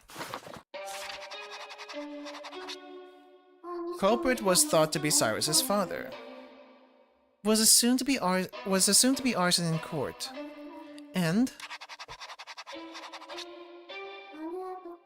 then fire was when Violet was 8 was arson. Cyrus's father was a servant at Ackerson Manor. Okay. And then Cyrus had his name changed and appeared in front of Violet. The culprit was Cyrus's father. Cyrus later changed his name and went back to marry Violet after he grew up. Is that what you're saying? That I am, yes. And one more thing. It was Lady Violet's testimony that put Cyrus's father behind bars. So he married Violet as revenge?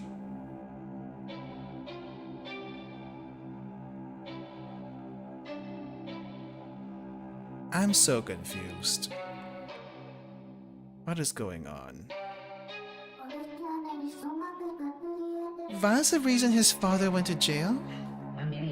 Why did this third chapter go off to the soap opera route? This is so weird. Those present on the day were a still quiet young Lady Violet, Cyrus, and lastly, the arsonist. No others. Lady Violet was called to the stand, and she spoke of who she saw that day. She said she saw Cyrus's father. As for Cyrus himself, it seems he was never called to testify. though that may have been only natural, considering he was the son of the accused. Then if Violet hadn't said that, Cyrus's father would have walked free, most likely, until his name came up in the investigation. Lady Violet herself was the prime suspect. Many believed it was an open and shut case of the Moonlight Child lighting the flame. But as the incident happened at night, that would have been impossible. So what happened next? Ahem. Almost overnight, Cyrus's father was named the prime suspect. The case was closed with him as the offending arsonist. Despite his pleas of innocence, the man was taken away. Then on the floor of his cell, I'm told he passed away. That's terrible. Did his father really do it? That I do not know. It goes without saying that Lady Violet's illness was not the cause. However, I cannot say for certain that Cyrus's father was the culprit, because he wasn't. In my eyes, the investigation was rushed and lacking conclusive evidence. He may very well have been wrongfully convicted. Unfortunately, the only one who knew the truth is no longer with us. This is such a weird chapter. Her testimony got Cyrus's father put in jail. Lucas then disappeared without a trace. He reappeared many years later under a new name, as the adopted son of aristocrats. And this is where the con starts. Then, as if a complete stranger, he began to court Lady Violet. Why would he? That very fact also piqued my curiosity. I suspected he had an ulterior motive, you see. Yeah, I'm trying to figure what this is. What is the ulterior motive? Is it revenge? Is he trying to get money out of the parents? What is it? And of course, the easiest way to lose your identity is go on a long voyage in the sea, never to come back. That would have been possible back in the day. I don't know if it is as possible these days, but going out to sea, definitely the easiest way to do it. Change name, arson, nobles, okay. Then Violet fell in love with Cyrus. They wed, and then the very next day, Cyrus went missing. That part I know. I refused to believe the case was closed, so I kept tabs on events surrounding Lady Violet. And lo and behold, just before the apocalypse, I finally caught wind of Cyrus's location. After a little investigating, I went to speak with him. What did you talk about? You see, I never got the chance. He returned to Lady Violet's manor at the very time I journeyed to his abode. Almost as if to outwit my efforts. What? By the time I arrived at Cyrus's home, he was nowhere to be seen. Only a woman by the name of Daisy was there. It was she who said Cyrus had gone to his childhood home. After 3 whole years? Why? I haven't the slightest idea. Cyrus went back to Violet just before the moon fell? It would appear so, yes. But why? If that's true, what was the unfinished call? I must say, this doesn't sit well with me. It's one of the cases I failed to solve. Miss Mary, perhaps you can deduce what truly happened that day. Please look into what Cyrus did in my stead. I'm not scared to, I'm just very confused. Okay, I will. I am counting on you, Miss Mary. How come you know so much about this?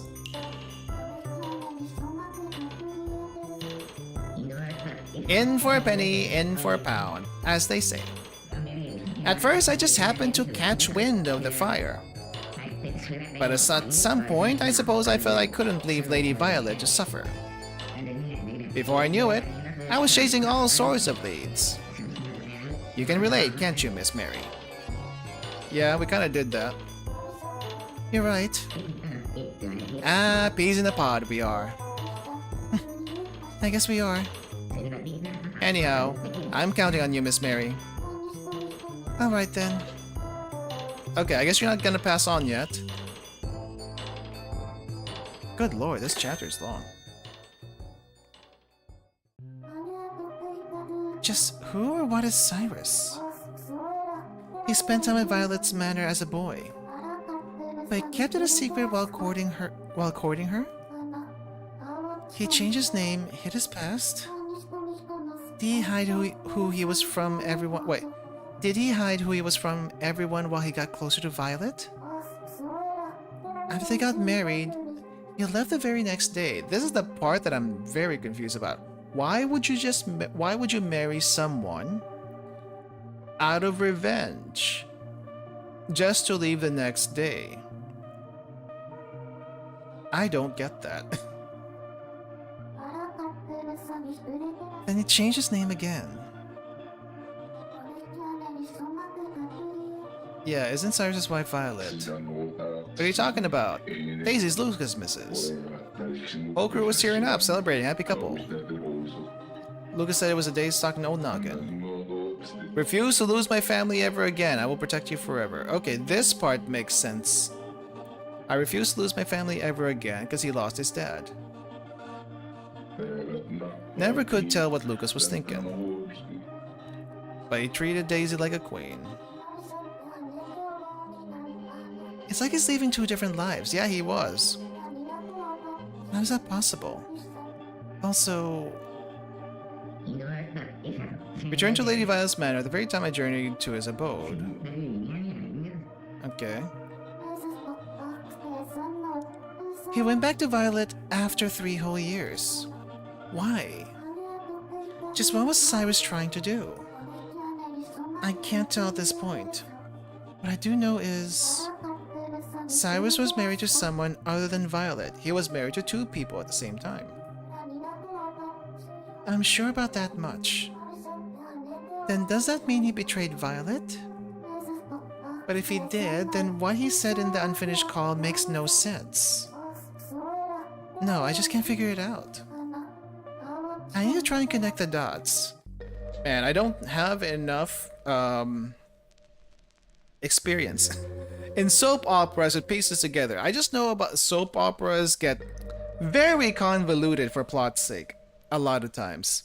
And I absolutely hate that. I absolutely hate that. Oh, jeez. Dev, why did you put this story in here? Other than getting the fire, having Mary sort out through her fire trauma and her dad trauma, why did we put in this? Why did we put in this soap opera detective story in here? It makes absolute no sense at the moment, but I just gotta trust it means something. No, this one's not convoluted. It's just like we were missing so many things. Which is fair. It's just at the moment it does not make any sense why you would do it. I don't know if it would make sense after we find out for real. But at the moment it makes no sense why you would do it. Because I cannot think like that. It's a me thing at this point. According to Ahab, Cyrus wanted to get close to certain nobles. Apparently a well-to-do family took him in. From then on, he wanted to get close to certain nobles. Oh, he did actually get taken in by someone. Okay, so he didn't pretend to be a noble. He did actually get taken in by someone. He accomplished what he always wanted since he was a wee lad and left the country. Okay, that part doesn't make a whole lot of sense. What? He approached him with a goal in mind, then disappeared once he accomplished it. What was that goal in the first place? Cyrus' reason for getting close to Violet was...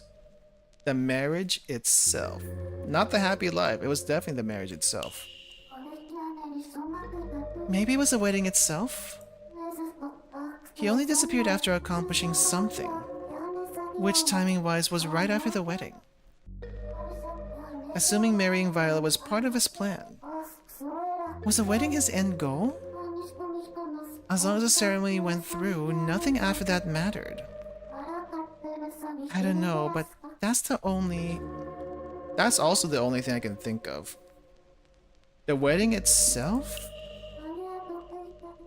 What Max said. Cyrus was present at the manor as his youth. Okay, I can accept that.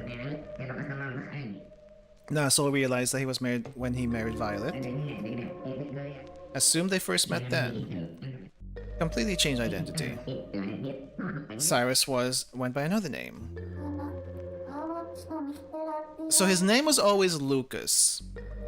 His name was always Lucas, but he changed to Cyrus when he did the thing with Violet. Cyrus hid his identity while he courted Violet. Why go so far as to change his name? Also, Lady Violet's testimony put Cyrus' father in behind bars. Right, this part, I can see it being revenged because of this part. Because of the testimony and stuff like that.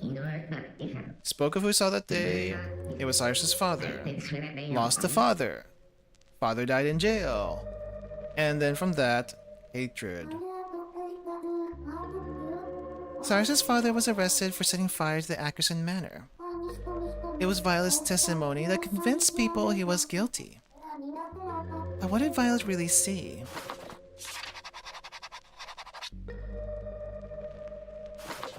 Though changing eyes to red from the fire, an interesting thing. What made Cyrus call Violet? All I can say right now is this. Not a single day these past 3 years have you left my mind. I left so that I could keep my promise to you. The promise bit's also weird. He married someone else and was living a completely different life. He wasn't searching for a moonchild cure at all. So what was the point of calling Violet out of the blue after all that time? What pushed him to do that? No matter what Cyrus is trying to accomplish, I'm absolutely positive that he doesn't love Violet anymore. How am I supposed to tell her that? Oh frick, who's calling now? Who's calling? It's probably gonna be Violet. It can't be any of the third parties.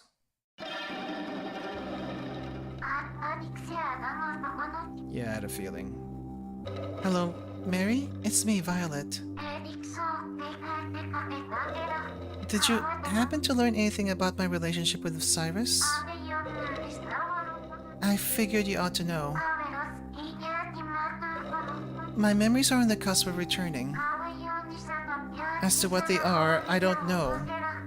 Not knowing is quite frightening. But something is pulling at me, begging me to open that door. I have this feeling. When it opens, I know what awaits me on the other side. I've been averting my eyes for oh so long. Years and years. Ever since Cyrus was with me, I have always looked the other way. She recognized him the entire time. I wanted to trust my own faith.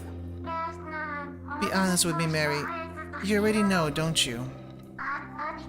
You know what I've been choosing to ignore. You know about Cyrus and myself. What transpired between us. Do you not?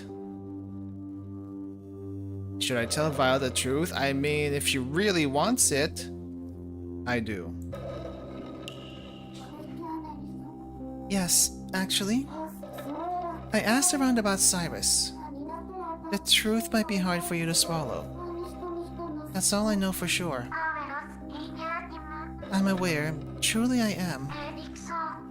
I can tell I've always avoided the skeletons in his closet. But Mary, I feel as though I've been blinding myself to even more than that. How did Cyrus feel toward me?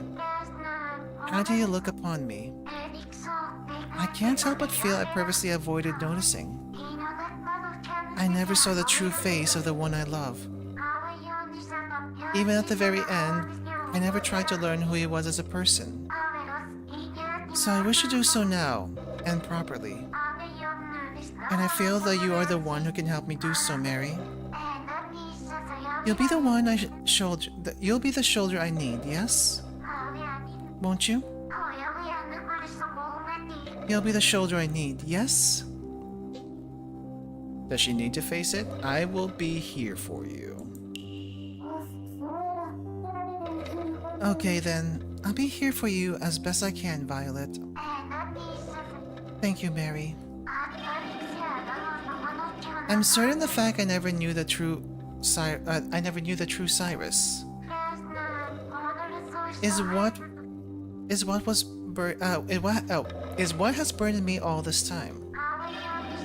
I beg of you, Mary. Tell me the truth. I had to tell Violet. Oh, so it's not a downward spiral. It's literally just tell me. Tell me the truth. Interesting way to implement this part. Mary, give me the honest truth. What was Cyrus doing after he left my side? Where and what was he doing? Left the country in a boat. Cyrus got on a boat and left the country. Why would he do such a thing? And without informing me? Why did he leave the country? Why did he leave me here all alone? Cyrus left because... to accomplish his goal. He finished what he had to do, apparently. What he had to do... he was willing to cast it all aside, so long as he accomplished that one thing? And what, pray tell, is this so important mission of his? Cyrus's goal was marriage. Was to marry you, I think. To marry me? Marrying you was all that mattered. But not the life, money, or status that came after. Okay, so he didn't want any of that. That's the only thing I can think of. It wasn't Cyrus's heart that brought him to you. Him walking into your life was no accident. Then it wasn't faith which intertwined our paths. What do you mean? Clues detective, manner. Cyrus's father was caught due to Violet's testimony. Violet's testimony? What are you talking about? It's not the one? That's not it? It wasn't Cyrus's heart that brought him to you. He was walking... Okay. Okay, that was wrong. Show you the outside world, lapis rose, married father, husband disappeared, wedding. Looking for medicine. Left his country behind. Moonchild. That's definitely not the reason. Certain purpose. Show you the world.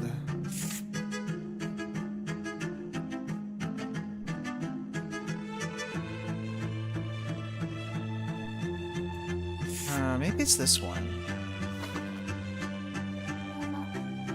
Approach Nova with a certain purpose. Not exactly the one I would have picked, but it seems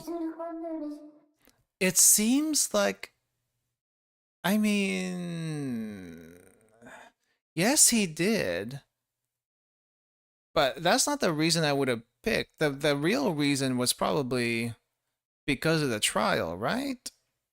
So it can like, I mean, that's just a bit weird. Cyrus had a specific reason for getting close to you, but I guess we needed that to say this line. How could that be? He courted me as a means to an end? But Mary, I must protest. The day we met, he made me smile right when I was hurting the most. He warmed my heart when I was on the verge of tears. Hey, you there. Pay those dolts no mind. What? Calling you a vampire, a witch, or whatnot. For their own entertainment. They're scum. Who are? Oh, sorry for startling you like that. Just wanted to offer a kind word. I saw you scamper off after all those off-putting comments. And well, I couldn't just stand there. Thank you. At any rate, forget them, okay? Think joyful Oh, your finger. You're bleeding. I just pricked myself, that's all. On a rose's thorn, no doubt. Please, allow me to clean it for you. He took out the barb and wiped my finger clean. He lightened the burden on my heart. Are you saying the words that comforted me that day were all lies? That the Cyrus I knew was an act? Even his wedding vows? Him swearing his undying love to me was nothing but a falsehood?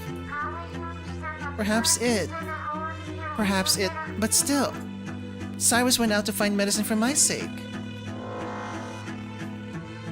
It was for someone else.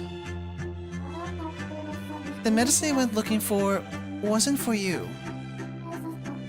It was for someone else. That can't be. Even if that is so, Cyrus is my husband. I'm still the only person who can call herself his wife. About that. You are not right. He has another wife. Not quite. How so? I'm Cyrus's one and only. It's not just you. You're not the only one. I'm not? You're not Cyrus's only wife. Does that mean no? Cyrus's other wife, her name is Daisy. Where are you, Daisy? Daisy.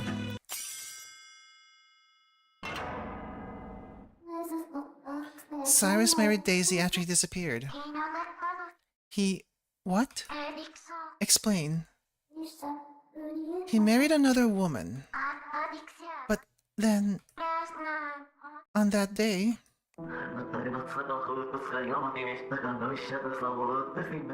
Ah, it's finally here. The day we've both been waiting for, Violet. Cyrus, I feel as though I'm walking on air. Truly, from the bottom of my heart, I'm happy. Happy to have met you. Happy to be with you. And happy for what lies ahead. I never dreamed a future like this ever awaited me. Me, who spent my days in a cramped dark room with nothing but tears and despair for company. And yet, here I am walking in the halls with you by my side. As I am. Nothing could rival this joyous day, save for the day we met, of course. If only I could turn back time and tell my younger self. Endure just a little more, and a day more wonderful, more perfect than you could ever imagine, is waiting for you. Someone who understands you is coming. What a dream come true. Let us be on our way, Violet. That cake isn't going to cut itself. Excuse me, my appetite is nowhere near that ravenous. I can still clearly remember his warm embrace, as if he's still here with his arms around me. He always smiles when he pulled me close. And yet... What was Cyrus after the whole time? Why did he walk into my life at all? Who is he really? Do you remember the fire, Violet? Fire? You mean what happened when I was 8? What does it have to do with this? It's important. I think it's important. How could that be? You see, Cyrus is a fake name. His real name is something else. A fake name? So even the name of the man I love is false? Please, Mary, tell me. What is his true name? Lucas. His real name is Lucas. Lucas? Lucas? That cannot be. His name is Lucas, but that's the name of... You recognize it. I'm still not completely sure how this fits into the bigger picture. But if he is Lucas, then... That's right. The servant's son. He's the son of a servant at your estate. The whole time, he never told you. If that's true, then Cyrus's father would never have met that fate. If it wasn't for me. Yeah, the testimony. Violet's testimony. So this is what I thought was the answer for the other one was earlier, but I guess this is where it actually comes in. That's right. It was your testimony that sent his father away. Don't be absurd. Guess it's the dad. Hey, who did you see? Out with it, girl. Are your ears for show? I only saw a shadow. A shadow, huh? How big was it? I don't know. It was late at night. But it was big, I think. Big. Man or woman? Man, most likely. And how would you know that? Because it was so big, to me it looked big. A big shadow, you say? The biggest you've ever seen, hmm? Like that mountain of a man working for your family. Everyone's seen him before. How big was that shadow compared to him? Bigger or smaller? Speak up now. I don't know. So about the same then. It might have been... Oh, this is a trio. I thought this was a dad, but this is a trio. Then that servant is our man after all. Wow, very circumstantial. That's not what I meant. What? So you've been lying this whole time? Listen here, little girl. Lying on this stand is a criminal offense. Do you understand me? If you're lying, you'll be put away too. So which is it? Be clear now. I'll cuff you right now if you're lying. Is that clear enough for you? I'm not lying. Then you saw that servant, didn't you? No, just saw the shadow. Not sure if it's a servant. That's your guys' job. Yes, I think so. His father was arrested right after I made that statement. I honestly didn't know. I cannot say the shadow I saw that night belonged to Cyrus's father or not. But for some reason, I didn't say I don't know. I very well may have seen someone else entirely. This is all my fault. If I clearly stated that I didn't know if it was Cyrus's father at the moment. none of this would have happened. My memories have returned, Mary. What happened between Cyrus and myself, every detail. Why he wished to court me. How he accomplished his goal in the end. I remember all of it. Cyrus's goal. Ask. What was Cyrus trying to do? I apologize, Mary. I cannot do this. The truth is too much for me to bear. To think it could be so inhumanely cruel.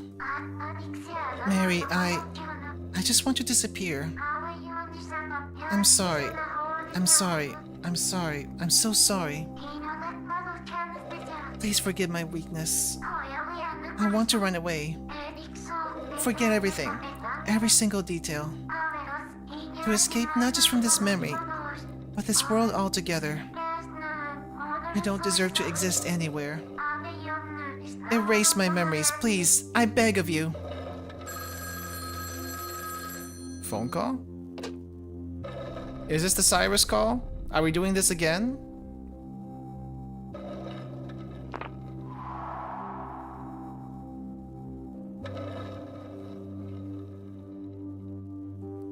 Is this Violet's unfinished call? I'm surprised the sailor and the detective didn't go away peacefully. They just kind of hang in there. Hello? Come now. Don't play coy with me. Say something. Let me hear your voice.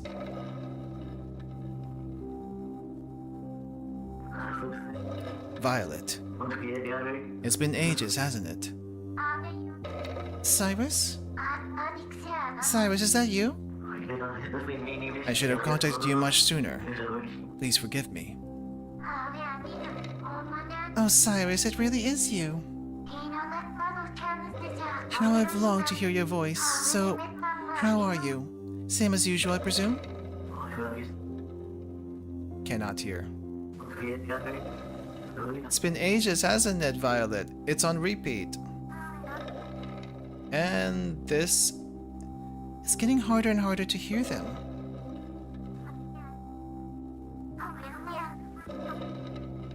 If they're on repeat. They're on repeat. It's been ages. Is that you, Cyrus? It's been ages. Is that you, Cyrus? It's been ages. What's happening? The unfinished call is breaking up? At last, you see it, Mary. The mechanism behind this unfinished call. Hamlet, when did you get back? This was a world Violet wished into existence. Wished? I don't understand. What I'm saying is that the unfinished call we were privy to before was not the real call. It was all fabricated by Violet's imagination. Look, now that her memories have returned, the veil has begun to peel away. Veil? And now, the true unfinished call can begin. None of the first call was real. So the real unfinished call, the real last words Violet spoke in her life, what were they?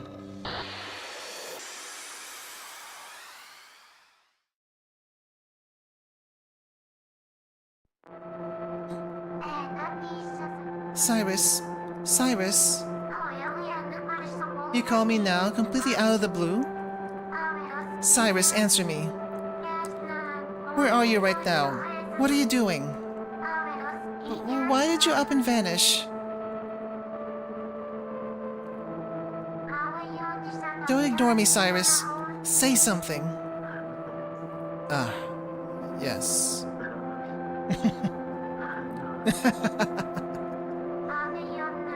I don't see what's so funny. Oh, but I do. Violet, you seriously never realized. I beg your pardon? Realize what? I've been waiting so long for this moment. I can taste it now. My revenge. Yeah, I kinda called it. I kinda called it that marrying her and disappearing was the revenge he was after. Because he lost his dad and she wanted to feel the same pain as he did. I mean, I feel like that's a weird way to take revenge, but I guess if that was your goal, it makes sense. It still feels weird. An emotional revenge. Everything was to get revenge on you.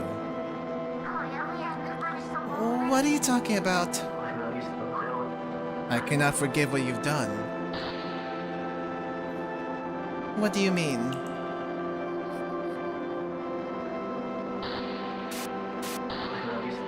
I cannot forgive what you've done, ever. But what? You stole my family from me. No, that's not true. No. So I swore to take yours away too. The husband whom you've loved the most in the world. In other words, me. I'm fully aware how deeply in love with me you are. That's why I disappeared. Violet, don't listen to him. Don't listen to him, Violet. I want you to feel the pain of losing the family you love. So I left you behind. What? What are you saying? Why would you want to take revenge upon me? I'm rather certain our paths will never cross again. After all, I have a new wife and beautiful children to keep me happy. The least you could do is wish us the best. Wow. That part is twisted. Telling her that is twisted. Stop. Don't hurt her. Farewell, Violet. Oh, wait, please. Tell me why you're doing this, Cyrus. What do you mean I stole your family from you? I would never do such a thing. There must be some mistake. Even if you are forgotten, I most certainly never will. Tell me, why did I ever do to you? Please, I beg of you. Tell me, please. You still don't know? Years ago when you were 8, that fire. The one who set the fire that night was none other than you, Violet. Wait, she actually did? So that one illustration of her and fire was actually her doing it? You, the Moonchild, burned down the house. Then you blame my father for it. Or is that what people believe still? No, Violet didn't do anything. No. You are an arsonist, a murderer. What are you saying, Cyrus? Listen to me. That fire at night. My Moonchild played no part in it. Silence. You cannot fool me. My father would have never set that blaze. And if it weren't for you, he would have never met that cruel fate. If it weren't for you, he and I would still be sharing laughs to this day. If it weren't for you, I would know happiness even now. You stole my family, the most precious treasure I had in this world, from me. Violet Ackerson, you are an arsonist, a murderer. You know my true name by now, I assume. No, you can't be. Ah, at long last I hear it. The sound of your manor ablaze. What are you talking about? Take away your family and burn you alive. That is my revenge. Wait, did he set this fire? The exit is locked, and the manor has no window. You have nowhere to run. It's time you felt my father's fury. It hurts. Why did it have to turn out like this? And then the moon fell. So she didn't have to burn in the fire, the moon fell anyway. Both fire and moon? Dang. Wow. No, why? I don't believe it. The truth can't be this cruel. I don't believe it. Mary. Hamlet. Unfinished calls only reflect reality. Do you understand now? This is what was truly said that day. But this is just... Cyrus approached Violet to exact revenge upon her. That is undeniable fact. Every one of his wedding vows were false.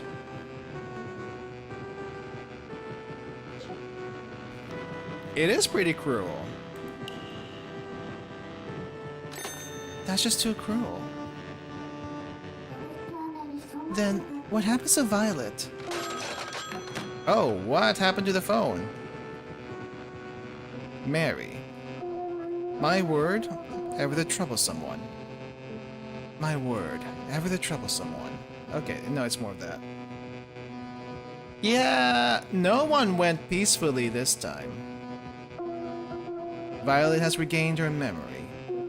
The very same occurred with Lucy and Thomas, no? The two of them recalled their past and passed on willingly. You understand, don't you? This is all part of the process. This is how you saved all of them. No. No? Just what do you claim differentiates them? Is it obvious? Lucy and Thomas got to talk to who they truly wanted in the end. Lucy and her son William had so much love. Thomas and Leah shared so much warmth. But this... Violet and Cyrus, they're not like that. Mary, what do you wish to do? Do you wish to step into Cyrus's shoes and finish the call with Violet? Well... Even if I did pretend to be Cyrus, that would only hurt Violet even more. What good would that do?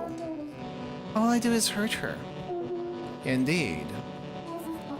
See, even you admit it. I shall ask once more, Mary. Tell me what you wish from the bottom of your heart. I want to talk to Violet. Want to help Violet. I don't think there's helping her, but maybe we can just talk to her. I want to talk to Violet. I can't just leave her. The phone is not to be used in such a manner.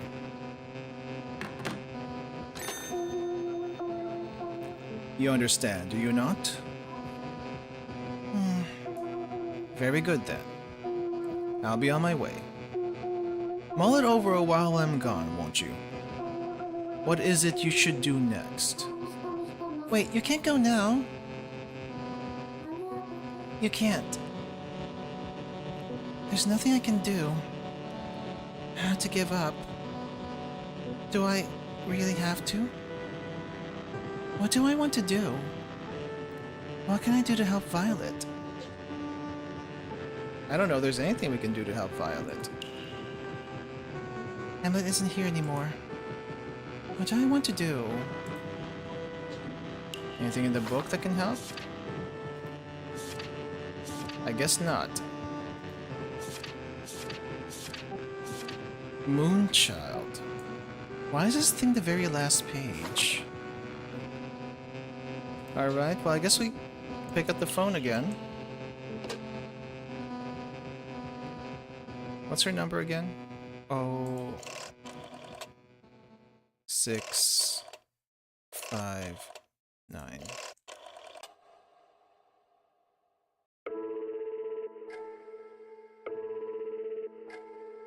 I'm not even sure what we could do at this point.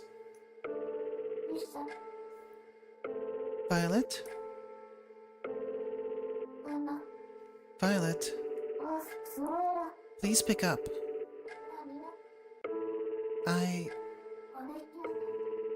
Violet. I've learned just how important knowing the truth is. I thought our lives were full of things we were better off not knowing. That if the truth would hurt, it was better to forget it and be happy. I'm sure I burned myself learning the truth plenty of times too. That's why I thought I'd willingly cut things out of my own memory.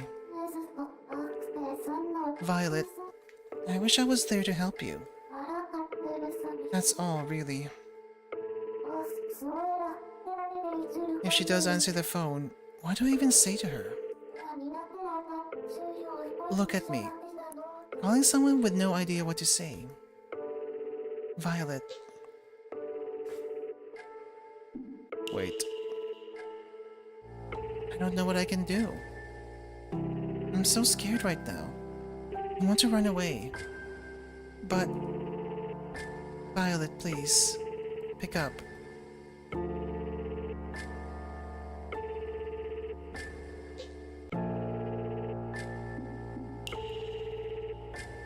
I want to help you.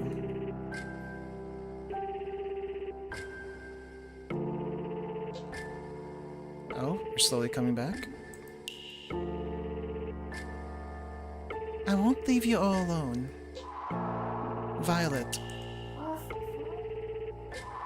Pick up. Please pick up the phone. I want to help you. Answer me. Please answer me. Violet. Violet. I am not loved by anyone. I cannot love anyone. Not loved. Cannot love. Not loved. Cannot love.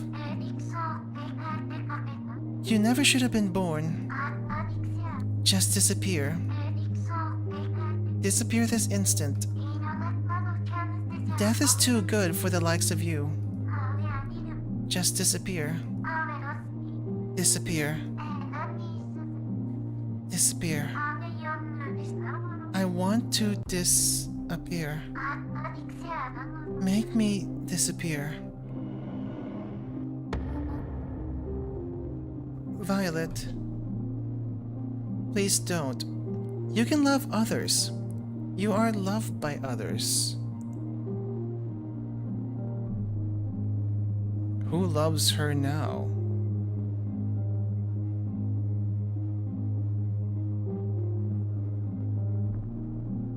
You can love others. Please don't say that. You can love with all your heart. Oh, are we going through all of that? Please don't. I'm begging you, please don't. Violet, you're a wonderful person who is loved by so many people. Violet. Violet, listen to me. Mary? Violet, can you hear me? Mary, what was I doing just now? A memory came back to me and... that's when everything became hazy. I know I recalled something about Cyrus. So... then... Stop trying to remember? No, stop trying to remember. You mustn't remember. What? Stop trying to remember. I'll tell you everything nice and slow. You'll tell me? This time, I will save you, Violet. I don't understand. I'll tell you what really happened. I'll tell you everything about Cyrus. I just need you to trust me.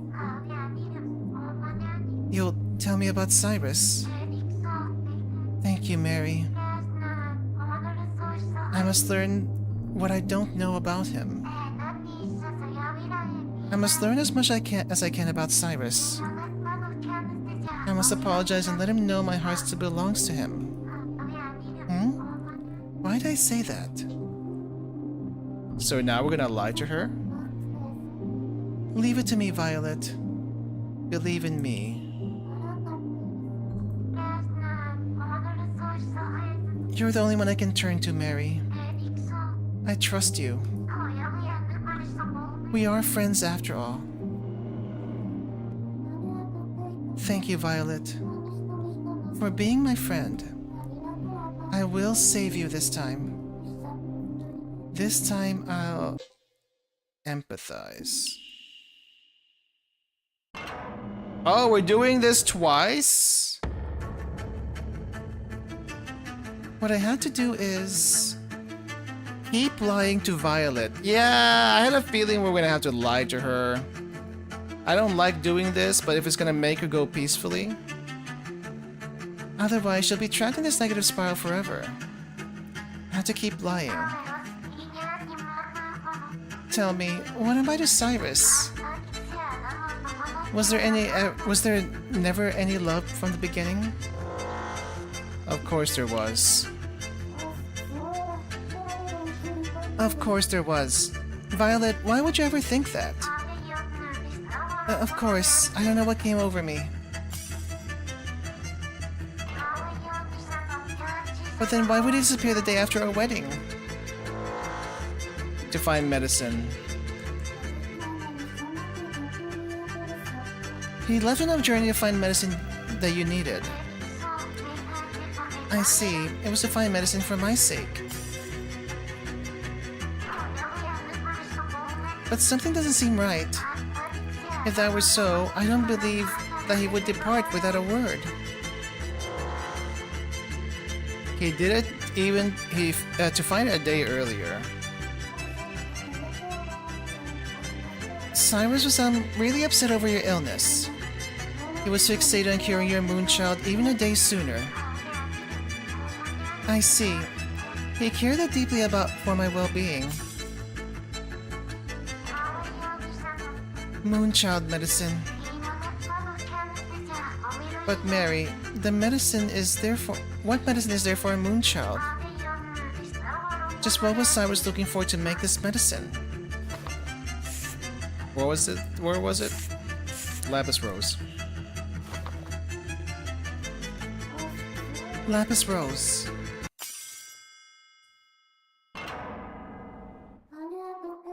A Lapis Rose. Cyrus was looking for a Lapis Rose the whole time. It's the main ingredient for the medicine. He scoured the whole world looking for a cure for Moonchild. Medicine. He was looking for medicine? For whom? For whom was his medicine intended? For you. It was for you. For me? Are you certain? Was that medicine meant for me? It's true. Believe me. Believe me, Violet. Cyrus went looking for the medicine that would cure you.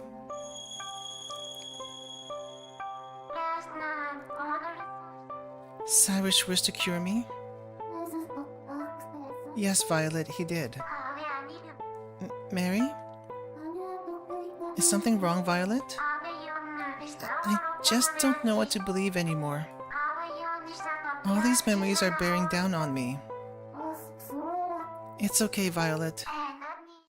Mary. Why didn't Cyrus contact me even once while he was gone? Did you forget? He called you every day. Think back, Violet.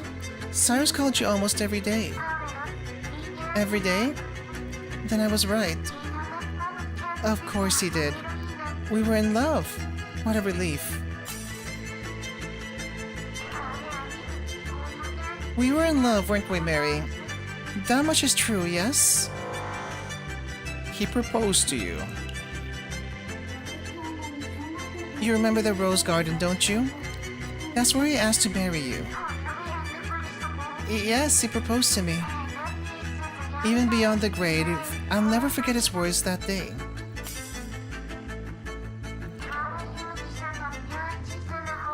But Mary, I'm still not sure. Did Cyrus truly love me?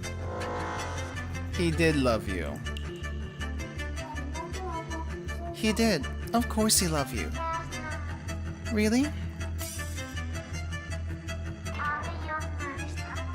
In that case, Mary, if that is so, tell me those heartfelt words Cyrus said that day. Heartfelt words. Show you the outside world.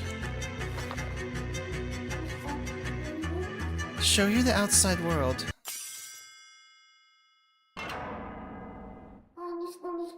He took your hand in his hand and said, I will show you the outside world. Yes, that's right. Yes. His hands, they were so warm. Even beyond the grave, I'll never forget the warmth. Cyrus really, truly loved you. Truly? Are you completely certain?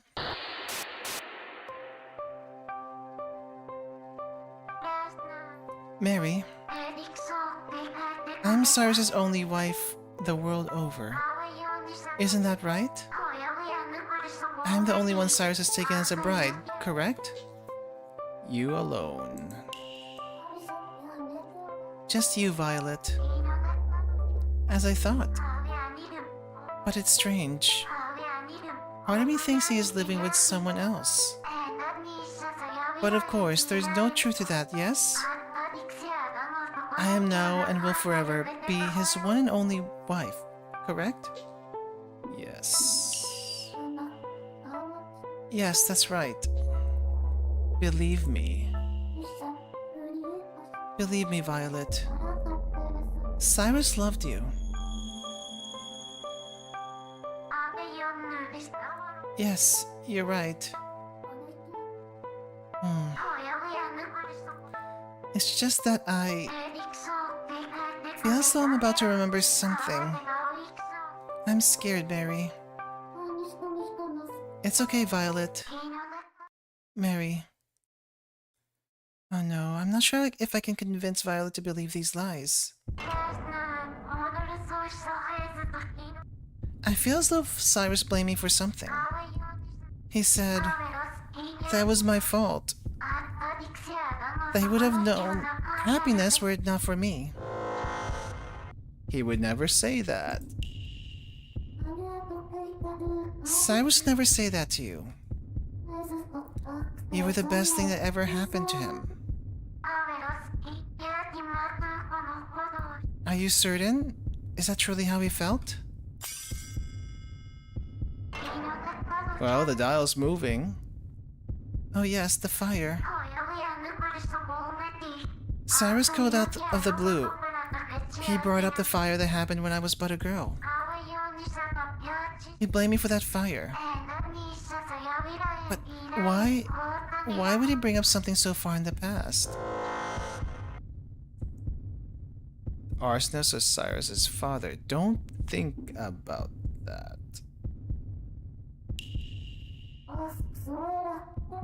Don't think about that. Cyrus never said anything about a fire. But... Violet. Wow!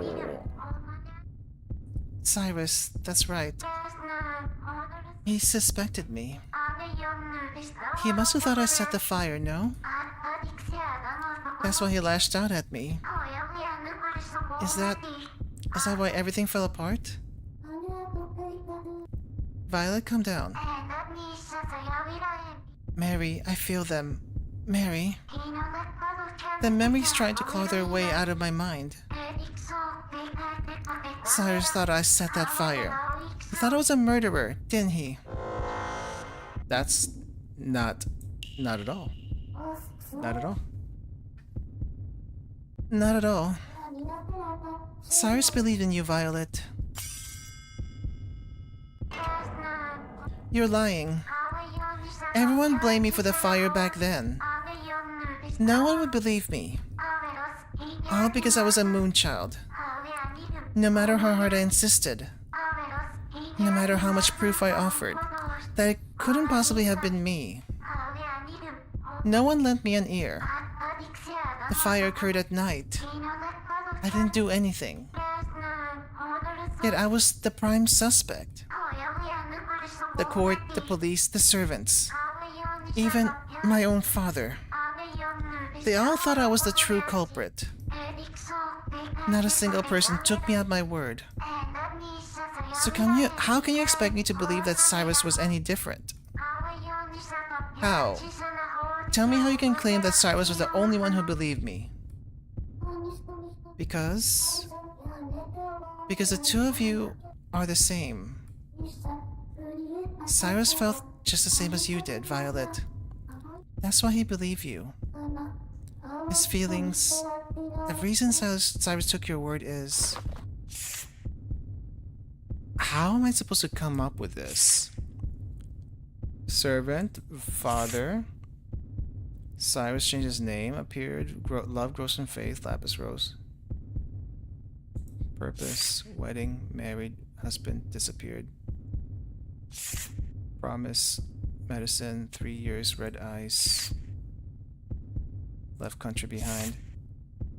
The only thing I can think of is Moonchild. Are we gonna claim he's also a Moonchild? Yeah, that doesn't seem right.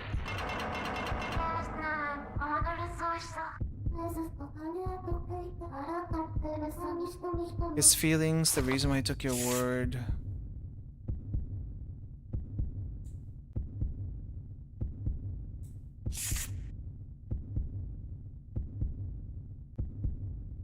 Did Violet really see Cyrus as father?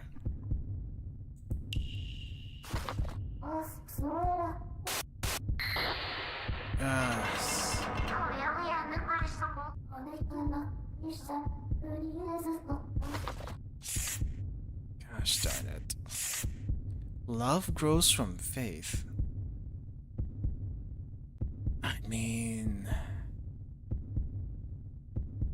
That's a weird one to underline.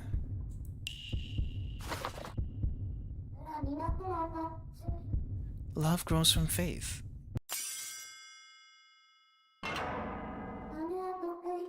Because he loves you. He believed you because he loves you. He always took your side because his love for you ran so deep. Cyrus took your word no matter what, because he loved you with all his heart. Truly? He truly believed me. If that is the case, then... What are these memories surfacing within my mind? I spoke with him over the phone, moments before the moon fell. Why? Cyrus?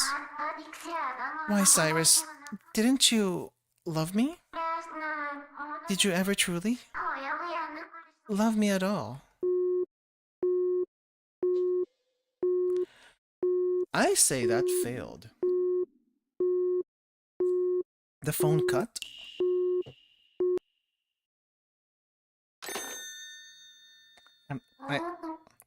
Violet. Oh no. I have to call Violet back right now. I don't think it's gonna help. You tried your best to lie to her, yet the truth keeps coming out. So, Mary, this is your answer. Very well, I shall assist. Assist how? Follow my instructions, Mary. First, pick up the phone.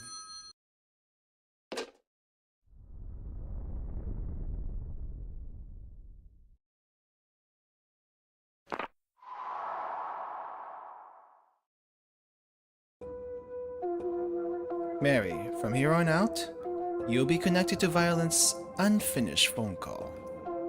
However, it'll be nothing like the ones before. Listen closely now. We also are in a kaleidoscope for some reason.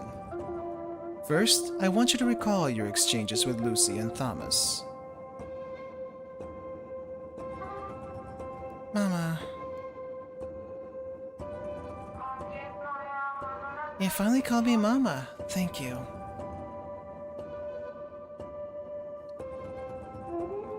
It's me, Leah.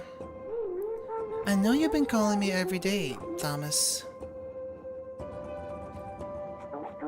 Leah, this time, let's build a stage together. You used that very phone to grant them a possible future.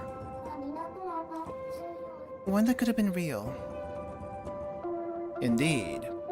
To use light as a metaphor, for example, as an observer, you merely watch the light of destiny travel a straight line down an unfinished path.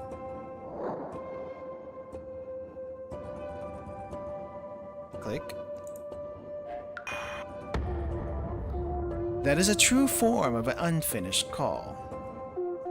In Violet's case, however, rather than an observer, you must intervene as a participant. Look again. You must bend light's destiny. A future where Cyrus, his heart ablaze with revenge, regales Violet with sweet words of love. Such is simply impossible. But even so, if you're so desperate to save Violet, your only option is to create that impossible future. Rather than the plausible futures Lucy and Thomas had ahead of them, I must grant Violet an impossible future. But how? Through the words you are about to choose. The words I choose? Precisely. You are going to take Cyrus's place. So then, what is it you want to tell Violet? Oh, the thing that you told us not to do, you're letting us do it now? Okay. What Violet truly wanted was for Cyrus to love her back. I always see it be, I love you. I want to take Cyrus's place and tell Violet I love you. Very well. Then you must continuously convey to her the thought I love you, and nothing else. However, this act leads to an impossible future. As such, you'll be saddled with a hefty restriction. What restriction? You will be limited to the phrase I love you. No other words will be recognized. Also, such a severe act carries equally severe cost to both you and Violet. So in exchange for being able to say I love you, something painful will happen to me? Undoubtedly so. You must be willing to bear it. Willing to... It's fine. I want to tell Violet I love you loud and clear. As Cyrus. Only those words can save her. Well, I wasn't sure why the cat wanted to finally help us this time, but I guess we'll see.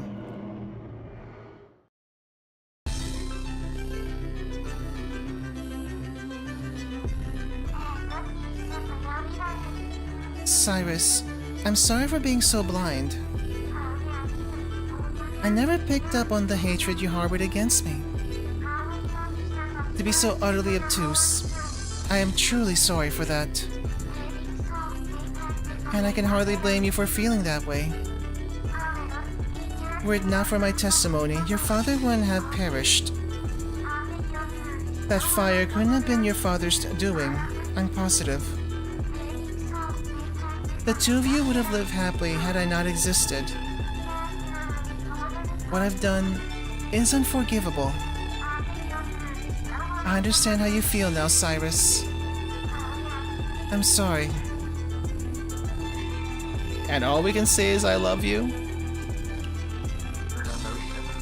I love you. I know that cannot be so, Cyrus. You only hope to twist a knife with those words. You were right about everything. I'm the reason your life became a tragedy. I understand your feelings. After what I did, how could I not? But Cyrus, I've made my decision. I will continue on as I am, unloved by anyone. In this dark, dark world, next to a phone that will never ring, forever. From now on, I will stay right here. No one will love me, and I won't try to love anyone else. I love you.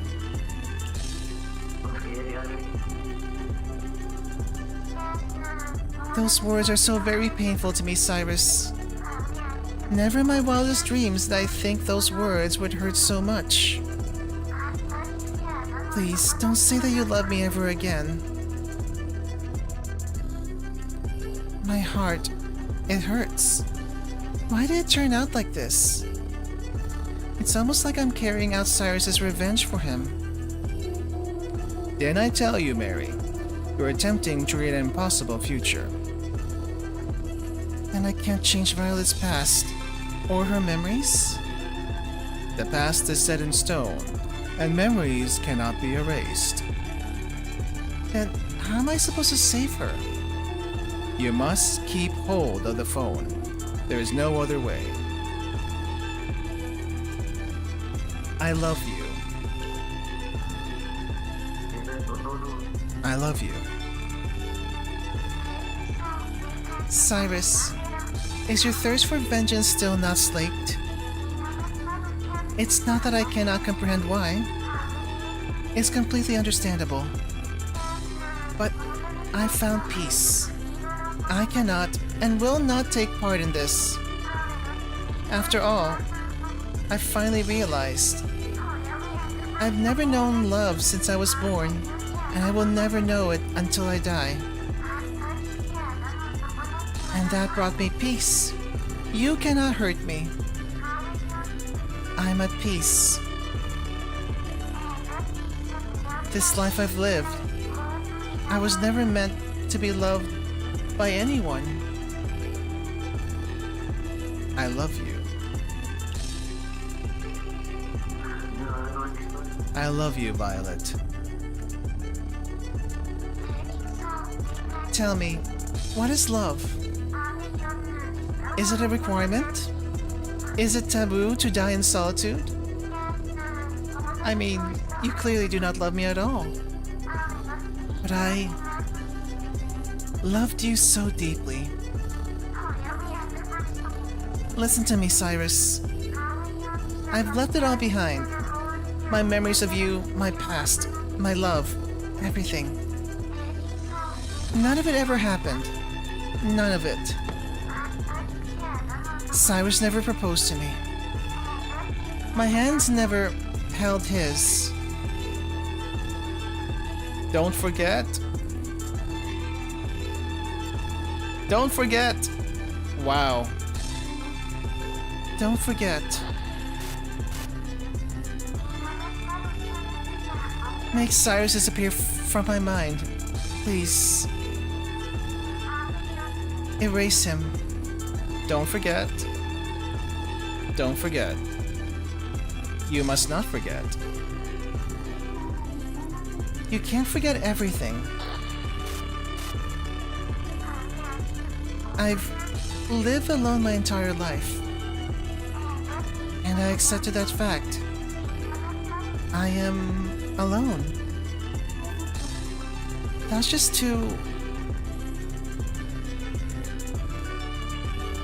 I love you. I can't do this anymore. Really? I love you. I can't do this anymore. Mary, you gotta hold on to the phone. Supposedly.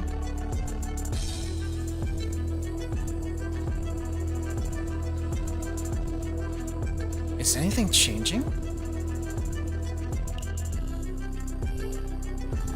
Can't do this anymore. I can't tell if anything's changing. I can't do this anymore. Oh. Wait. Did something change? Mary?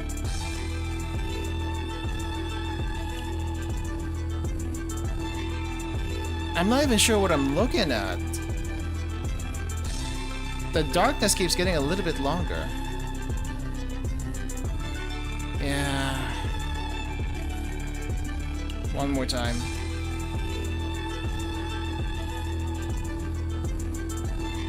Nope. There's nothing here, I guess. I can't keep going. Then put the phone down. But what'll happen to Violet? The moment you hang up, she will never be able to place a call again. In fact, she'll be unable to converse with anyone over the phone. She will sit in total darkness, waiting next to a phone that will never ring for eternity. Let me be clear, Mary. There are souls that can be saved, and others which cannot. Creating an impossible future is no mean feat. Thus, you must know when to move on. You cannot save everyone.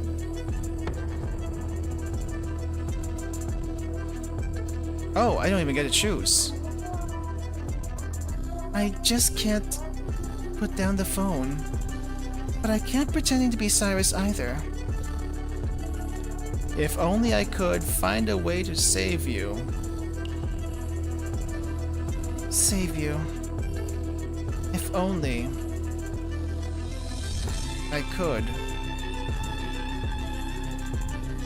Keep saying I love you, convey your inner voice, put the phone down. Convey it with your inner voice.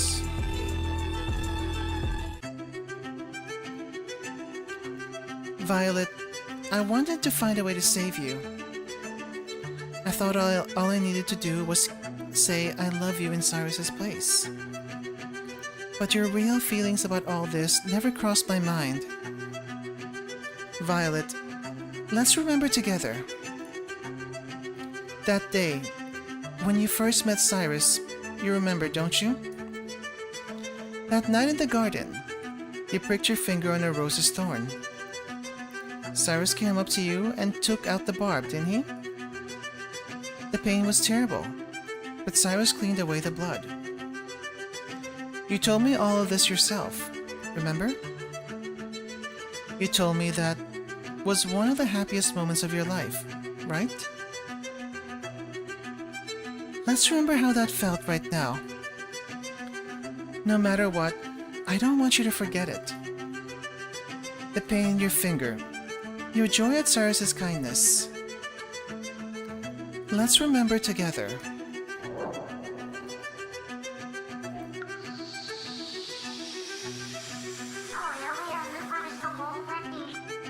I want to hear it from you, even just once. This too? Want to hear it from you, even just once.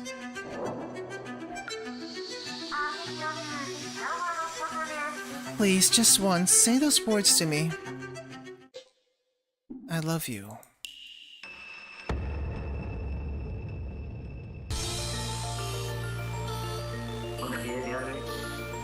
I love you. Cyrus, I love you from the bottom of my heart. But, Cyrus, you think I bear a grudge against you? I do not. Not at all. Why not? You know how despicable I am. Because I have faith in you. Because I love you.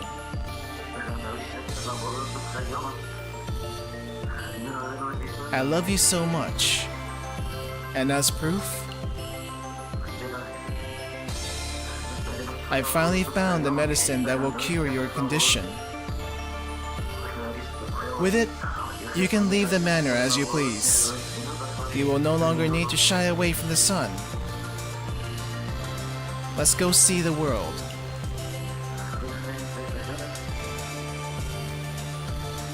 Everything you've ever wanted to see.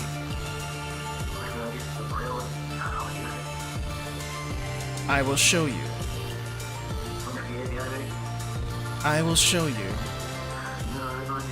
I will guide you across the magnificent world that awaits outside these walls.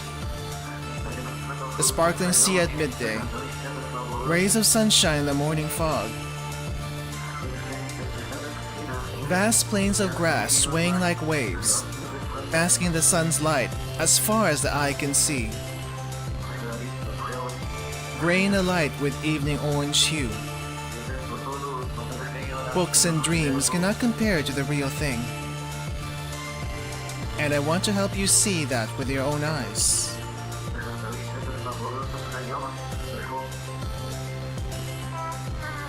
Cyrus, thank you. I miss you. I'll bring you the medicine. I'll come to you. I'm on my way to see you now. You'll have the medicine as soon as I arrive. Medicine. You've been searching for it all this time, for my sake. What kind of medicine is it? It is...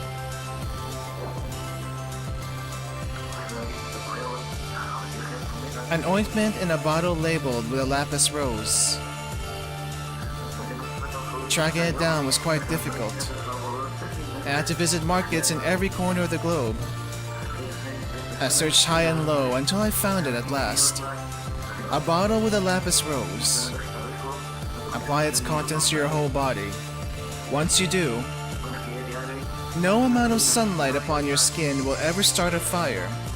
There's like sunscreen SPF 1 million, but it works opposite of sunscreen. I really must say it though. This lapis rose on the label is quite stunning. Almost as if it is the most beautiful flower in the land.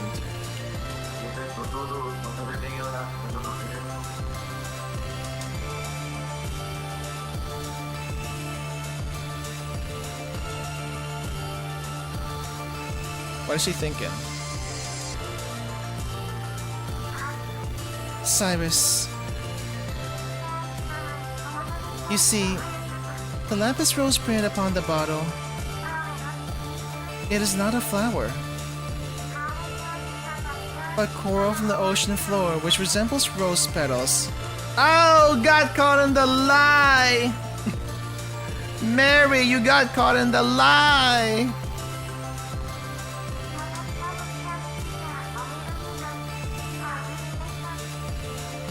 You boarded a ship and went far away to find that coral, didn't you? But it's okay. I mean, even so, you're still Cyrus, are you not? You are my Cyrus, yes?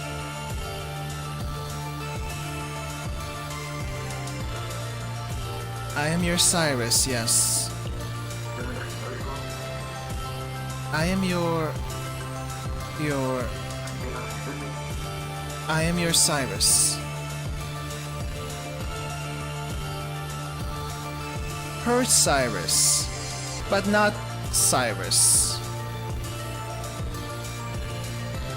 It's better this way. It's better this way.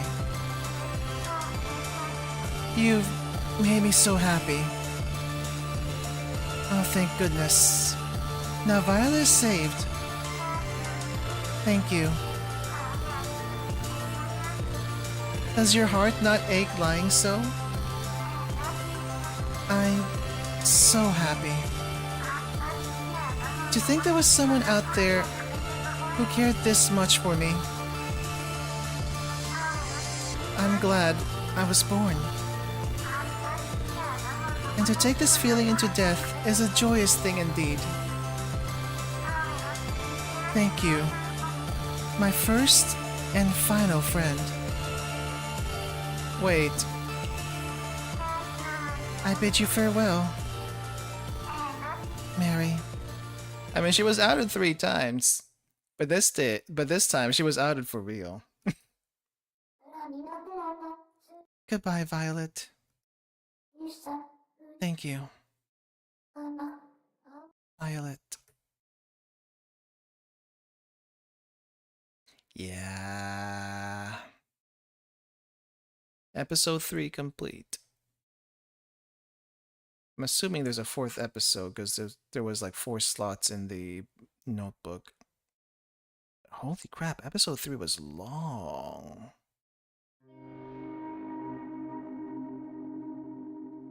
So dark. I feel so lonely. Violet? Where did you go?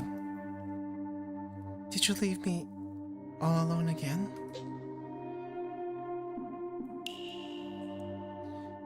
Violet saw right through me.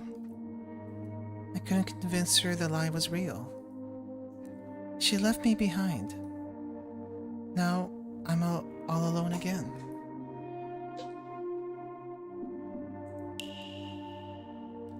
Lying is bad. Yeah, most people would say so. No, it's getting caught that's bad. I can't get caught telling lies. I mustn't get caught telling lies. I feel like I know this place. Okay, what's the mirror? A mirror. Why is it that my heart squirms when I look at this mirror? I'd rather not look. Is it the same thing? Okay, well let's look at everything else then. That's a really big plushie. It looks like a bear, but kind of like a cat too. I wonder who made it. Someone famous? Now where have I heard that name before? There's something behind it. Move the plushie.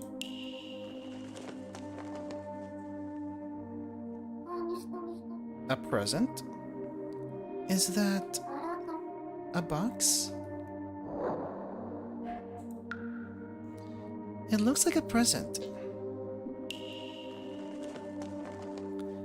It's empty. Did someone take what was inside already? It smells a little like the beach. The beach? There's something stuck under the lid. An envelope. You can feel something inside.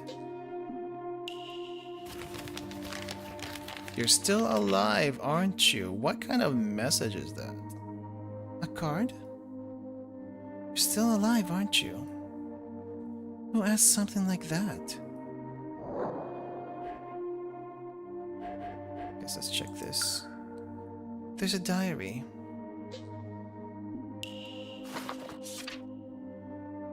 I think I've seen this diary before. There's numbers written in here. 1, 2... The next part is missing.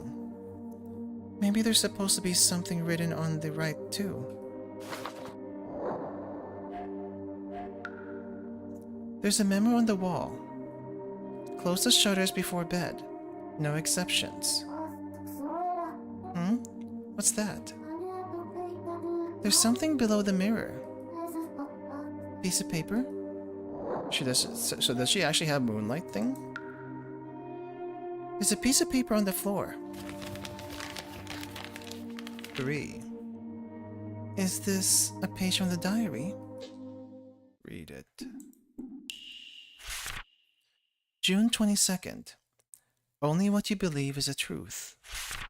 He called me today too. I lied to him again today too. I'll surely lie again. Because if I don't lie, everything will go away. Splendid! That just now didn't sound like you at all, Mary. I'm not allowed to be me. That's why I'll lie again. Why must you hurt your father like this? Lie and you have to stick to it. Lie and you mustn't get caught. Yes, Mary, you. Right, I must never forget. You are absolutely not loved whatsoever. What? I'm not loved. That's why I'll lie again. So that I'll never be left alone by anyone, ever again. That's such a weird way to transition to this next thing.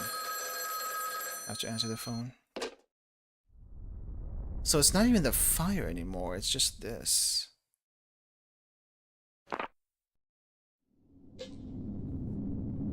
Hello?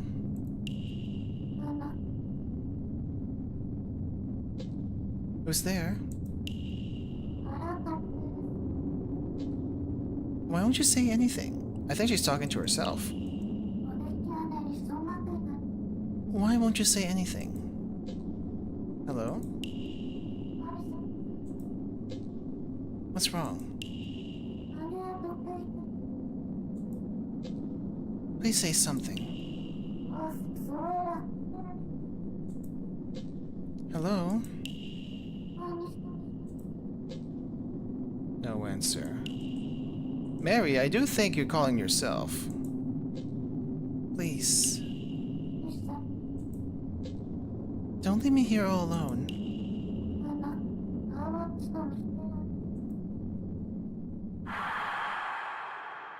Unless that's your dad.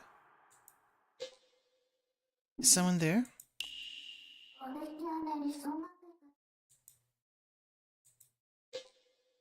Who are you?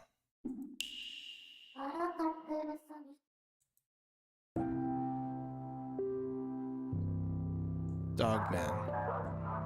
Oh, finally, I got through. Oh, thank goodness you picked up.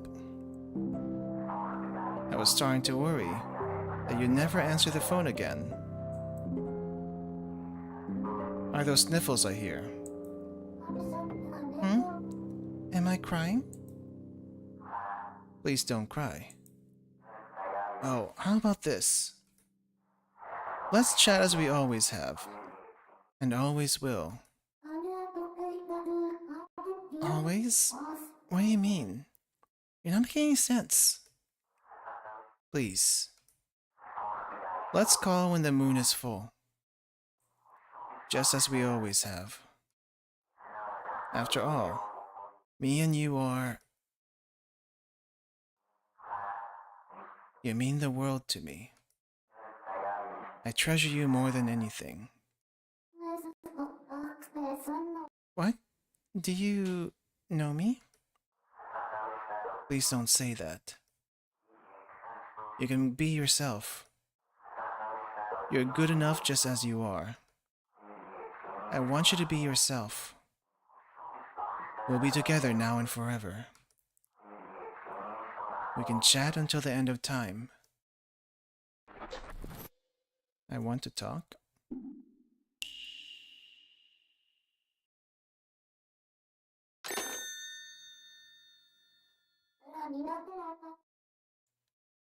We can chat until the end of time. So please, talk to me. Mary? Mary? Mary, are you crying? What? I'm crying? I think I just had a nightmare. A nightmare? How? You've been here on the phone all this time. No, I was in the blue room. You know something, Hamlet? Mary, are you quite alright?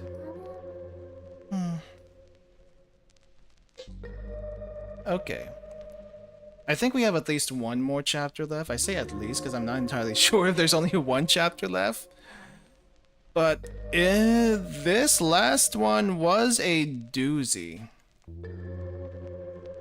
I thought it was gonna be just another regular episode, and you know what? I would have been fine if it was. But holy crap, there was so much going in it. The people who we talk to as a third parties, usually they go away. And like after conveying their wishes to us, but that didn't happen this time. The what do you call us? The detective, who was probably the closest to disappearing, didn't. Or at least it didn't seem like he did. The sailor was ready to accept death pretty readily. And he may have disappeared eventually. Let me check that notebook. I don't think they're here anymore. Yeah, they're no longer here anymore because Violet is gone, so we can't contact them. But I didn't see them go away. I don't know. On one hand, Cyrus was... I get his revenge. It's just a little twisted.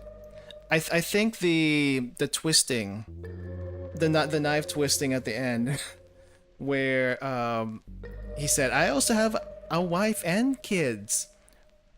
You will never have this life, and I will burn you alive." But I think at the end of it, we did save Violet by trying to lie to her so desperately. But I guess just knowing that someone will be there for her, or at least, you know, someone actually cared for her, was enough.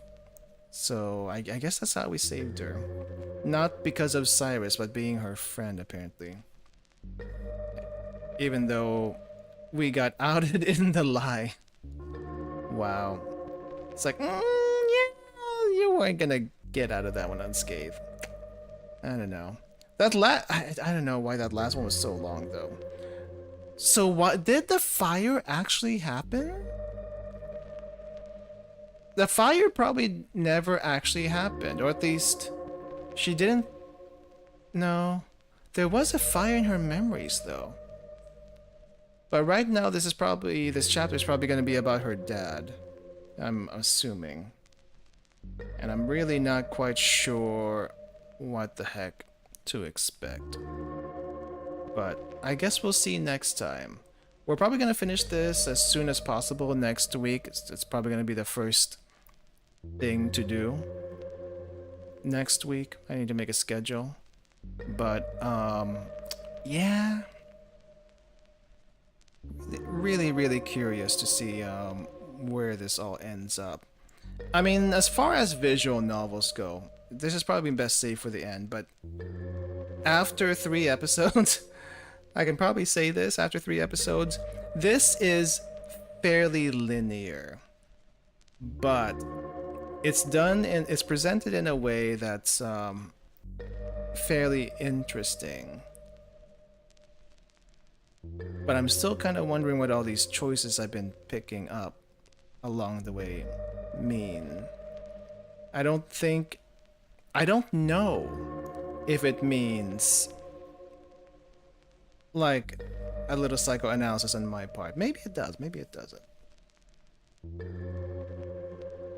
But I guess we'll only be able to find that out until the very end, so... Definitely fires when she was younger. Cyrus probably lit her up in the end. Yeah. Well, are we talking about Violet or are we talking about Mary? Because I was talking about Mary, not Violet. But in any case, yeah, I'll be making the schedule this weekend, and we'll try to finish this off on Monday. And I guess I gotta figure out what the heck happened the rest of the week. Well, so. Well, anyway, that's gonna do it for me. Thank you all for watching. Thank you all for hanging out. I will see you all next time. Good.